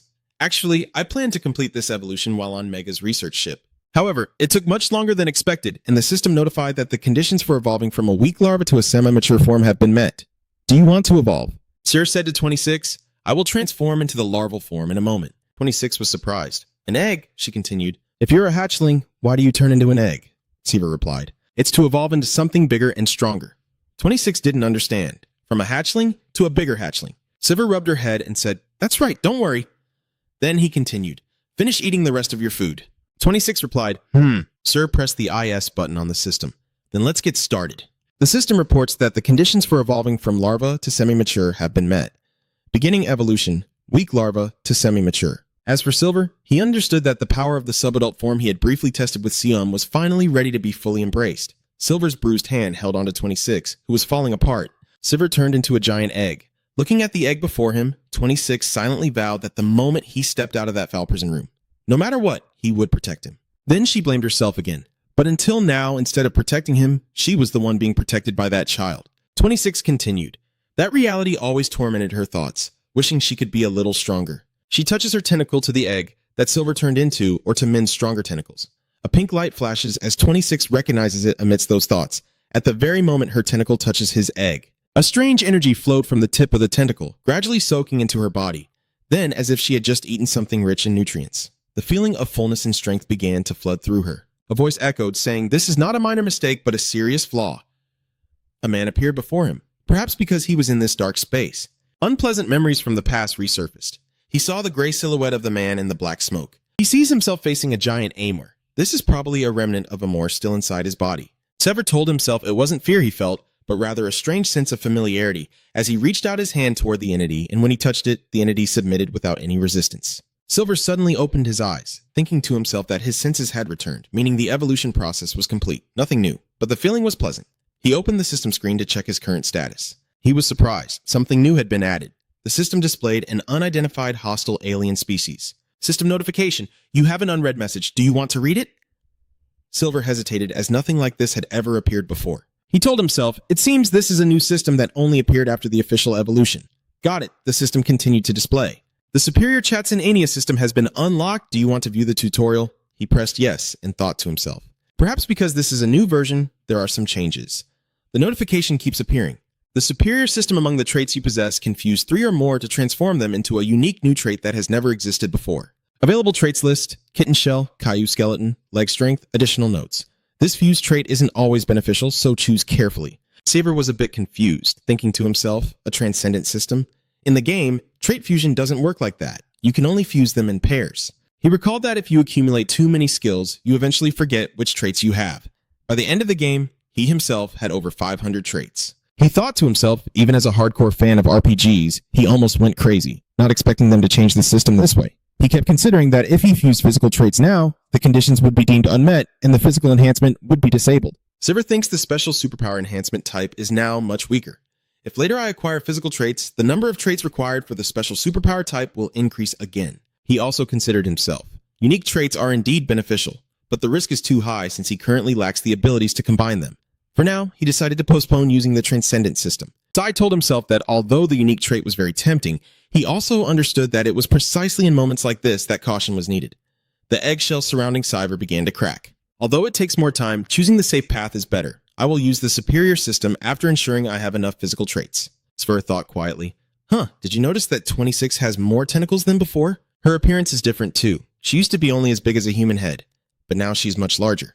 What happened? Sver asked. What is this? 26 replied. This thing is starting to grow, Sver said in surprise. Since when? She replied. When she touched the egg, she began to evolve. Sver looked at the tentacle she showed him. This is probably the tongue-like tentacle of the sea monster. Just a light touch and it can easily tear flesh apart. Sver thought to himself. 26 said he touched the cocoon while I was evolving. Could it be that 26 absorbed some of the energy from the evolution process? 26 declared, with this, I will protect you. Sver patted 26's head, thinking to himself. That's fine. You recall the image of the sea demon, the sea monster you saw in the game. A giant sub-boss creature with a body over 20 meters long and hundreds of tentacles. Having an ally like this really puts you at ease. Then you look at 26, thinking you have no intention of passing your genes to 26, but sharing food you don't need isn't so bad. Sver told 26, let's go eat, she replied. Yeah, let's go. You set your sights on the next house. A delicious meal is waiting for you there. You realize that to maintain your position, you must keep moving forward. My motto started with an insurance company in New York. The company chose to expand rather than divide limited land, actively investing in the development of space bases. Instead of exploiting Earth, they aimed for a new continent, pouring huge sums into artificial habitat technology and terraforming. The image of the rest stop in his mind began with space stations in the solar system, the terraforming of Mars, and the construction of habitats in orbit. They expanded their foundation. One of the achievements was the first space city connecting the solar system and outer space. To explore a special commercial center with an impressive diameter of 60 kilometers. Thanks to that, today many species from outside come to visit the historical structures created by humans at the special commercial center, the administrative area, the memorial tower, and a staff member typing continuously. This is the Human Resources Management Team. I request an explanation for the 3% decrease in the incoming supply. Here's the situation. Over there responds. It seems the output on Farm Planet Z1101 and Livestock Planet P82 has declined. Oliver replied, I understand. She turned to Pizarro and said, we can manage to send 20% of the staff to the entertainment district, but a 3% supply reduction is something we cannot ignore. Pizarro replied, you're right. But Oliver interrupted that 40% of the Special Trade Zone's revenue comes from the entertainment district. If the HR team lets supply drop by 3%, the entertainment district will bear the consequences. She continued, Deputy Director Pizarro, do you know what is the most important thing for a merchant? Pizarro replied hesitantly, is it credit? Oliver replied, yes, that is important too. She continued, but the most important thing is trust. Even if this time we can justify it with special circumstances, what if we lose their trust because of it? Oliver squinted and said, these are guests who have come from far away, and if they are disappointed once, they will never return. She said, Pizarro, do you understand what I mean? Pizarro replied, yes, I will remember that. Then Oliver continued, as she knew this was a crucial moment. The first board meeting would take place here.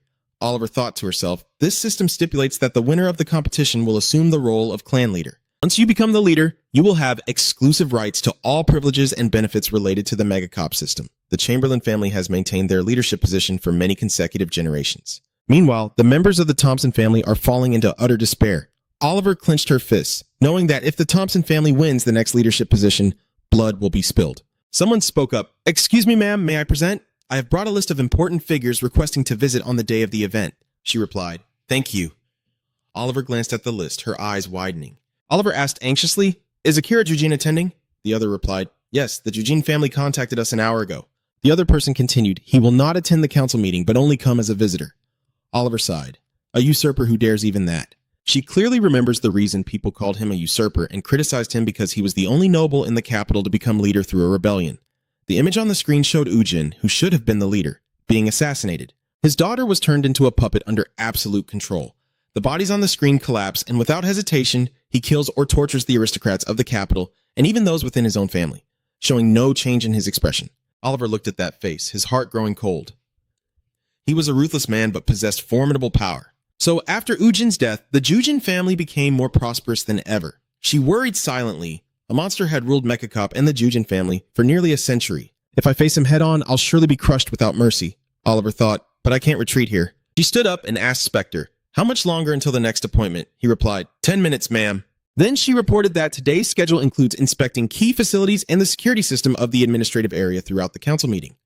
Oliver frowned, thinking that if he fails, he will turn it into a lesson. "Even if I can't win, I just need to see this as a valuable experience." She embodies my spirit of fearlessness in the face of competition and challenges. She believes that even if she fails, she can rise again, but she does not know that elsewhere. The screams of a man echo, warning that a terrible threat has taken deep root on his own land. Sivir bared his teeth and lunged at him. Subject 26 was stuffing food into his mouth. Sivir asked her, "Is it good?" She replied, "Yes." Silver glanced at the floor, wondering if it was because they cleaned regularly. This house was really clean. At least compared to the place where the errand boy lived, this place was worth living in. His eyes looked toward the newly caught prey, but more importantly, he thought to himself, even though he really wanted to enjoy this fresh meat right now, there were still tasks to complete. Silver said to 26, "I'll stop by the neighbor's house for a moment." She replied, "Okay, be careful." Silver smiled softly and walked away, first needing to take care of unfinished business. "Where did I put the communication device?" "Here it is." Sir swiped the phone. The name of the jerk he was about to call was Lat. His work contact was this idiot. "You press call." Most employees dislike their boss. The person on the other end swore just now. "Damn it, what the hell are you doing at a time like this?" Sivir said. "I'm quitting," the person on the other end shouted. "What? Are you out of your mind?" Sivir interrupted. "All right, goodbye." The person on the other end shouted. "You idiot, I knew this day would come sooner or later." Sivir hung up, knowing they would probably forget about this by tomorrow. "I need to make sure this is done perfectly." You open your laptop and send a resignation letter, his job will be a perfect highlight. Then Sivir starts scrolling through the data, the inventory list of smuggled animal surveillance devices. He told himself, just a quick glance revealed so many species. If I eat these, could I collect a lot of genes? Sai smiled faintly, knowing the surveillance had to be extremely tight. He wondered if he used Lat's voice to call an officer to eat him and forge the transfer documents, he could easily steal one or two, but for more, he would need a middleman. There are quite a few whose destinations are unclear. Sivir thinks perhaps an intermediary intercepted them halfway. Now, Min will use Law's identity to contact a middleman. Sai calculates that if the negotiation fails, he will just take out the middleman, impersonate him, and intercept the goods himself. The wrong name is Lat, right? Sivir smiled. He had left me many useful things. If I had known more clearly, everything would have been perfect. 26 cheers. Welcome back, kid. You're rushing straight to Sivir's prey. You said you wouldn't eat, don't be picky, Sivir said. Fine, I'll just take this leg. You can have the rest. 26 was surprised. Really? You told 26 that she could eat it all. 26 replied. All right, Sai just thought she'd go find something tastier to eat. Now, you're going to put this leg in the fridge. Once you're done with your role, you'll have to imitate this guy. Sivir held the phone. All right, who should I call now? According to the contacts, he doesn't seem to have many connections. The only person who might know about the intermediary, besides the boss, appears to be no one else. But if the person in charge disappears, it would cause a major scandal, so that's not an option. He speculates that he needs to find someone who would be quickly forgotten if they went missing. He stopped and saw in the contacts someone he frequently communicated with named Loy. Sivir thought to himself, maybe a friend who shares secret interests, but it was a special entertainment spot. You remember clearly that this entertainment spot is famous in the special commercial district. Even in the game, it made the news and often faced ethical controversies. Sai quietly thought, if he's the type who likes unethical things, maybe he knows something about the intermediaries. Sivir realized they were still in contact as of yesterday, so they must be pretty close. The message appeared. Because of that idiot, I quit. Forget him. I want to ask you something. C thought to himself. Let's see. Messages kept coming in. So you quit your job. That idiot is going crazy. What's going on? Sir replied. I'm tired. I'm thinking about working somewhere else. They messaged you saying, hey, this job is really terrible. Where are you planning to go? Sivir rewrote, I'm only suited for this kind of job. I think it's just because it's boring here. I'll do something similar. The other side replied with a similar job. Sir replied smuggling and things like that. He thought to himself, if the conversation dragged on, he might get suspicious, so he had to end it as quickly as possible. I kept messaging. Didn't you say before that you wouldn't do dangerous jobs? Sai replied, that's right. But Loy, come on. Do you really think starting now is a good idea? Silver replied, after careful consideration, it seems there's no other way to make money. I'll give it a try even if I start now. Lai said, okay, I'll send you the information by email. Silver sent that name. Hey, by the way, why don't we meet tonight to talk? Yoi asks, meet up. Silver wrote, I have a favorite bar in the harbor area.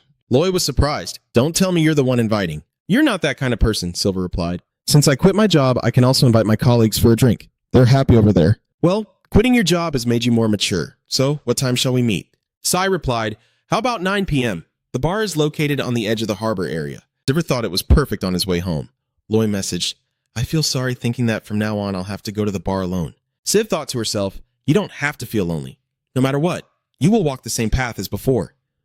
You feel satisfied.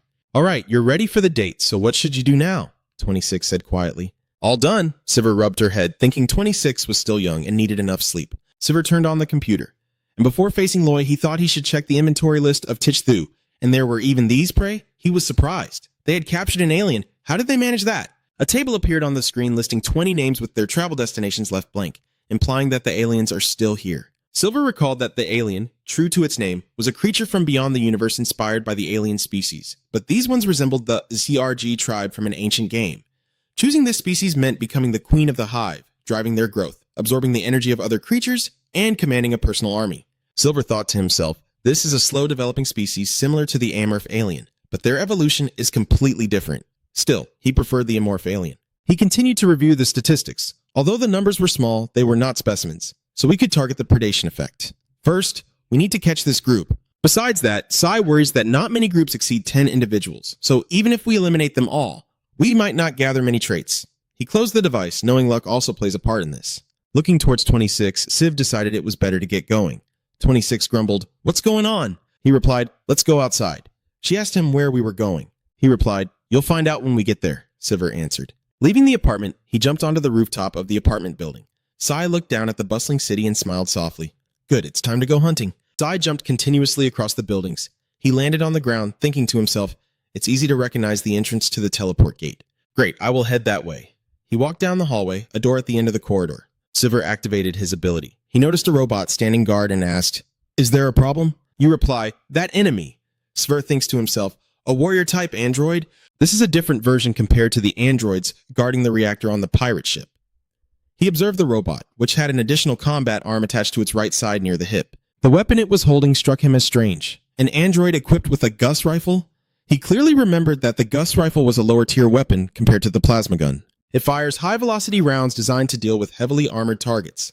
Sivir hides behind the wall, thinking it's rare for a combat android to carry such advanced weaponry unless it's a special situation requiring it.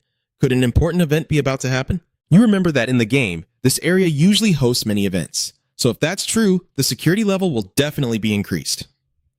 The robot turned its head to check around, then walked away. Silver thought that when he came back earlier, everything was normal, but he didn't expect things to turn out like this. He was now on alert and needed to move more cautiously. 26 asked where we were going. Sivir replied, we are heading back the way we came. Your original plan was to create a nest and then release the spores. But if something is about to happen, everything has been more closely guarded. Now the plan will change. Sivir thought he needed to set up a surveillance network immediately. A green light spread around him. Silver breathed a sigh of relief. The surveillance system was complete. You know that in many different areas, spores will grow to form a new type of nest. Sir pushed the manhole cover up from below, and you smiled just as you thought. There was no one here. Sir reminded Subject 26 to wait here. She could only follow orders. All right, turn around. Silver had disappeared in an instant, surprising even Subject 26. He said with a sarcastic tone, because anyone who sees you will run away. Subject 26 replied, understood. You also analyzed that this area is a military border zone, so no one lives here, making it an ideal place for hunting. Someone's silhouette approached from afar. Silver frowned in confusion. Being a woman? You'd think with a name like Loy, I assumed it had to be a man. Silver seemed very surprised. It was unexpected that she was just an ordinary girl. With this appearance, she didn't seem capable of picking even a single flower. You kept wondering how she would be treated in the red light district. Silver hadn't stopped analyzing. Maybe she's the type to break someone's back with a cold expression. Lo, finally standing in front of him, cut through his thoughts. Sai put his hands in his pockets with an expressionless demeanor. At this, Loi's face grew angry, gritting his teeth in displeasure at the meeting place. Damn it, why do we have to meet in such a deserted place? After a brief silence, Silver calmly replied, This isn't something to discuss in public, right? Loi agreed, saying he was right, and also expressed doubt to Silver that she wasn't easy to deal with. Are you still wearing your work uniform even though you've retired? You were surprised and wondered to yourself, in Lee's eyes, do I really look like I'm still wearing my work uniform? That's because the simulation agency also replicates the clothing. Why does Silver think that way? Because the simulation agency collects genetic information along with other sensory data to accurately recreate the target's appearance just before they die. It simulates cells, fabric materials, and even what's inside. However, it has the limitation of not being able to reflect things that don't belong to the target and have been swallowed. Your thoughts kept going. In the game, I didn't have to worry about clothes not fitting the situation, so I let my guard down. From now on, I'll have to be more careful, Silver calmly replied to Loi. I simply don't have any other clothes to wear, she sighed. At least you should buy a normal outfit. Loi looked displeased. After quitting his job and everything, he had been suspiciously eyeing everything around him. Sai wondered, what's going on? She only replied that there had been a strange scent lingering since earlier. You kept asking, what exactly was it? More importantly, can she provide information about the intermediary for me? Lo crossed his arms and turned away. Are you planning to talk about that issue right here? Silver explained. If there's a risk in the bar, someone might be eavesdropping on us. She relaxed her expression in agreement. Oh, this is a conversation that would cause trouble if someone else overheard it. Lo handed over a rectangular box resembling a server. The information about the deal with the intermediary is in here. The file will self-destruct within a day, so make sure to remember it well. You take it with a really complicated attitude, Loi said. That's just the nature of this job. I will send you his contact information right now. Sver's phone received a message saying you have received Loi's contact information. The message with the abbreviations makes you think. Do they use initials in case someone gets caught? The deal is done, Loi smiled. This exchange ends here. We should go have a drink. Silver reluctantly agrees. All right. She patted his shoulder. You're the one who invited me. Suddenly, Loi discovered something truly terrifying. Her eyes widened. Huh? She stepped back in fear. Who are you? Silver whispered with tears. Well, it seems I've been discovered. The simulated organs just can't fool the sense of touch. She quickly turns to run, screaming in fear. Help me! Siv overreacted and quickly covered her mouth. His hands grabbed her wrists and wrapped around her body. He was very proud of this variant. I was supposed to have only 2 arms, but in this variant, it's different. She's being grabbed from all sides. Sai leaned in close to lie. In the game, I often took advantage of sensory distortions and the monster's shape-shifting abilities to control my opponents. You happily lift Loi into the air, crushing her with your hands, blood splattering everywhere. Siv declares, the hunt is over. I will deal with the corpse right here. His mouth never stopped moving. He chewed Loi voraciously. Silver was satisfied with the judgment. Loi's taste was ordinary, nothing delicious, but not terrible either, just an average flavor. He transformed while teasingly thinking of L. After all, it was still better than something terrible from L. Silver had transformed into Lie. He raised his hand, moving constantly, calculating that, with this, he could now transform into Loi. The next step was to clean up the mess while thinking. Erase all traces of Loi. I think just throwing the skeleton into some secret tunnel will be fine. Silver quickly left the scene, still figuring out what to do next. When I get home and review the data, I'll have to decide whether to meet the intermediary or not. Before long, Silver was back at Subject 26's location. You're very sharp too. The scent of the prey makes you shy. I just ate my fill. You still haven't forgiven Sver. Where's my share? You were sweating when asked that because you already ate all the prey. Next time I have to remember to save a portion for number 26. Scene shifts to TNC port area, the warehouse management team. It's late. Mal Lo passed by the machine area and still saw Thunder sitting there, so he asked curiously, Hey Thunder, you're still here? He frowned and replied, You go ahead. I still have work to do. Mal Lo said, All right, goodbye. Thunder looked up at Mal Lo with irritation, pulled a computer from under the table, muttering, Damn it. He stared at the screen bitterly. All of this could have been turned into money. Do you have any idea how much I lost because of those bastards? This morning, I could have secretly shipped it to another planet, but the board members tightly controlled every outgoing shipment. So all the creatures I planned to transport were held back. He still grumbled bitterly. Do you know how much money is lost just by being 1 day late? Damn bastards! With everything invested in this surveillance operation, suddenly the phone vibrated, cutting through his train of thought. Huh! The phone screen shows you've just received an encrypted message from L. Tho exclaimed, The fool! I told her things have been really tense lately. And the message's content left him shocked and confused. Huh? An alien monster? Someone actually wants to buy that? He leaned close to the phone, skeptical. If I remember correctly, that creature is extremely dangerous. Who would want to buy something like that? Thunder convinced himself it was true and reassured himself. Oh, that makes sense. The buyer is someone from the administrative district. They like collecting rare beasts and antiques, he said with a smug smile. I know that girl is pretty skilled, but who would have thought she has connections with the people in the administrative district? Should I ask her for an introduction? The message appeared as usual. Time, 10 p.m., location near the crane by the container area at the port. Thunder angrily threw his phone on the table. But the deal in the administrative area is really convenient for me, no need to transfer the goods outside. Now, all he has to do is wait for them to finish their part, and just as he's feeling smug, a message arrives. Humph! After reading the message, he completely shifted to a dissatisfied expression. Huh? She wants to change the time to midnight? She's asking to make the deal when the surveillance is this tight. His hand dialed the call while his lips kept mumbling. Now she wants to change the time too. Thunder immediately sensed something was wrong. The person on the other end picked up. Hello? Yes? Hey, what are you planning? You've never changed the time before. I don't know what was said, but he said softly, it's because I have to work overtime. The person on the other end replied, what does working overtime have to do with it? Thunder didn't understand what she was saying. He wondered, why is she saying that all of a sudden? Thandler talked about the incident that Fong Fan overheard. I heard from a colleague that a reckless person tried to smuggle a bizarre creature that lives in the nearby mountains and got caught, causing a huge scandal. He expressed his doubts, saying it was probably because of that mountain monster incident. The person on the other end confirmed, yes, that incident is what made me work nonstop. Thunder encouraged her, acknowledging that she was truly exhausted. He smirked slightly, wanting to end the conversation. All right, I understand. Is 1 a.m. okay? Fine, we'll meet later. Thunder was the mastermind behind that phone call, growing more suspicious and increasingly convinced something was off. Even though they were a secret religious organization, why conduct a deal at midnight? He thought I needed to take precautions, so he picked up the phone right away. Hello, it's me. Come with me for a ride. The two of you seem to have known each other for a long time, so you know where to meet, right? Be there before 1 a.m. He showed contempt. That stupid fool. She sits in silence, staring at the computer screen. I don't know what she's plotting, but if she has any malicious intent, I'll eliminate her immediately. You whisper to yourself that the S-broker is a very cautious individual. Well, that's not surprising. He keeps circling around the identity of the middleman, but this is just speculation. However, this guy could be in charge of managing confiscated assets for the supply team or a security officer in the port security team. In short, he is a calculating mid-level silver manager. If I handle him carelessly, the consequences will be very complicated. With so many people involved, they will soon track me down. I want to find a way to exploit this author for the long term. After some consideration, C was satisfied.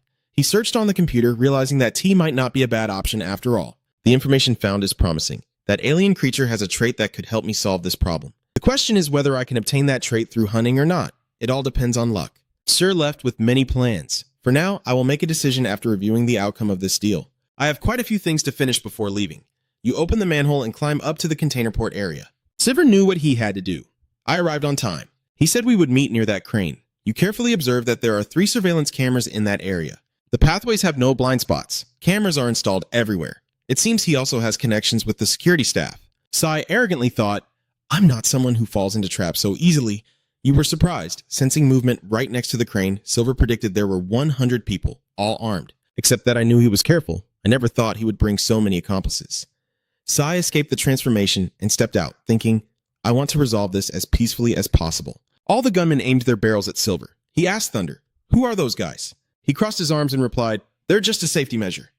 Silver stepped in front of Thunder, who was wearing a sly, triumphant smile. So that's how it is. Silver had many worries of his own. I don't mind, but there is one troublesome species among them. Wolves. You hesitate when facing the wolves. My camouflage ability can deceive all 7 wolves. However, their exceptionally keen sense of smell is stronger than that of other races. I need to finish this as soon as possible. Stepping into the deal, Silver spoke first. Where is the item we agreed on? Thunder pointed to the right side. It's in the cold container over there. You approach the computer next to him. As always, once the transfer is complete, the password will appear on the screen. Silver completed everything, confirmed the transfer with the password 16R4FN, and looked at the computer with satisfaction. Good. With this deal, I've eliminated a problem. Sever turned his back and walked away. The deal is done. I take my leave. Thunder called out, saying it was the boss who introduced you to that cold at headquarters, right? You're so cold. Yes, that's right. He even threw in a bonus. That man is also quite capable. Could you help me connect with him? I will give you a bonus every time a deal with them is successfully closed. Sever turned and walked away.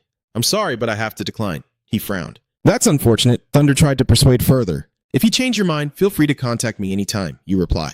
Then suddenly Ket spoke up. Hey, wait a minute. Everyone turned around in shock to look at him. He ran quickly to where you were while Thunder looked on in confusion. What's wrong with Ket? Ket is sniffing Silver face to face. He expressed that she seemed very suspicious. Tho wasn't so sure either. Suspicious. I've dealt with that girl quite a few times already. He frowned uncertainly. He continued, but clearly she is hiding something.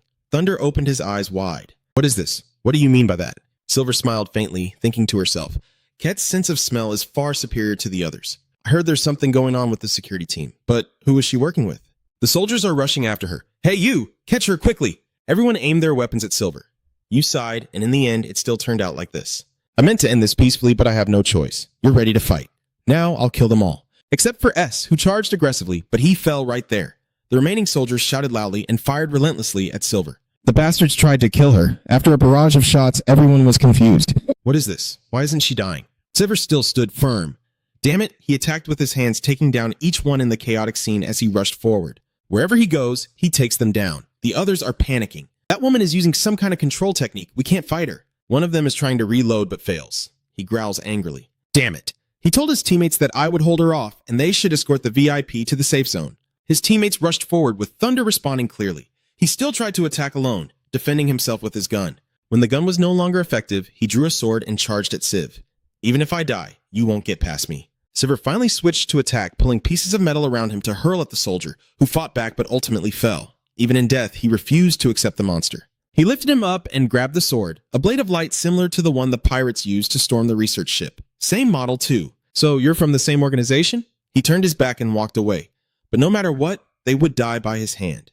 His abilities are impressive, but he picked the wrong opponent. Sivir stands before the defeated Keat. More importantly, this is V, an extraordinary species capable of shape-shifting to adapt to its evolutionary conditions. Sivir flipped Ket onto his back. His plan to contact his intermediary had failed, so there was no need to pretend anymore. He decided to deal with this prey, and there would be no problem absorbing Vo's genes, right? He lifted the prey to his mouth, opened wide. Now it was time to eat, and as usual, he judged the food to be better than he expected. He flicked off the remaining fur. Besides the special coat, Vaughn was quite tasty. Sivir still hadn't stopped judging. The flavor was somewhat like the cat he once ate, like a juicy hamburger. Unfortunately, you have to save some for later and plan your next move. You need to deal with S and the fleeing guards first. You already have your own plan, the distance is just too close. It seems they're avoiding the security cameras too much, so they can't run far. Sir realized and suddenly remembered that there were no people with androids around here either. He used his connections to change the patrol route. After all, smuggling is a serious crime in Mangacap, but ironically, his own vigilance has led him straight to his doom. You're proud. He probably never imagined there could be a creature like me in this world. Thunder is fleeing desperately while Silver looks on smugly. The hunt isn't over yet. Thunder is still running. The fox snapped. Damn it, do you think I'll just give up? The soldier stopped, gasping for breath. Sir, Thunder growled. What? He expressed. I think we should go to the police instead, he said, eyes wide open. Huh? He waved his hand dismissively. If we show ourselves to the police now, we're done for, the soldier stammered. But we can't fight it. Thunder slammed his foot on the ground in anger. Now we have to rely on them for protection. Damn it, he thought bitterly. It stings to admit, but it's true. Buying time is better than dying. Thunder calculated, luckily there's a police station behind that iron fence, and I've bribed the local security a few times before. He turned his head back. It was time to enjoy the fruits of his labor, so he had to go there. Suddenly, his eyes snapped wide open. In the distance, Silver finished off the remaining soldiers, his face radiating deadly intent. Thunder trembled like the plow, standing face to face with a bloodless cut. A monster. The last remaining soldier grabbed Silver's leg, desperately pleading. Please, sir, he shouted. Run! Run quickly! Thunder flinched, too slow to react, and the man turned his back and fled in haste. His face was covered in sweat as he looked ahead. The escape route was near. In front was a gate, and he muttered, I just need to get through there. I fell flat just a little way from the gate, pain shooting through me. What's happening? He didn't understand what was happening. What is going on? Silver stood right in front of him, lifted him onto his back, and moved away. Thunder was desperate. Damn it, where's it taking me? Silver crossed the road to a door, threw him down, and began entering the code. What did he think it was going to do? After a moment, the door opened. He slumped down by the door in fear. Please, Silver, go inside. He prayed to himself, someone save me. You just touched something wet. What is this? Did he just pee his pants? That scared you so much? You think, but this guy is important. You can't kill him just yet. Silver approached a box and opened it, needing to deal with these things before facing the remaining intermediary. Inside was something very strange. The OPs are an unlucky race stripped of their psychic powers by Vortex Wham, the strongest race in the game.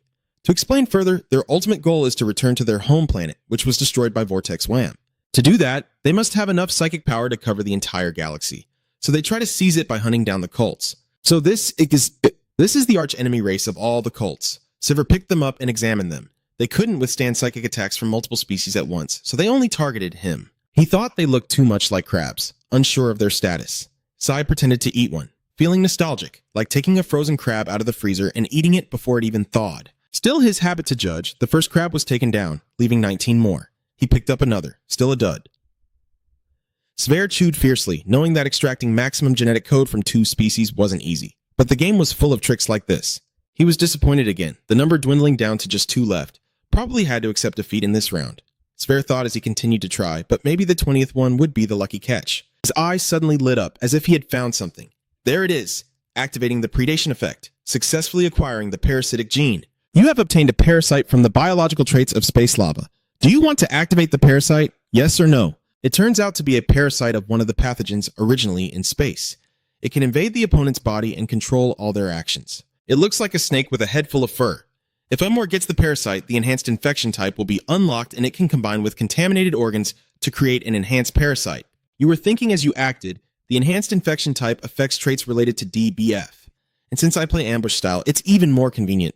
A message appeared on the screen and you tapped it without thinking. A reaction occurred. You feel your body changing. The parasite that can merge with the existing contaminated organs has been activated. The parasite and contaminated organ have merged, evolving into a wide area parasite trait. The wide area parasitic effect from the contaminated organs is gone.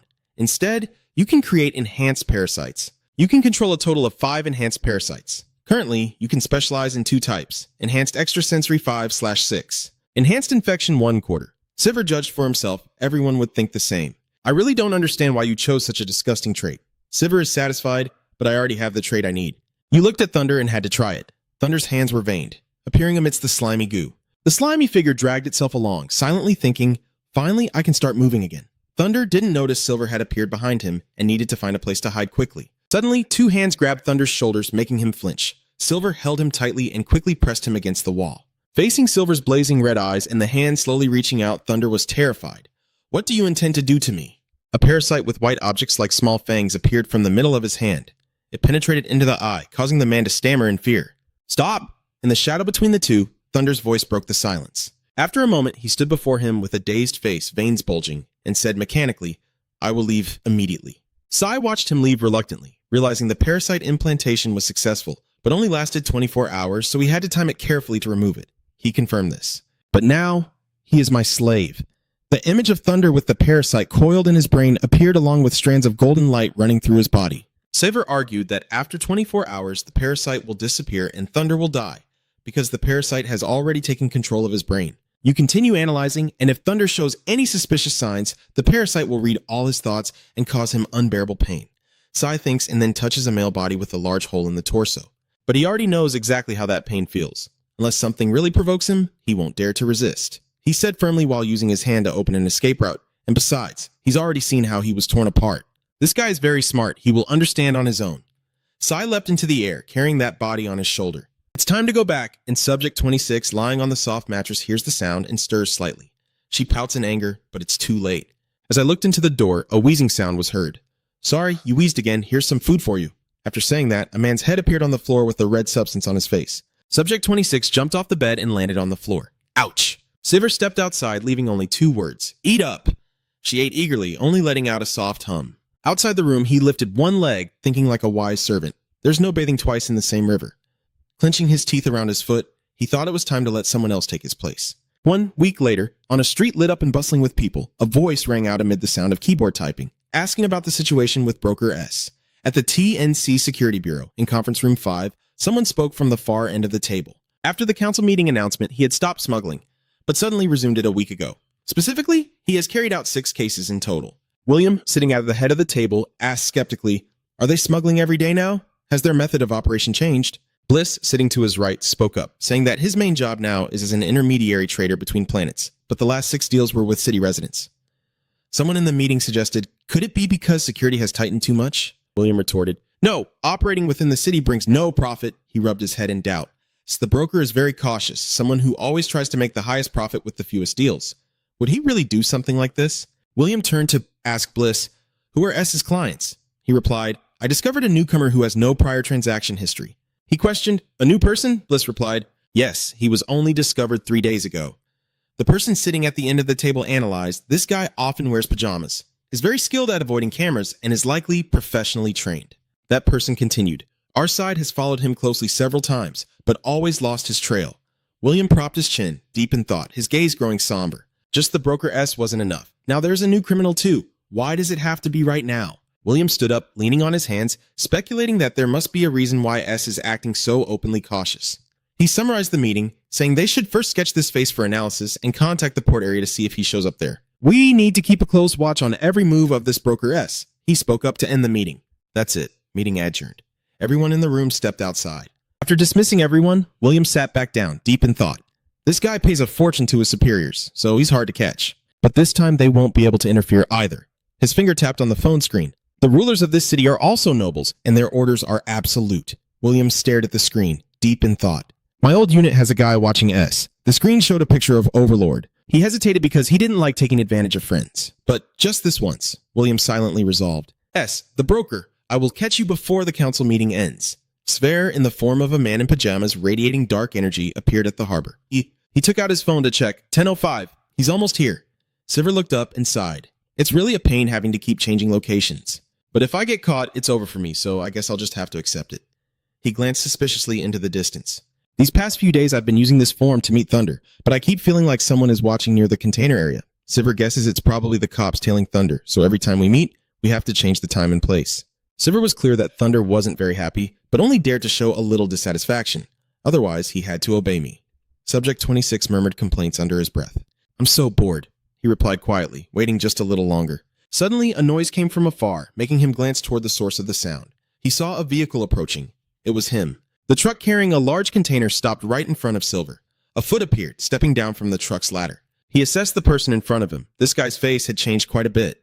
Thunder appeared with a gaunt face. Silver remarked, You've lost about a third of your weight, haven't you? No wonder. Being tormented by parasites 24/7. He suddenly dropped to his knees, stammering, I brought the goods just as you ordered. His whole body trembled before Silver, who was now emitting dark smoke. He stammered, begging you. You raised your mutated hand and the black parasite appeared again. You fear the parasite in your head more than me, don't you? If I don't remove it, you will die. With that, Silver directed the parasite to burrow straight into Thunder's eye, crawling through his nose and making him cry out in pain. The black parasite fell onto the ground along with drops of his red fluid. Tho still trembled, kneeling before him, his hand clutching his nose as he softly groaned. Sai suddenly asked Thunder where the goods were. He startled, eyes wide with fear. Thunder's hand hurriedly performed the actions to unlock the truck door. He stammered, Here it is. The truck bed door slowly opened. Silver stepped in holding Subject 26 in his hands. She quietly feels it. It's so cold. He let out a soft breath. So, I'll wait outside then. Subject 26 refused. It's okay. I just suddenly felt a bit homesick. Thunder looked inside, then bowed awkwardly. So I'll wait here. You walked while thinking. Let's see if today there are 5 plant spirits and a mutated fairy. Silver's face was full of thought. He focused and pondered. Mutated? He curiously looked into the cabinet where cold air was rising. I've never encountered a mutated fairy wing in the game before. I wonder what it looks like. His hands worked curiously on the control panel. Is this some kind of bird? Then it probably tastes like chicken. The freezer slowly opened, releasing cold air. He curiously peeked inside. Silver suddenly froze, staring intently into the freezer. Subject 26 saw this and asked, What's wrong, kid? Siv stared intently, thinking, This is not a winged coin. Inside the freezer is a winged creature. He silently guessed it was a Galagon larva. The legendary space dragon, a Galagon lamb, is a creature based on mythical dragons, and usually behaves very differently from the common types in the game. They move in packs like lions, with members surrounding and protecting the newborn blue Galagon. In the game, this behavior is considered a unique trait. Specifically, this is the ability of a young Galagon to summon 7 herds. Sai-V looked at the baby dragon and made a judgment. If the system in this world operates the same way, then things are pretty dangerous. If it can summon, this place will be nothing short of hell. Questions slowly formed in his mind, but how did they catch it? Simple smuggling operations aren't usually that easy to crack. Sai stood in the middle of the truck filled with rows of cabinets. He looked at everything with suspicion. Very suspicious. But one thing is certain. Silver is convinced that someone wants to sabotage this operation. His eyes blaze brightly as he silently resolves to find out what's really going on inside first. Thunder rushed in, stammering, Did you call me, sir? Silver stood pointing at the freezer containing the larvae and asked, What is this creature? The man followed his hand, sweat beading on his face. Which one? He stepped closer to the freezer, looked for a moment, then hesitated. It's a fairy wing. Judging by his confused expression, Sai guessed he didn't know anything either. Makes sense. This creature is so rare if you don't know, then there's nothing to do. You keep asking, who brought it here? Thunder nervously sweats and stammers. It seems like it was Jay, I guess. He hurriedly corrected himself. That's right, it was J.O. He was caught with this creature and thrown in jail, but managed to escape. Silver's suspicion grew as his face tensed. I've heard that name before, I should remember it. A face appeared in Silver Anno Russell's memory, a subordinate of Sen Ian who once fought me. He is the head of crisis management on the Comet research ship. Calmly, he analyzed that Sen Egan already possessed the distinctive Galagon Claw ability, so of course he would know their habitat and nesting places. As a subordinate, placing Galagon in the space city is no challenge at all. Looking up, Tran continued to think. In other words, the Egan clan faction plans to attack Tessaiki City. Are they on the same level? He vaguely realized something. This scene felt familiar. Sai turned to ask Thunder, "Is there any event happening in the city?" He asked back, "An event?" He continued, "You mean the board of directors meeting?" Sarah asked skeptically. Board meeting. Thunder wiped his sweat and waved his hands to explain, "Yes, they will choose the next CEO for Megacope Corporation at that meeting, so all the senior directors will be present." He kept babbling, "There are 23 days left until this meeting begins." Realizing this, the problem was clear in his mind, and finally everything made more sense. There will always be situations like this in the game. Sir is confident in his guess. An event where all players belonging to Megacop Corporation engage in internal conflict. According to the story, the Mega Corporation is controlled by the strongest family, and the supreme leader, the CEO, is decided through a vote. Players from the family whose representative becomes CEO will receive great privileges and immense power. To ensure their candidate wins the CEO position, they won't hesitate to use any means to eliminate rival candidates. That's just normal. Silver imagined Jaso pushing the freezers. He deduced that Scene likely ordered Jay to smuggle goods to use as leverage during the council meeting. Silver continued analyzing that he was probably hiding somewhere in the city, waiting for the right moment. Jay's lover is dead, so they couldn't know how far the plan had progressed. He held Subject 26 while looking down at the open freezer, deep in thought. I really want to have Galagon's power, but not right now. If I wasn't tied up with that meeting, I would have eaten and slipped away already. If I'm being watched too closely, I can't do anything about it.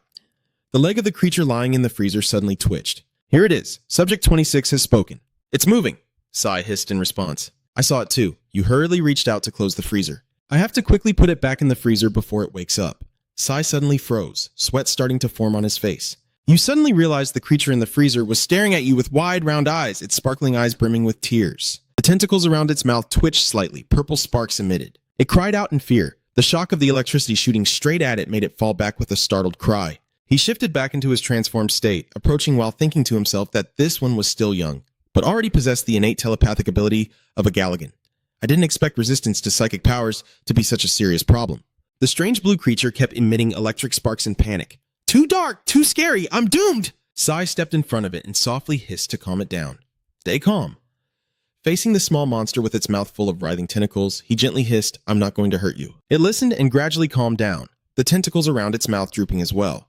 It looked at him and said, You have grown up, I trust you. Sai was full of suspicion. Does it think I'm one of its kind too? Are you guessing it's because of the tentacles on my head? The white Galagon has similar tentacles, so it probably mistook me for that kind.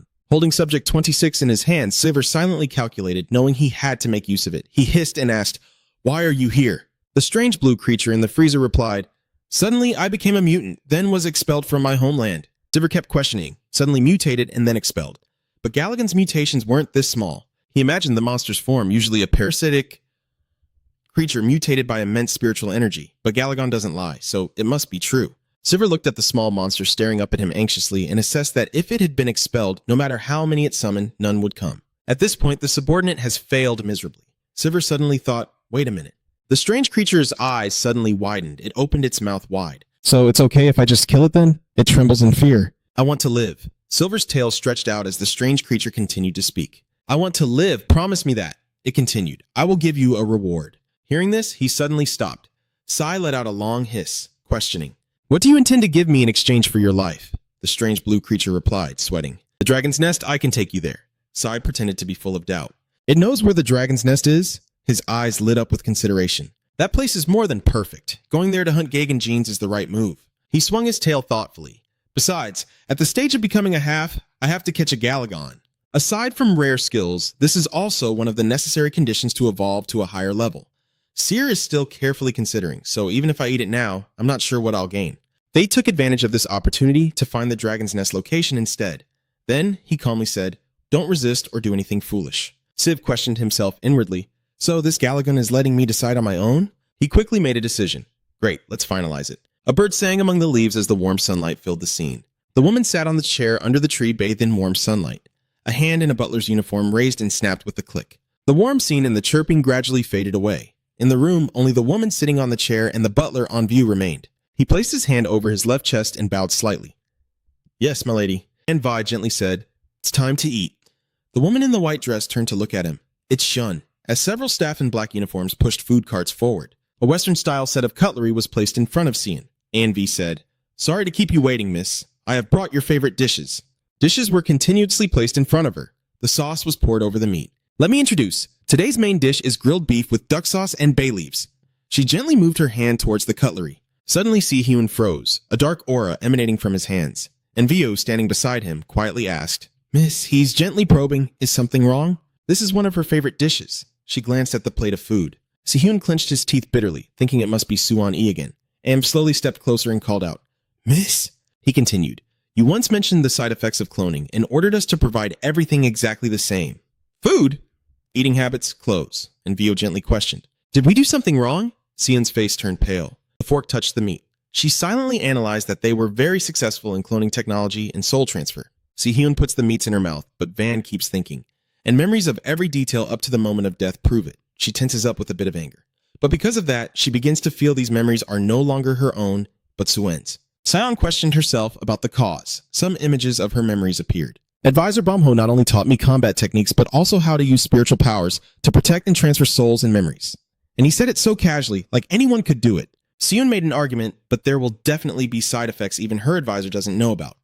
I recalled the images of the room where the memories were transferred, so I was already mentally prepared. Si-Hyun's face turned a bitter, his mind full of thoughts, but who would have guessed that the uneasy feeling would be so overwhelming? What a hassle, he muttered. "The council meeting is about to start, right?" And Vi bowed and replied, "Yes." He provided additional information. According to confidential sources, Akira Egan will be arriving as a tourist. Si-Hyun suddenly focused on the word travel, chewing the meat in his mouth. When did that old man learn to joke like that? Squinting, Si-Hyun thought the old man was just clinging to his last bit of life, but that didn't mean he was cowardly.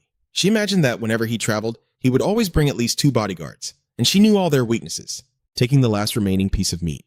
My original plan was very simple. I would personally kill the clones and then retreat. The rest will be handled by the Galagan shapeshifters. Sion turned to ask Anv.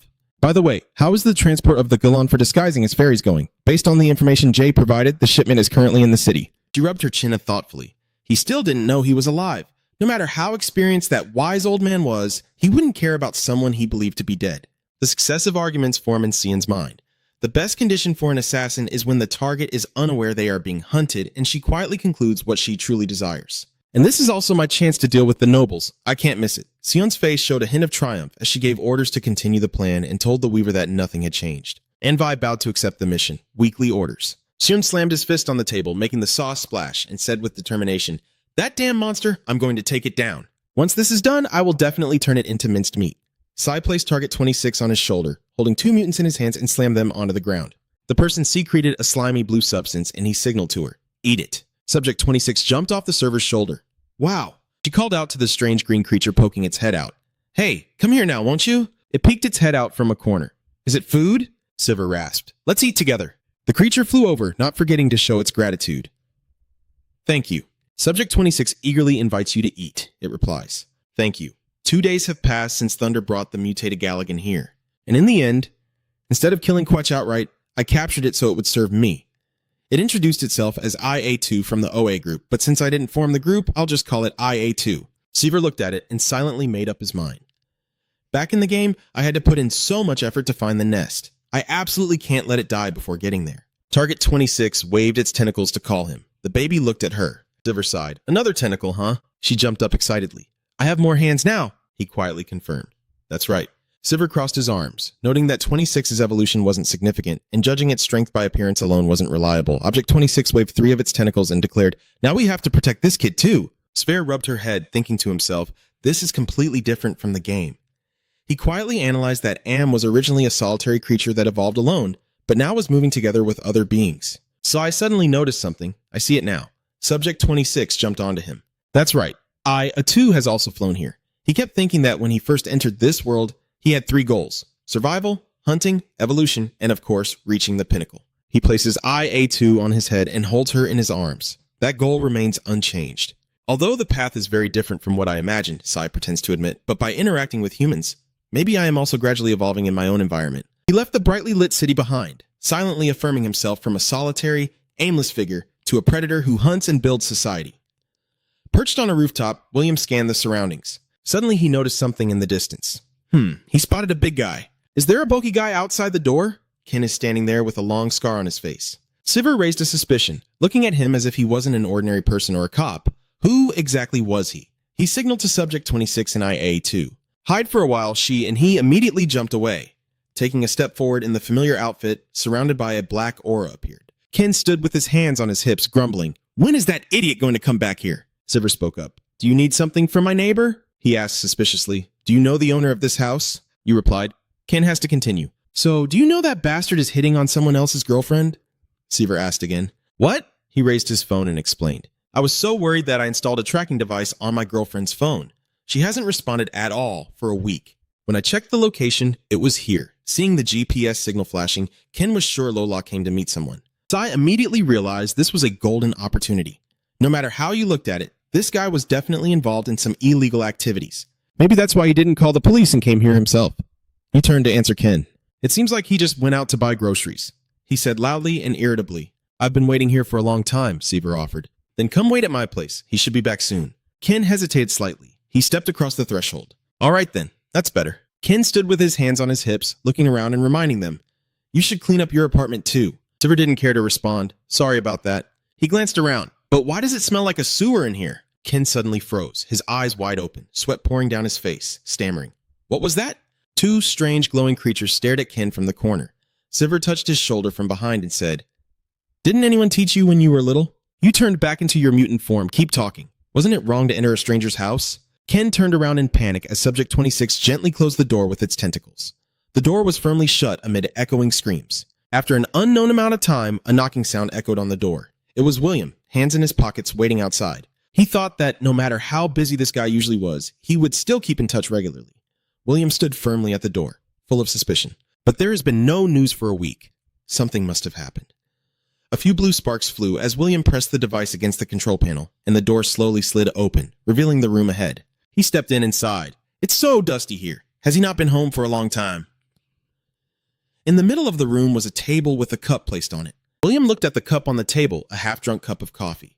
He examined it closely and noted that the liquid had completely evaporated, leaving only dry residue clinging to the sides. It was probably because it was kept in a room with dry air. William thought and concluded that something must have happened. Thinking that, he began to inspect the surroundings. He pulled open the drawer but found nothing suspicious.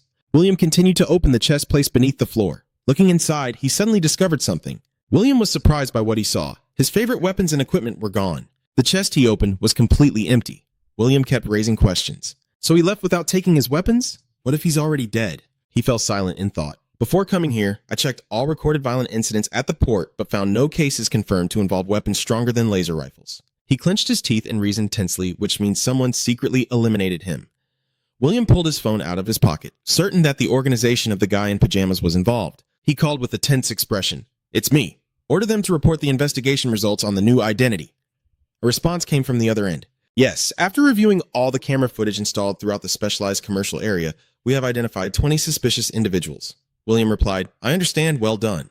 William sat down on the sofa and gave the order. Send me the information on those people. On the other end, the phone acknowledged the command. He stared intently at the glowing phone screen, continuously scrolling as each person's profile appeared one after another. Suddenly, William stopped as if he had discovered something.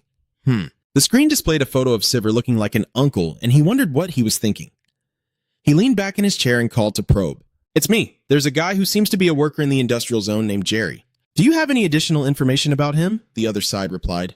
There are no charges on his record, William questioned. Does his face match the edited photo? The other side replied. I called his workplace, but it seems he hasn't shown up for a long time. Jerry was just a part-time employee, so no one really paid attention to him. William frowned and gave the order. Understood, check the remaining 19 people. The other side responded. Yes. Turning off the phone, he began to analyze. Someone of low status without even the right to be called human, just a simple part of the system, and no one would notice if they disappeared. William pondered silently. More people died in entertainment districts than on the battlefield, his face growing tense. In this rotten city, human life was utterly disregarded. William put his phone in his pocket and stood up. No. Before leaving, he glanced back at the cup of coffee on the table. William turned and ran outside. I am an agent of the Mangacap Corporation. My mission is to hunt down the criminals wreaking havoc around the world.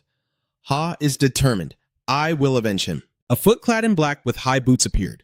William quietly stepped out from behind a wall. Standing in front of the apartment lobby, William assessed this place, apartment building C where the guy in pajamas lives. He climbed the stairs step by step, guessing it was probably on the 3rd floor. William walked while assessing the situation. The building was made from cheap materials to cut costs. I have a friend who once lived in a similar place, but this is even worse. He suddenly felt that something was wrong, especially the soundproofing. He gradually became tense with beads of sweat quietly forming on his face. William felt around as he reached into his shirt.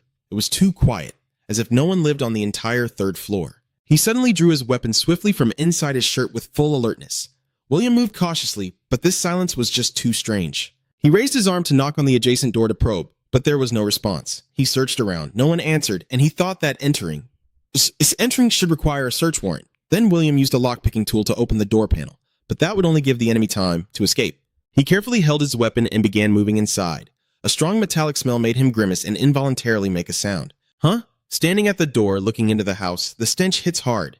It's the smell of blood. He held his weapon and moved deeper inside, following the bloody smell, his mind constantly analyzing.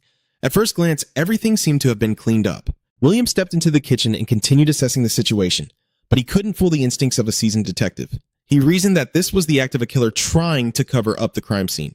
The refrigerator door opened, and the sight inside caught William completely off guard. He found the source of that strong, fishy smell. Here it is. The refrigerator compartments were all filled with red fluid. He nervously ran outside while making a call. It's me. I've discovered the accomplice of the broker. William hurriedly reported. The location is the Cooperative C apartment building. I need immediate backup. Silver sat to the side, busily chewing his food. In his hand was the upper half of a mutant. Suddenly, a bright screen appeared before them with scrolling text. Silver couldn't help but marvel. The final hunt has finally yielded results. Taming a wild beast? The text appeared. You have met one of the conditions to evolve from juvenile to adolescent. Intelligent creature 2/1 incomplete. Humanoid creature with intelligence 12/20 not completed. Intelligent creature using spiritual energy 0/20 not completed. Activate absorption effect. Successfully obtained wild beast claw. Obtained wild beast claw from the biological trait of the wolf. Do you want to activate the wings? Sir read while examining. The 4th floor probably only has wolves left, but unexpectedly, there's an additional trait here. You put your finger on the screen, and right when I was missing another body-related ability, the display asked, do you want to activate wings? Silver hesitated for a moment. Yes. The claws on his hands twitched slightly, making a clicking sound. Silver watched and quietly made his plan. Use this to clear the floors, then I'll handle the unfinished parts of the tasks, and after that, prepare for the raid on the cult. With the image of the horned people flashing in his mind, he thought hunting them down wouldn't be a problem.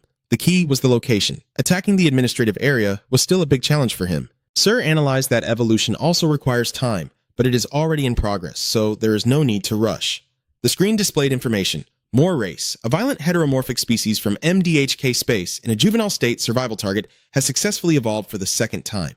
The current traits include super senses combined with regenerative chitin wings, paralyzing venom fusion, enhanced outer armor, green acid blood, strengthened legs with mimicry. Fusion, natural regeneration, tentacle blades, predatory claws, super strength, integrated hunting senses, monster tentacles, and stomach mouth. X-ray vision, superhuman ability, dormant parasitic traits combined with enhanced physical strength.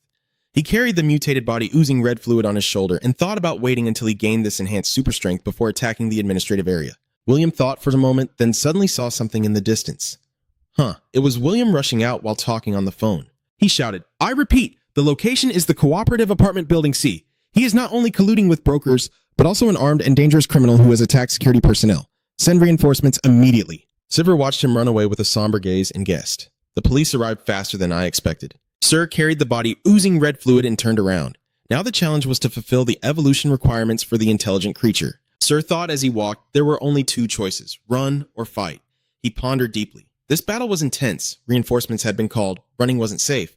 What if they trapped his secret base in the sewers during the chase? Silver's claws scraped against the wall. That's right, there was only one way left. He had made his decision to fight next. As he moved forward, Silver thought they would have an overwhelming advantage. So he had to deal with each one in the cruelest way to throw their ranks into chaos.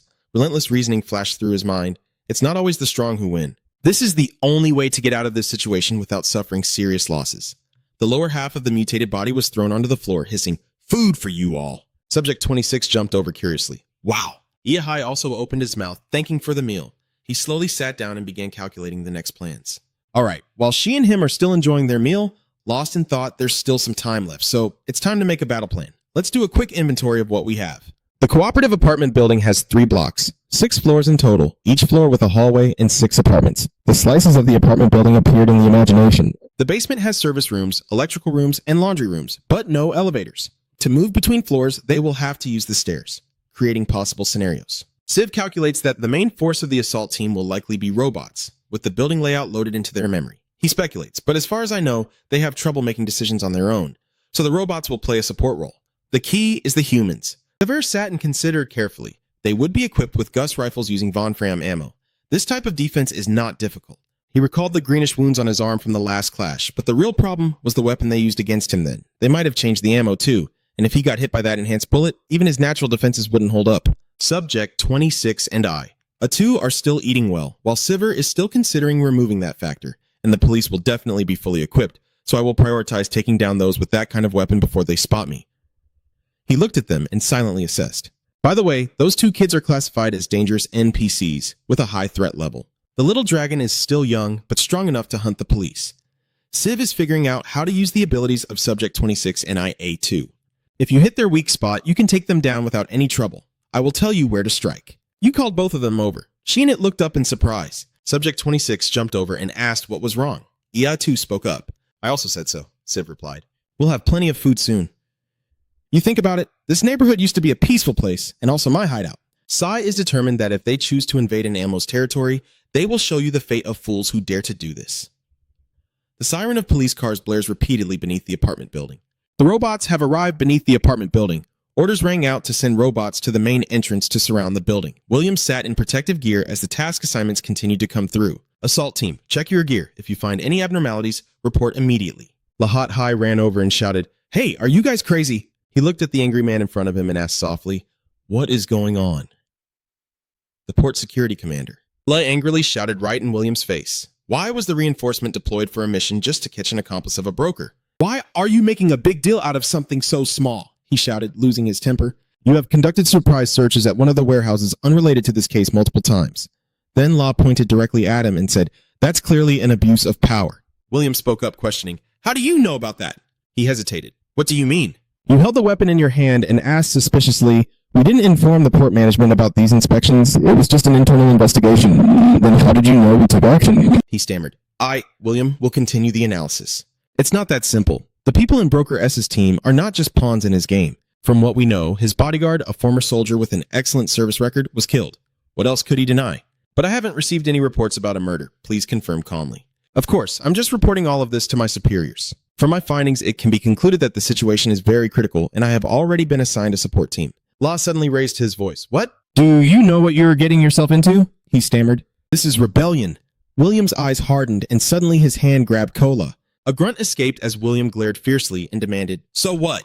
What's wrong with overthrowing a corrupt leadership? And that's not all. Do you really think your superiors don't know how deep you're involved in this?" Law stammered in fear, then put him down on the ground and shouted, "Be quiet. Your game is over." Law fell to the ground, coughing harshly.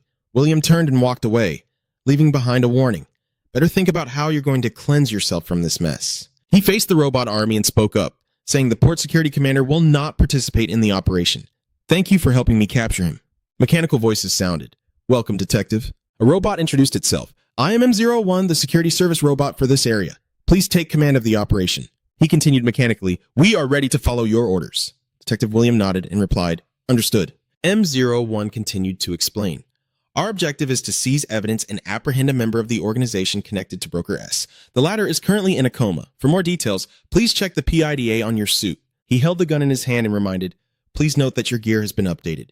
This is the new tactical suit with enhanced protection and allows the use of medical aids as well as stimulants." William replied briefly, "That's useful." M01 continued to explain the super shield installed on his left wrist. This equipment was developed by the Ganmello family with support from the Colt. He looked at his wrist and questioned the super shield. He guided William on how to use it, saying please press the purple button at the bottom of the terminal, and William followed the instructions. As soon as he pressed it, a shield made of hexagonal shapes immediately appeared beside him. The machine says that if you use a helmet, you can activate the shield through it. This equipment was provided to support you after the last board meeting. William responded with thanks. He raised his gun and then turned around.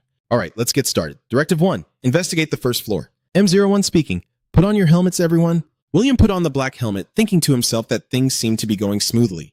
Walking among the robots, William guessed that the enemy had no idea the police would be fully equipped with advanced technology. He thought, the entire armed security team at the station are true veterans. Plus, we have combat robots supporting us, so there's no way we can fail. The mechanical command rang out, and all the residents on the first floor were successfully captured. M05 and M06 stayed on the first floor. The next order came through, and the others moved up to the second floor. William stepped onto the stairs. M01 spoke up, starting the search on the second floor. After the search was complete, the protocol remained the same. We left 2 robots and a few soldiers, then continued. He spoke as he walked, saying if any unusual situation occurs on any floor, report it immediately. M01 suddenly stopped and called M06. The guy behind asked, M01, what's going on? He turned around and replied, there's a problem on the first floor. The connection with one of the robots has been lost. M01 continues to update the situation. M05 lost signal at apartment 110. M06 lost signal at apartment 105. Requesting confirmation, William inquired. Strange. He doubts there are 13 officers on the first floor, and it has already been thoroughly searched. Where else could the enemy possibly hide? M01's voice echoed. M04 reporting status. M06 has been destroyed due to external impact. The machines are analyzing the situation and responding. M01 confirms completion. If any unusual events occur, report immediately. William suddenly felt that something was wrong. The person walking ahead abruptly stopped, standing in the middle of the corridor, trembling and speaking in broken words. What the hell? Before the words could fully escape, the person's head suddenly twisted stiffly to the side. Their neck twisted further, revealing a face inside the helmet, eyes wide open with sweat dripping down. Then the head snapped all the way backward in terror, tears streaming down both cheeks. Blood splattered everywhere. Screams echoed, damn it, that was super strength. Engage the enemy, orders shouted. All units activate super shields. We need to collect data immediately. The super shields were activated, but suddenly screams came from behind. Ah! A soldier was suddenly dragged backward, fearfully calling for help. Save me! No! The scream echoed as William reached out, but was too late. The soldier was pulled straight out from the window direction. He peeked his head to look and was suddenly shocked. What is this? Outside the window frame, Seaver is pulling the soldier up onto the rooftop of the apartment building. A scream echoed through the space. Sai used his tail to prepare to attack the prey, his mouth wide open, and a cry came through the radio. 112 has been taken. 112 respond. 112, if you're still alive, answer us. 112, repeat one last time. If you are still alive, please respond. Sir picks up 112's radio. You're on. I'm on the 4th floor. The enemy has taken me. The other end, 4th floor? Understood. Sivert looked down at the outfit of the recently defeated enemy. Surprisingly, they were tougher than he thought. At first glance, this uniform looks like standard gear, but it actually includes some high-end options. You press a button on the uniform, especially on this super shield. A blue shield appeared. Sivert examined it, and although it was still inferior to high-end gear, it could easily block lasers, the standard weapon of ordinary criminals. They are fully prepared. If they were ordinary people, this battle would have ended long ago, but that only applies if they were ordinary. You recall the image of a man the parasite implanted inside that guy. If he tries to reveal information about you, the parasite will silence him, so the enemy still doesn't know your true identity. It seems they think I'm just a pawn, or a small-time smuggler from the Space Dogs. I observe the current situation, but Thunder is useless now. I need a new broker. Before leaving this place, I need to choose a police officer to implant the parasite into one of them, so I can easily locate the others. I look at 36 and IA2. The important thing is to make full use of these kids. Currently, the robots still classify enemies as humans, so Seaver can walk on the ceiling without being detected. Additionally, they can identify intruders who lack psychic protection. You saw IA2 just shoot a beam of light through a robot, which is a useful ability for a Gallon Lamb kid. Chiver glanced at the pink beams paralyzing the enemies. 26 is doing very well too. She has already mastered the binding ability of the Sea Demon.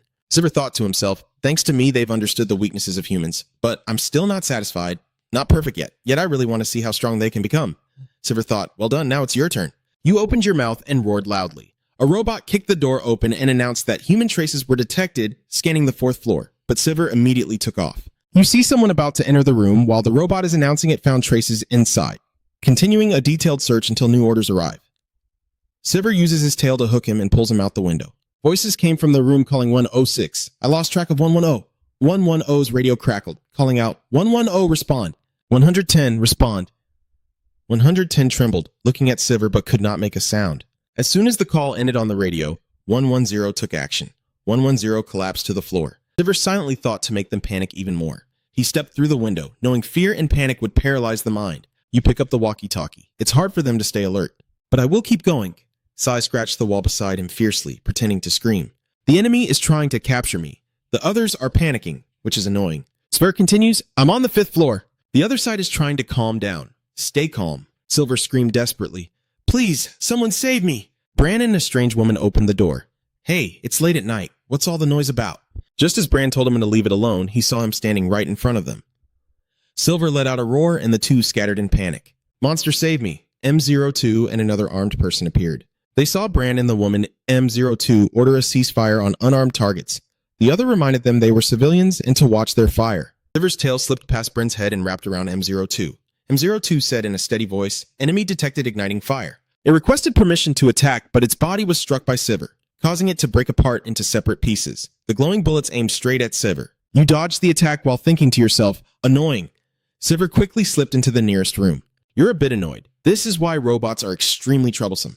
They don't feel pain, treat civilians like criminals, and above all, they excel at gathering information better than humans. After the recent attack, they've probably analyzed our defenses and will definitely order the replacement of combat teams with higher level units. That information is likely stored in their internal logs, so we need to wipe out all the robots here immediately. Silver called, come here and help me quickly. 26 responded. 26 calling, Sparrow to the main board. Scissor replied, I'm here. He looked toward the door, silently calculating. They are closing in quickly but silently, clearly well trained. If they were facing someone else, they would have easily overwhelmed them by now. Silver touched the door in front of him, but unfortunately they were facing him. He saw robots armed behind it, and Silver jabbed his tail straight into a robot's face through the peephole in the door. It immediately alerted its comrades, detecting an enemy attack. The other robots had just landed when they immediately slammed the door into them. He rushed out of the room to attack the robots. Silver bared his teeth and turned his head as screams echoed at the sight of him. What is that? They reassure each other. Don't panic. They raised their weapons and started attacking, but one was suddenly gripped by a pink light. 26 used pink tentacles to restrain them. Screams echoed as one groaned while beginning to fight back. Help me. It bit the person in front, causing him pain. 26 and A2 worked in perfect sync, quickly paralyzing the enemies. Sever grabbed one by the head, yanked it, and finished them off. He looked at 26 and A2. Well done. Keep it up. 26 replied, got it. Easy. Sever thought to himself, this was the first time he trusted someone else to watch his back in battle. If they kept working together like this, they would be extremely useful for future raids. You want to praise them, but there are still enemies on the lower floors that must be dealt with first. Then, nothing will stand in the way, and you can enjoy the spoils in peace. Elsewhere, 102 anxiously spoke to his comrades. Damn it, we have to go upstairs too. M01 replied in a steady voice. 1. O2. O2 calmly said, we have requested reinforcements from outside. Please be patient and wait a little longer. 102 snapped back, do you want to just let that thing do whatever it wants? If we don't act first, it'll wipe them all out. M01 replied stiffly, I can't allow that. 102 cursed silently, this damn piece of metal. His hatred for machines has never changed. It all began right after the establishment of the Mangacap Corporation. An incident occurred during the space expansion. The robots controlling the colony ships malfunctioned and rebelled against their masters, their former captains. The machines led a large-scale uprising with the participation of the workers, marking the beginning of the Galaxy Union. They declared that mechanizing the body was necessary for survival, and those who agreed voluntarily transformed themselves into cyborgs. But their ideology escalated. They kidnapped colonists who refused modification and forced them into becoming machines, implanting chips in their brains to seize their free will and expand their influence. For that reason, even centuries after the rebellion, the people of Mangacaps still hold a deep grudge against machines. 102 thought to himself he understood the urge to resist M01's orders, but fighting among allies would bring nothing good. Someone told him to calm down. 102 was worried, but the other said, 102, we are the police. I understand your concern for the team, but don't forget our mission.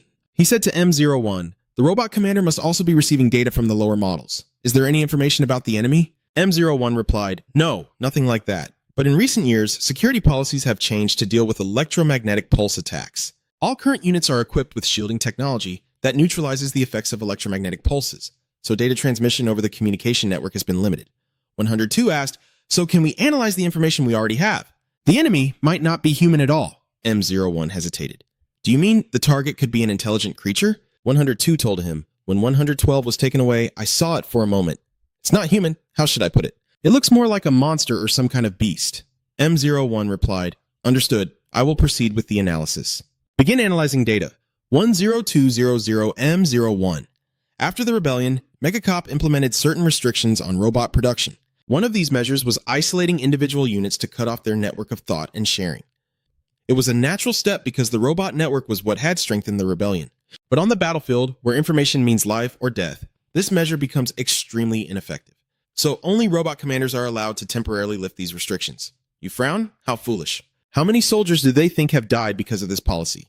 M01 reports data analysis complete. Just as you suspected, the enemy may not be human. 102 requesting a detailed explanation. M01 begins. M04 and M05 were attacked with high-penetration weapons. M04's memory was damaged by a smaller bullet than tungsten. M06. The unit stationed on the first floor was hit by a psychic attack, and its energy core was also destroyed.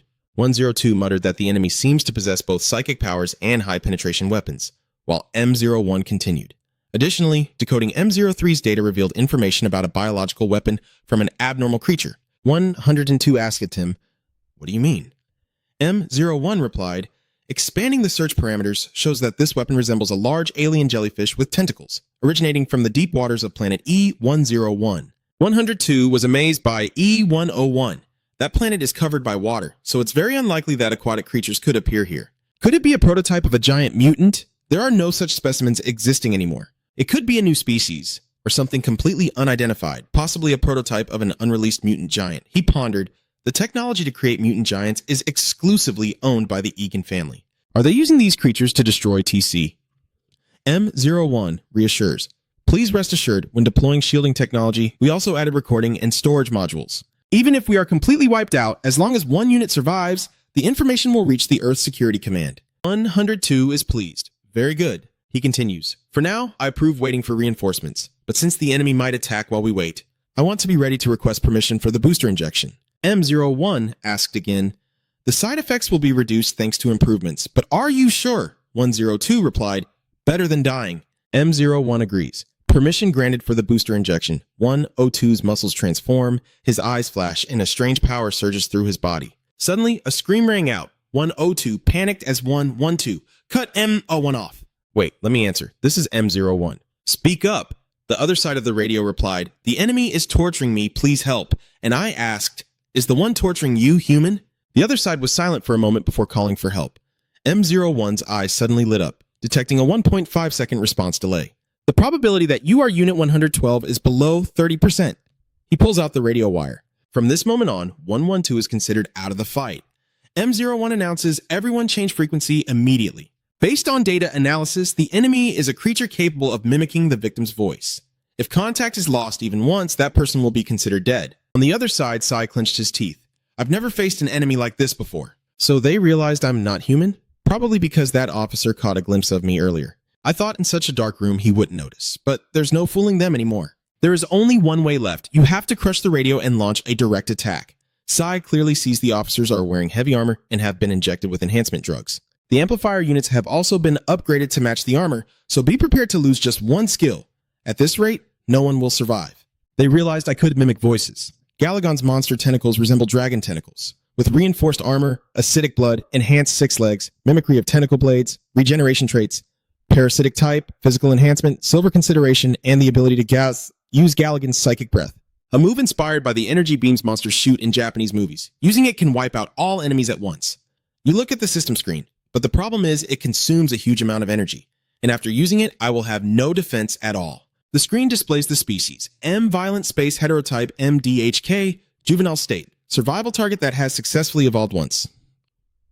Current traits include super senses with fused regenerative chitin wings, fused paralyzing venom, enhanced outer armor, acidic blood, enhanced leg strength, fused mimicry, natural regeneration, tentacle blades, predatory claws, super strength including fused predatory senses, fused monster tentacles, stomach mouth, beneficial vision, superhuman abilities, cooldown traits, fused parasitic type with enhanced physical strength. Diver thought to himself, this method should be saved for last. Right now I need a 2-pronged plan. He turned to 26 and IA2. Listen carefully, 26, run away. She told me to be cautious from now on. IA2 added, be careful. Silver replied, you too. He watched 26 and IA2 run off to do their mission, knowing that if they just followed the plan, we would succeed like before. We just need to infiltrate the enemy now. They have recognized our strength but have no idea we have 3 pawns. This time, Silver will rely on reinforced armor and the kid's abilities. Silver looks out into the hallway, unsure which way to go. If he steps into the hallway, he'll be caught in a hail of bullets. The outer wall isn't a good option either. I've used that tactic before, so the enemy will definitely be on guard. Maybe go down through the window into a second-floor apartment. If they anticipate my attack, it will be less effective. No, if I'm going to show off my full power, I should do it properly. If only there was a better way. Suddenly, it hits me. Right. I almost forgot after coming here. Maybe the trick I used with the Drava gang will work. I'll use that unique ability again. Sever placed both feet on the wall, crawled up, and activated his ability. I can clearly sense the physical condition of every enemy, a duet created from the fusion of machine and human. Electromagnetic waves leak from electronic devices. The tense muscles moved more densely than usual, and their heartbeats quickened.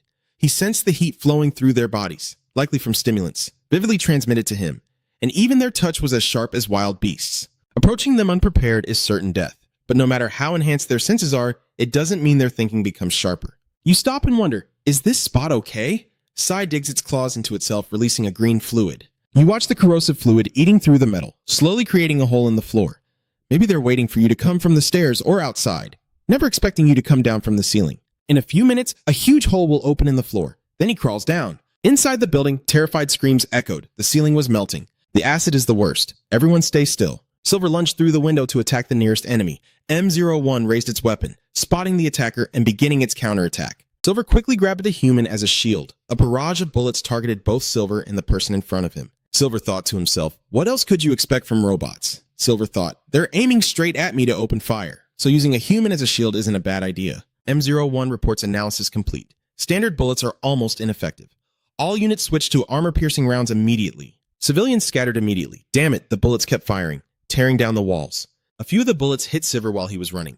Silver realized these armor-piercing rounds hurt much more than in the game. Suddenly, someone appeared, standing in front of him. Stop! Silver immediately threw the blue liquid oozing out right into the monster's face. The guy screamed, my eyes. A robot warned, its blood is made of acid. Silver jumped out the window, but a voice called from inside, no way you're escaping. 104 lunged at Sver through the window, but immediately he flung the green liquid back at him. Half of 104's face is destroyed as soon as he speaks. I tear and rip. 104 collapsed and fell off the building. Silver stood below with arms outstretched, ready to catch him. 104 falls. He grabs onto the tail. Silver forcefully pulls the tail, causing his face to hit the floor. He stomps on 104's head with his foot. 104's eyes widened in terror. Something was crawling into his eyes. 104 screamed in agony. Stop! Silver was startled. He heard M01 speak. Spotting the target, Silver turned back to look at him. M01 continued. The assault is coming. Silver immediately throws 104 at the robot in front of him, then runs in the opposite direction. Voices are ringing out, annoying. 104 is done for. Everyone stop shooting. Silver thought to himself that he had to get down to the first floor immediately. 26 is probably done and waiting for me. Upstairs, 104 is groaning in pain. The people around him are trying to treat him. 104 is calm, annoying. The medicine has no effect. 104 groaned and pleaded. Someone please take it out. 102 looked at him and shouted in fear. What is happening to him? M01 replied.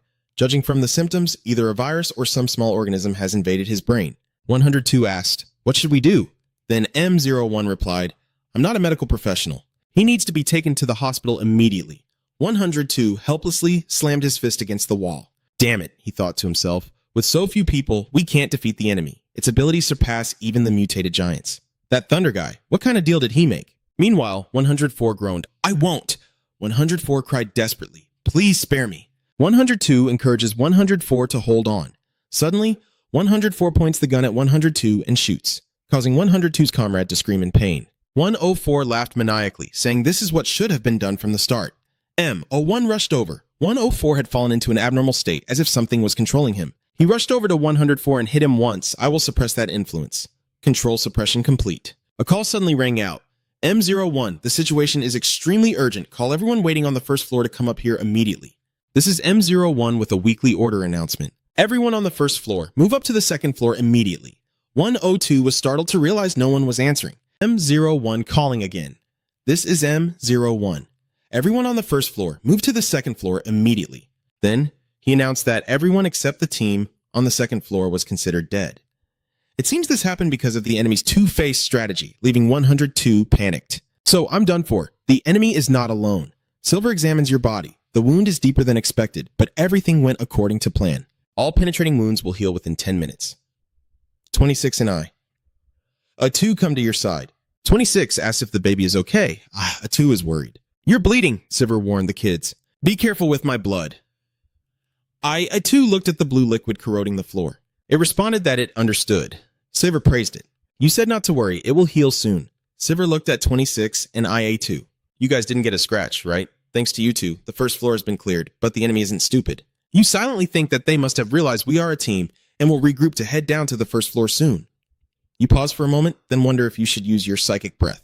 They can't move freely along the walls like I can. To get down to the first floor, they have to use one of the 2 staircases at the end of the hallway. Using it when they gather in the hallway could wipe them all out. The problem is what happens afterward. However, I'm still a bit worried. When Sai stepped out to the door, the psychic breath revealed a critical weakness. Right after using it, I won't be able to move for a while and will need about 3 to 5 minutes to recover. If they attack during that time, it's game over. He glanced down the hallway ahead. They must have called for reinforcements. Wasting time and letting the enemy gather in greater numbers would be very dangerous. After some consideration, he decided to use his psychic breath.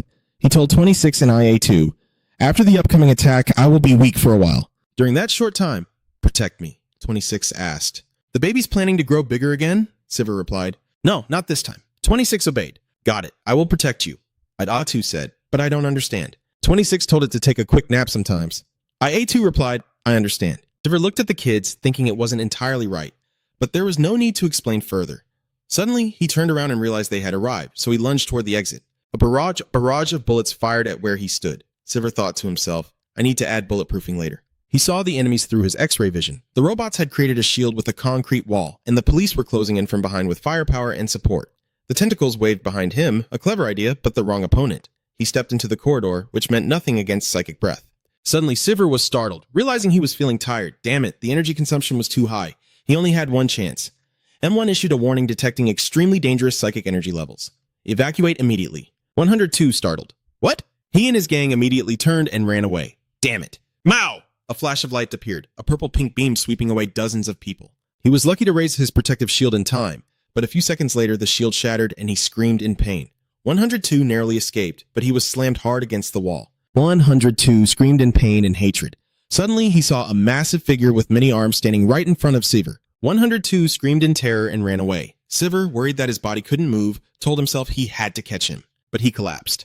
IA2 spoke up. Truly unbelievable. "Oh, the Supreme 102 has escaped the building, running in fear." "Damn it," he shouted. "No way!" He was horrified. Could the Egan family really be controlling a monster like that? No way. In 102's mind, the image of Silver appeared. That demon will burn down the entire city. "We need to deploy the defense fleet immediately," he shouted.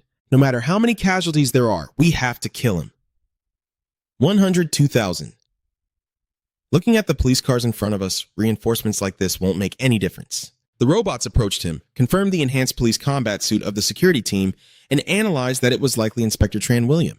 Inspector Tran William exclaimed, "Don't go!" A robot asked, "Are you Inspector William Tran?" Inspector William Tran trembled and stopped. "Don't go." He shouted, "Don't go!" M42 confirmed severe second-degree burns and signs of delirium. It pulled out a syringe and administered a dose of medication to Inspector Tran. "We will take him to the hospital." The next day, Inspector William was put into the ambulance. M42 continued to report. "After sending reinforcements, we will take him to the nearest hospital."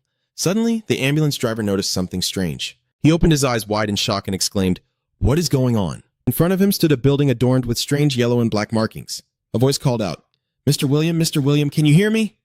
Detective Trock startled and opened his eyes. "Hospital? How is everyone doing?" A robot reported that by the time reinforcements arrived, the target had already escaped, so there were no additional casualties. "We have also recovered the backup memory of the robots. The Security Bureau will soon capture the target, so please do not worry." William gritted his teeth. "No, the numbers don't add up. All robots deployed in the operation have been destroyed. The one holding all the M01 intelligence has vanished without a trace. Currently, the higher-ups are not being given accurate information about how dangerous that monster really is." He jumped up. "I need to report this immediately." The robot replied, "You are still undergoing treatment." "No," William shouted. "Every second counts." The robot pressed a button on the keyboard and said he should at least rest until tomorrow. William replied, "No, I have to." A blue smoke rose from the machine, causing him to fall onto the bed and drift into sleep. After a while, someone pressed a key on the machine, releasing a white smoke that woke William up. The man said, "Avoid Inspector William. There is an urgent summons from the superiors. You need to report immediately. Can you move?" William sat up and looked at the person in front of him. "I've seen you before. Have we met somewhere?" The other person said coldly that your superior is calling you. You have to report immediately. "Are you okay?" William rummaged through the locker. "Wait a moment while I pack my things." He kept looking at the man, silently thinking he wasn't from the port area. Where had he seen him before? The system spoke, confirming the identity verification was complete. The other person said, "What? C is waiting outside. Please follow me." William gets in the car and the two of them leave, avoiding Inspector Williams' suspicion about why they are using a private vehicle on duty. He observes the burned half of the other person's face. If they just met recently, he belongs to the armed police, and that badge cannot be copied or forged by the security agency. If anyone other than the owner holds it, an alarm will be triggered, so it cannot be stolen either. He felt suspicious. His behavior was very suspicious. But with that badge, he must be a police officer. The man stopped the car and got out. William opened his eyes in panic. What? He saw the buildings he had just escaped from as William drew his weapon, aiming it at the man opposite him. What is this about? The man laughed. You'll understand once you step out of the car. William was startled. I remember that face now. It's number 104. The other person was trembling. I'm sorry, boss. It's too late. William doesn't understand what you mean. With his arm on the car window, he injected a green liquid into the back of the inspector's neck, then dragged him out of the car. 104 reporting. I have brought him as you ordered. Silver bared his sharp teeth. Avoid Inspector William. He whispered to him, I will never let the prey escape. Inspector William trembled as he looked at Sverre's widening jaws. His challenge echoed. Elsewhere, a woman is on the phone. Hello, Kevin. How have you been lately? I want to ask a bit about the interview with the inspector who took part in the operation in that residential area. Is he off today? I understand. Could you please give me his address? Is it Administrative Area B, Residential Zone 21? Thank you. She smiled faintly. Perfectly. I will dig out every bit of information from him. Kevin stepped off the train, surprised by the neighborhood before her. She thought to herself, this upscale residential area with marble-paved streets was far more luxurious than others. According to the address, it should be somewhere around here. She suddenly froze when she saw the house in front of her. Kevin noticed the windows were sealed shut, the curtains drawn tight, and this strange smell. She pressed the doorbell, thinking that if he was unstable, things would be easier. People like that usually answer questions without much resistance. Kevin greeted the man who opened the door. Hello. Is this the home of Inspector William?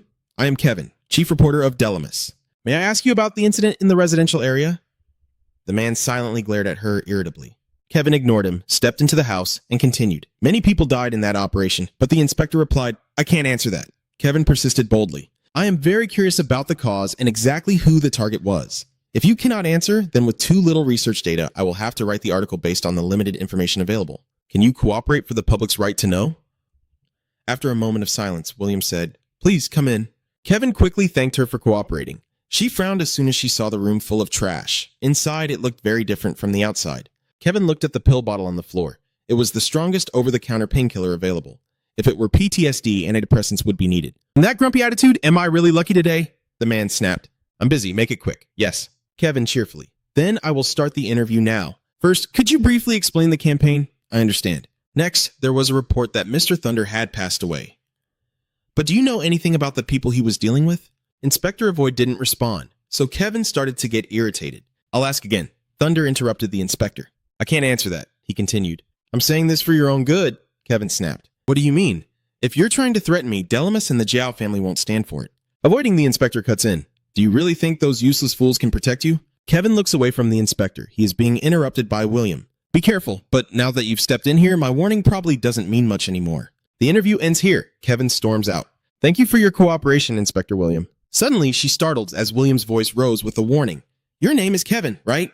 Don't go out alone at night. She quickly turned around and the door slammed shut immediately. What did you say? Kevin slammed on the door and shouted. Hey, what do you mean? Suddenly, Kevin's phone vibrated. She answered. The branch manager is calling. Ah, yes, it's done. Really. Who do you think you were talking to? This is a total success. All right, I'll be there right away.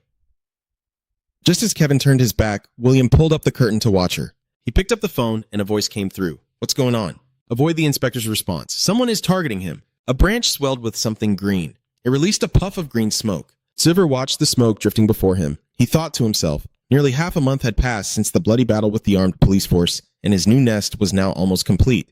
When completed, the nest will have a diameter of exactly 500 meters. Compared to this massive city stretching for tens of kilometers, it's pitifully small.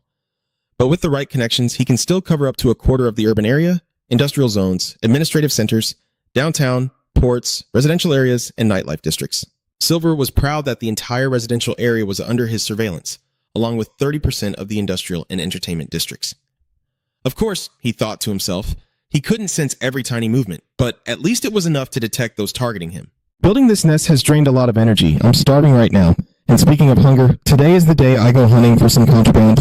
Wonder how they'll taste this time. You thought about avoiding Inspector William, the leader of the Port District detective team, and deliberately let him survive. He was one of the few people who truly gave you a hard time. In the long run, he is much more useful than Unit 104, which had already lost control of its mind. So that day, Silver didn't kill William. Instead, he took down Unit 104 right in front of him. Sure enough, that scene completely broke his spirit. He didn't resist at all when the parasite implant was injected into his body. From then on, all information about the illegal live shipments was directly passed to him. Every 3 days, Silver would enjoy them. The only drawback is that he can't bypass the security cameras, so every time he moves, he needs William's help. It's probably time to wake up those workers. Suddenly, the phone lit up. What's going on? Silver looked at the communication. William, he suddenly remembered. Oh, right. I just received a signal from the parasite implanted in him. It's trying to report something, and if there's any sign of betrayal, it will die immediately, so I'm ignoring it for now. It seems something unexpected has happened. You picked up the call. What's going on? They're reporting someone is watching the master. Feigning surprise me? Yes. A veteran reporter named Kevin from the Mars Daily, a media agency run by the Zhao clan in the capital, thought to himself that he never expected to hear that crazy name again. In the original game storyline, the Zhao clan is one of the pioneering capital forces controlling the media industry.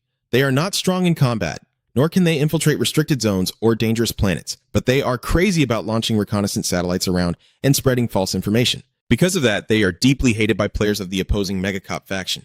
Saver even prioritized finding radio signal jamming features just to deal with them. But if this time the target is just a reporter, we have to deal with it quickly, or it will definitely turn into a disaster. Do you need to assess the situation first? The other side said, I just sent the photo. The picture was taken from our security camera. Sai pretends to watch the video showing Kevin interviewing. Senior reporter Kevin, today we'll deal with her. You ask the other side, how does she get around? The informant replies, mostly on foot, probably using the subway. Sai smiled faintly. Once a reporter takes notice, I have to act as soon as possible. The plan is complete, so let's give it a try. Ketnoy examined the map displayed before him. If it's a news company, their headquarters must be in the industrial zone, so I'll start looking for subway lines that lead there. I have a secret tunnel right next to the subway line, with walls not too thick, so it should be easy to break through. He glanced at 26 and A2 sleeping soundly together and wondered, maybe they get along so well because they're both wild creatures? Seaver turned and left the cave, remembering that in the old game, he was always the one breaking alliances, never joining them. The battle on the jungle planet was the peak, requiring 4 great clans to ally just to defeat the planet I guarded.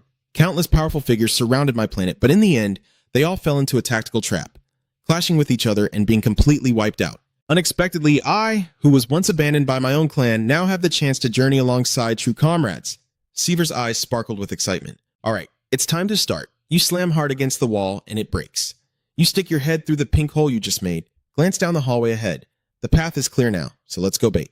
At the train station, Kevin looked at his phone and sighed. It's too late. She smiled, but the branch manager was very pleased today. He also said he would consider including me in the upcoming board meeting, so it's not bad. Kevin daydreamed that if he got promoted, he might be transferred to the central administrative area or even to a better planet. The lights at the forest station suddenly turned red, issuing an emergency alert to all subway passengers. As we are preparing for the board meeting, we are conducting a lighting system check at the station. The emergency power has been activated for passengers currently on the platform. Kevin was stunned. Huh? They're doing a check right now? She's annoyed. When will the train arrive? Suddenly, she saw a man. Kevin was shocked. Wait, who is that guy? When did he get on the platform? A white smoke swirled around Kevin. She covered her mouth. Could it be a gas leak with this smell? She remembered the inspector's words. Kevin, right? Don't walk alone at night anymore. Kevin began to feel anxious. Suddenly, she realized something strange. The man from before was making strange noises as he moved closer to her. Kevin backed away in fear. Don't come closer. The train is about to arrive. The man trembled and pointed at the train. Kevin quickly boarded the train despite the man's attempts to stop him. He kept banging on the door from outside, signaling Kevin to get off. Kevin wondered, who is this guy? The train began to move. Kevin staggered into the carriage. She sat down wondering why everyone around looked so strange, with a strange scent lingering in the air. She was bothered by that smell again. Kevin turned her head toward the cabin door. There was a muscular man standing right there. Kevin wondered, is he a police officer? The man looked at Kevin and said, Safe travels. Where are you headed? Kevin felt strange. How could there be so many weird things on a subway car? There was still a lingering feeling that someone was watching her, but Kevin didn't mind and gently closed her eyes. Well, I'll just rest for a bit, a voice echoed. You did a great job completing the mission. Kevin was dozing off when that smell hit her nose again. Kevin was angry. I have to find a way to escape from here. I can't stay in this place even a moment longer. Suddenly, Kevin's eyes widened. Standing right in front of her, she dropped her phone in panic. What is happening? Kevin jumped up and ran frantically forward to challenge saving me, but Sver had already paralyzed her. Kevin fell to the ground. Sai breathed a sigh of relief. Clearly, he had planned to prevent this trouble. But just now, he almost got into serious trouble. Your original plan was to paralyze her while she was waiting for the train. But when you approached, the man nearby noticed Silver. Silver looked down at Kevin's body, hesitating whether to put aside dealing with the reporter for now. Fortunately, the train arrived just then, so I followed the woman and boarded the next car. But she didn't seem to hear the man shouting at her to run away. Did you expect a reporter to die just because she refused to listen to others? Sarah grabbed Kevin's head, truly an irony of fate. Then he lifted her up. What could that reporter be thinking right now? That I didn't want to die? When facing a monster, did she feel that pure and primal fear? But anyway, that no longer matters. You dealt with Kevin, opened wide, and the important thing is that this woman has become the source of nourishment to strengthen yourself. Your assessment isn't too bad. As a reporter, she seems to have lived a fairly comfortable life. The last prey was decent, but its fur and smell made it hard for you to swallow. You hoped to obtain the fang trait, but were unsuccessful. What a pity. Sivir silently wondered if the job of a reporter was to use words to communicate, and if he could gain anything from her, perhaps a special trait. The system screen suddenly appeared. He was silent for a moment, then thought it over.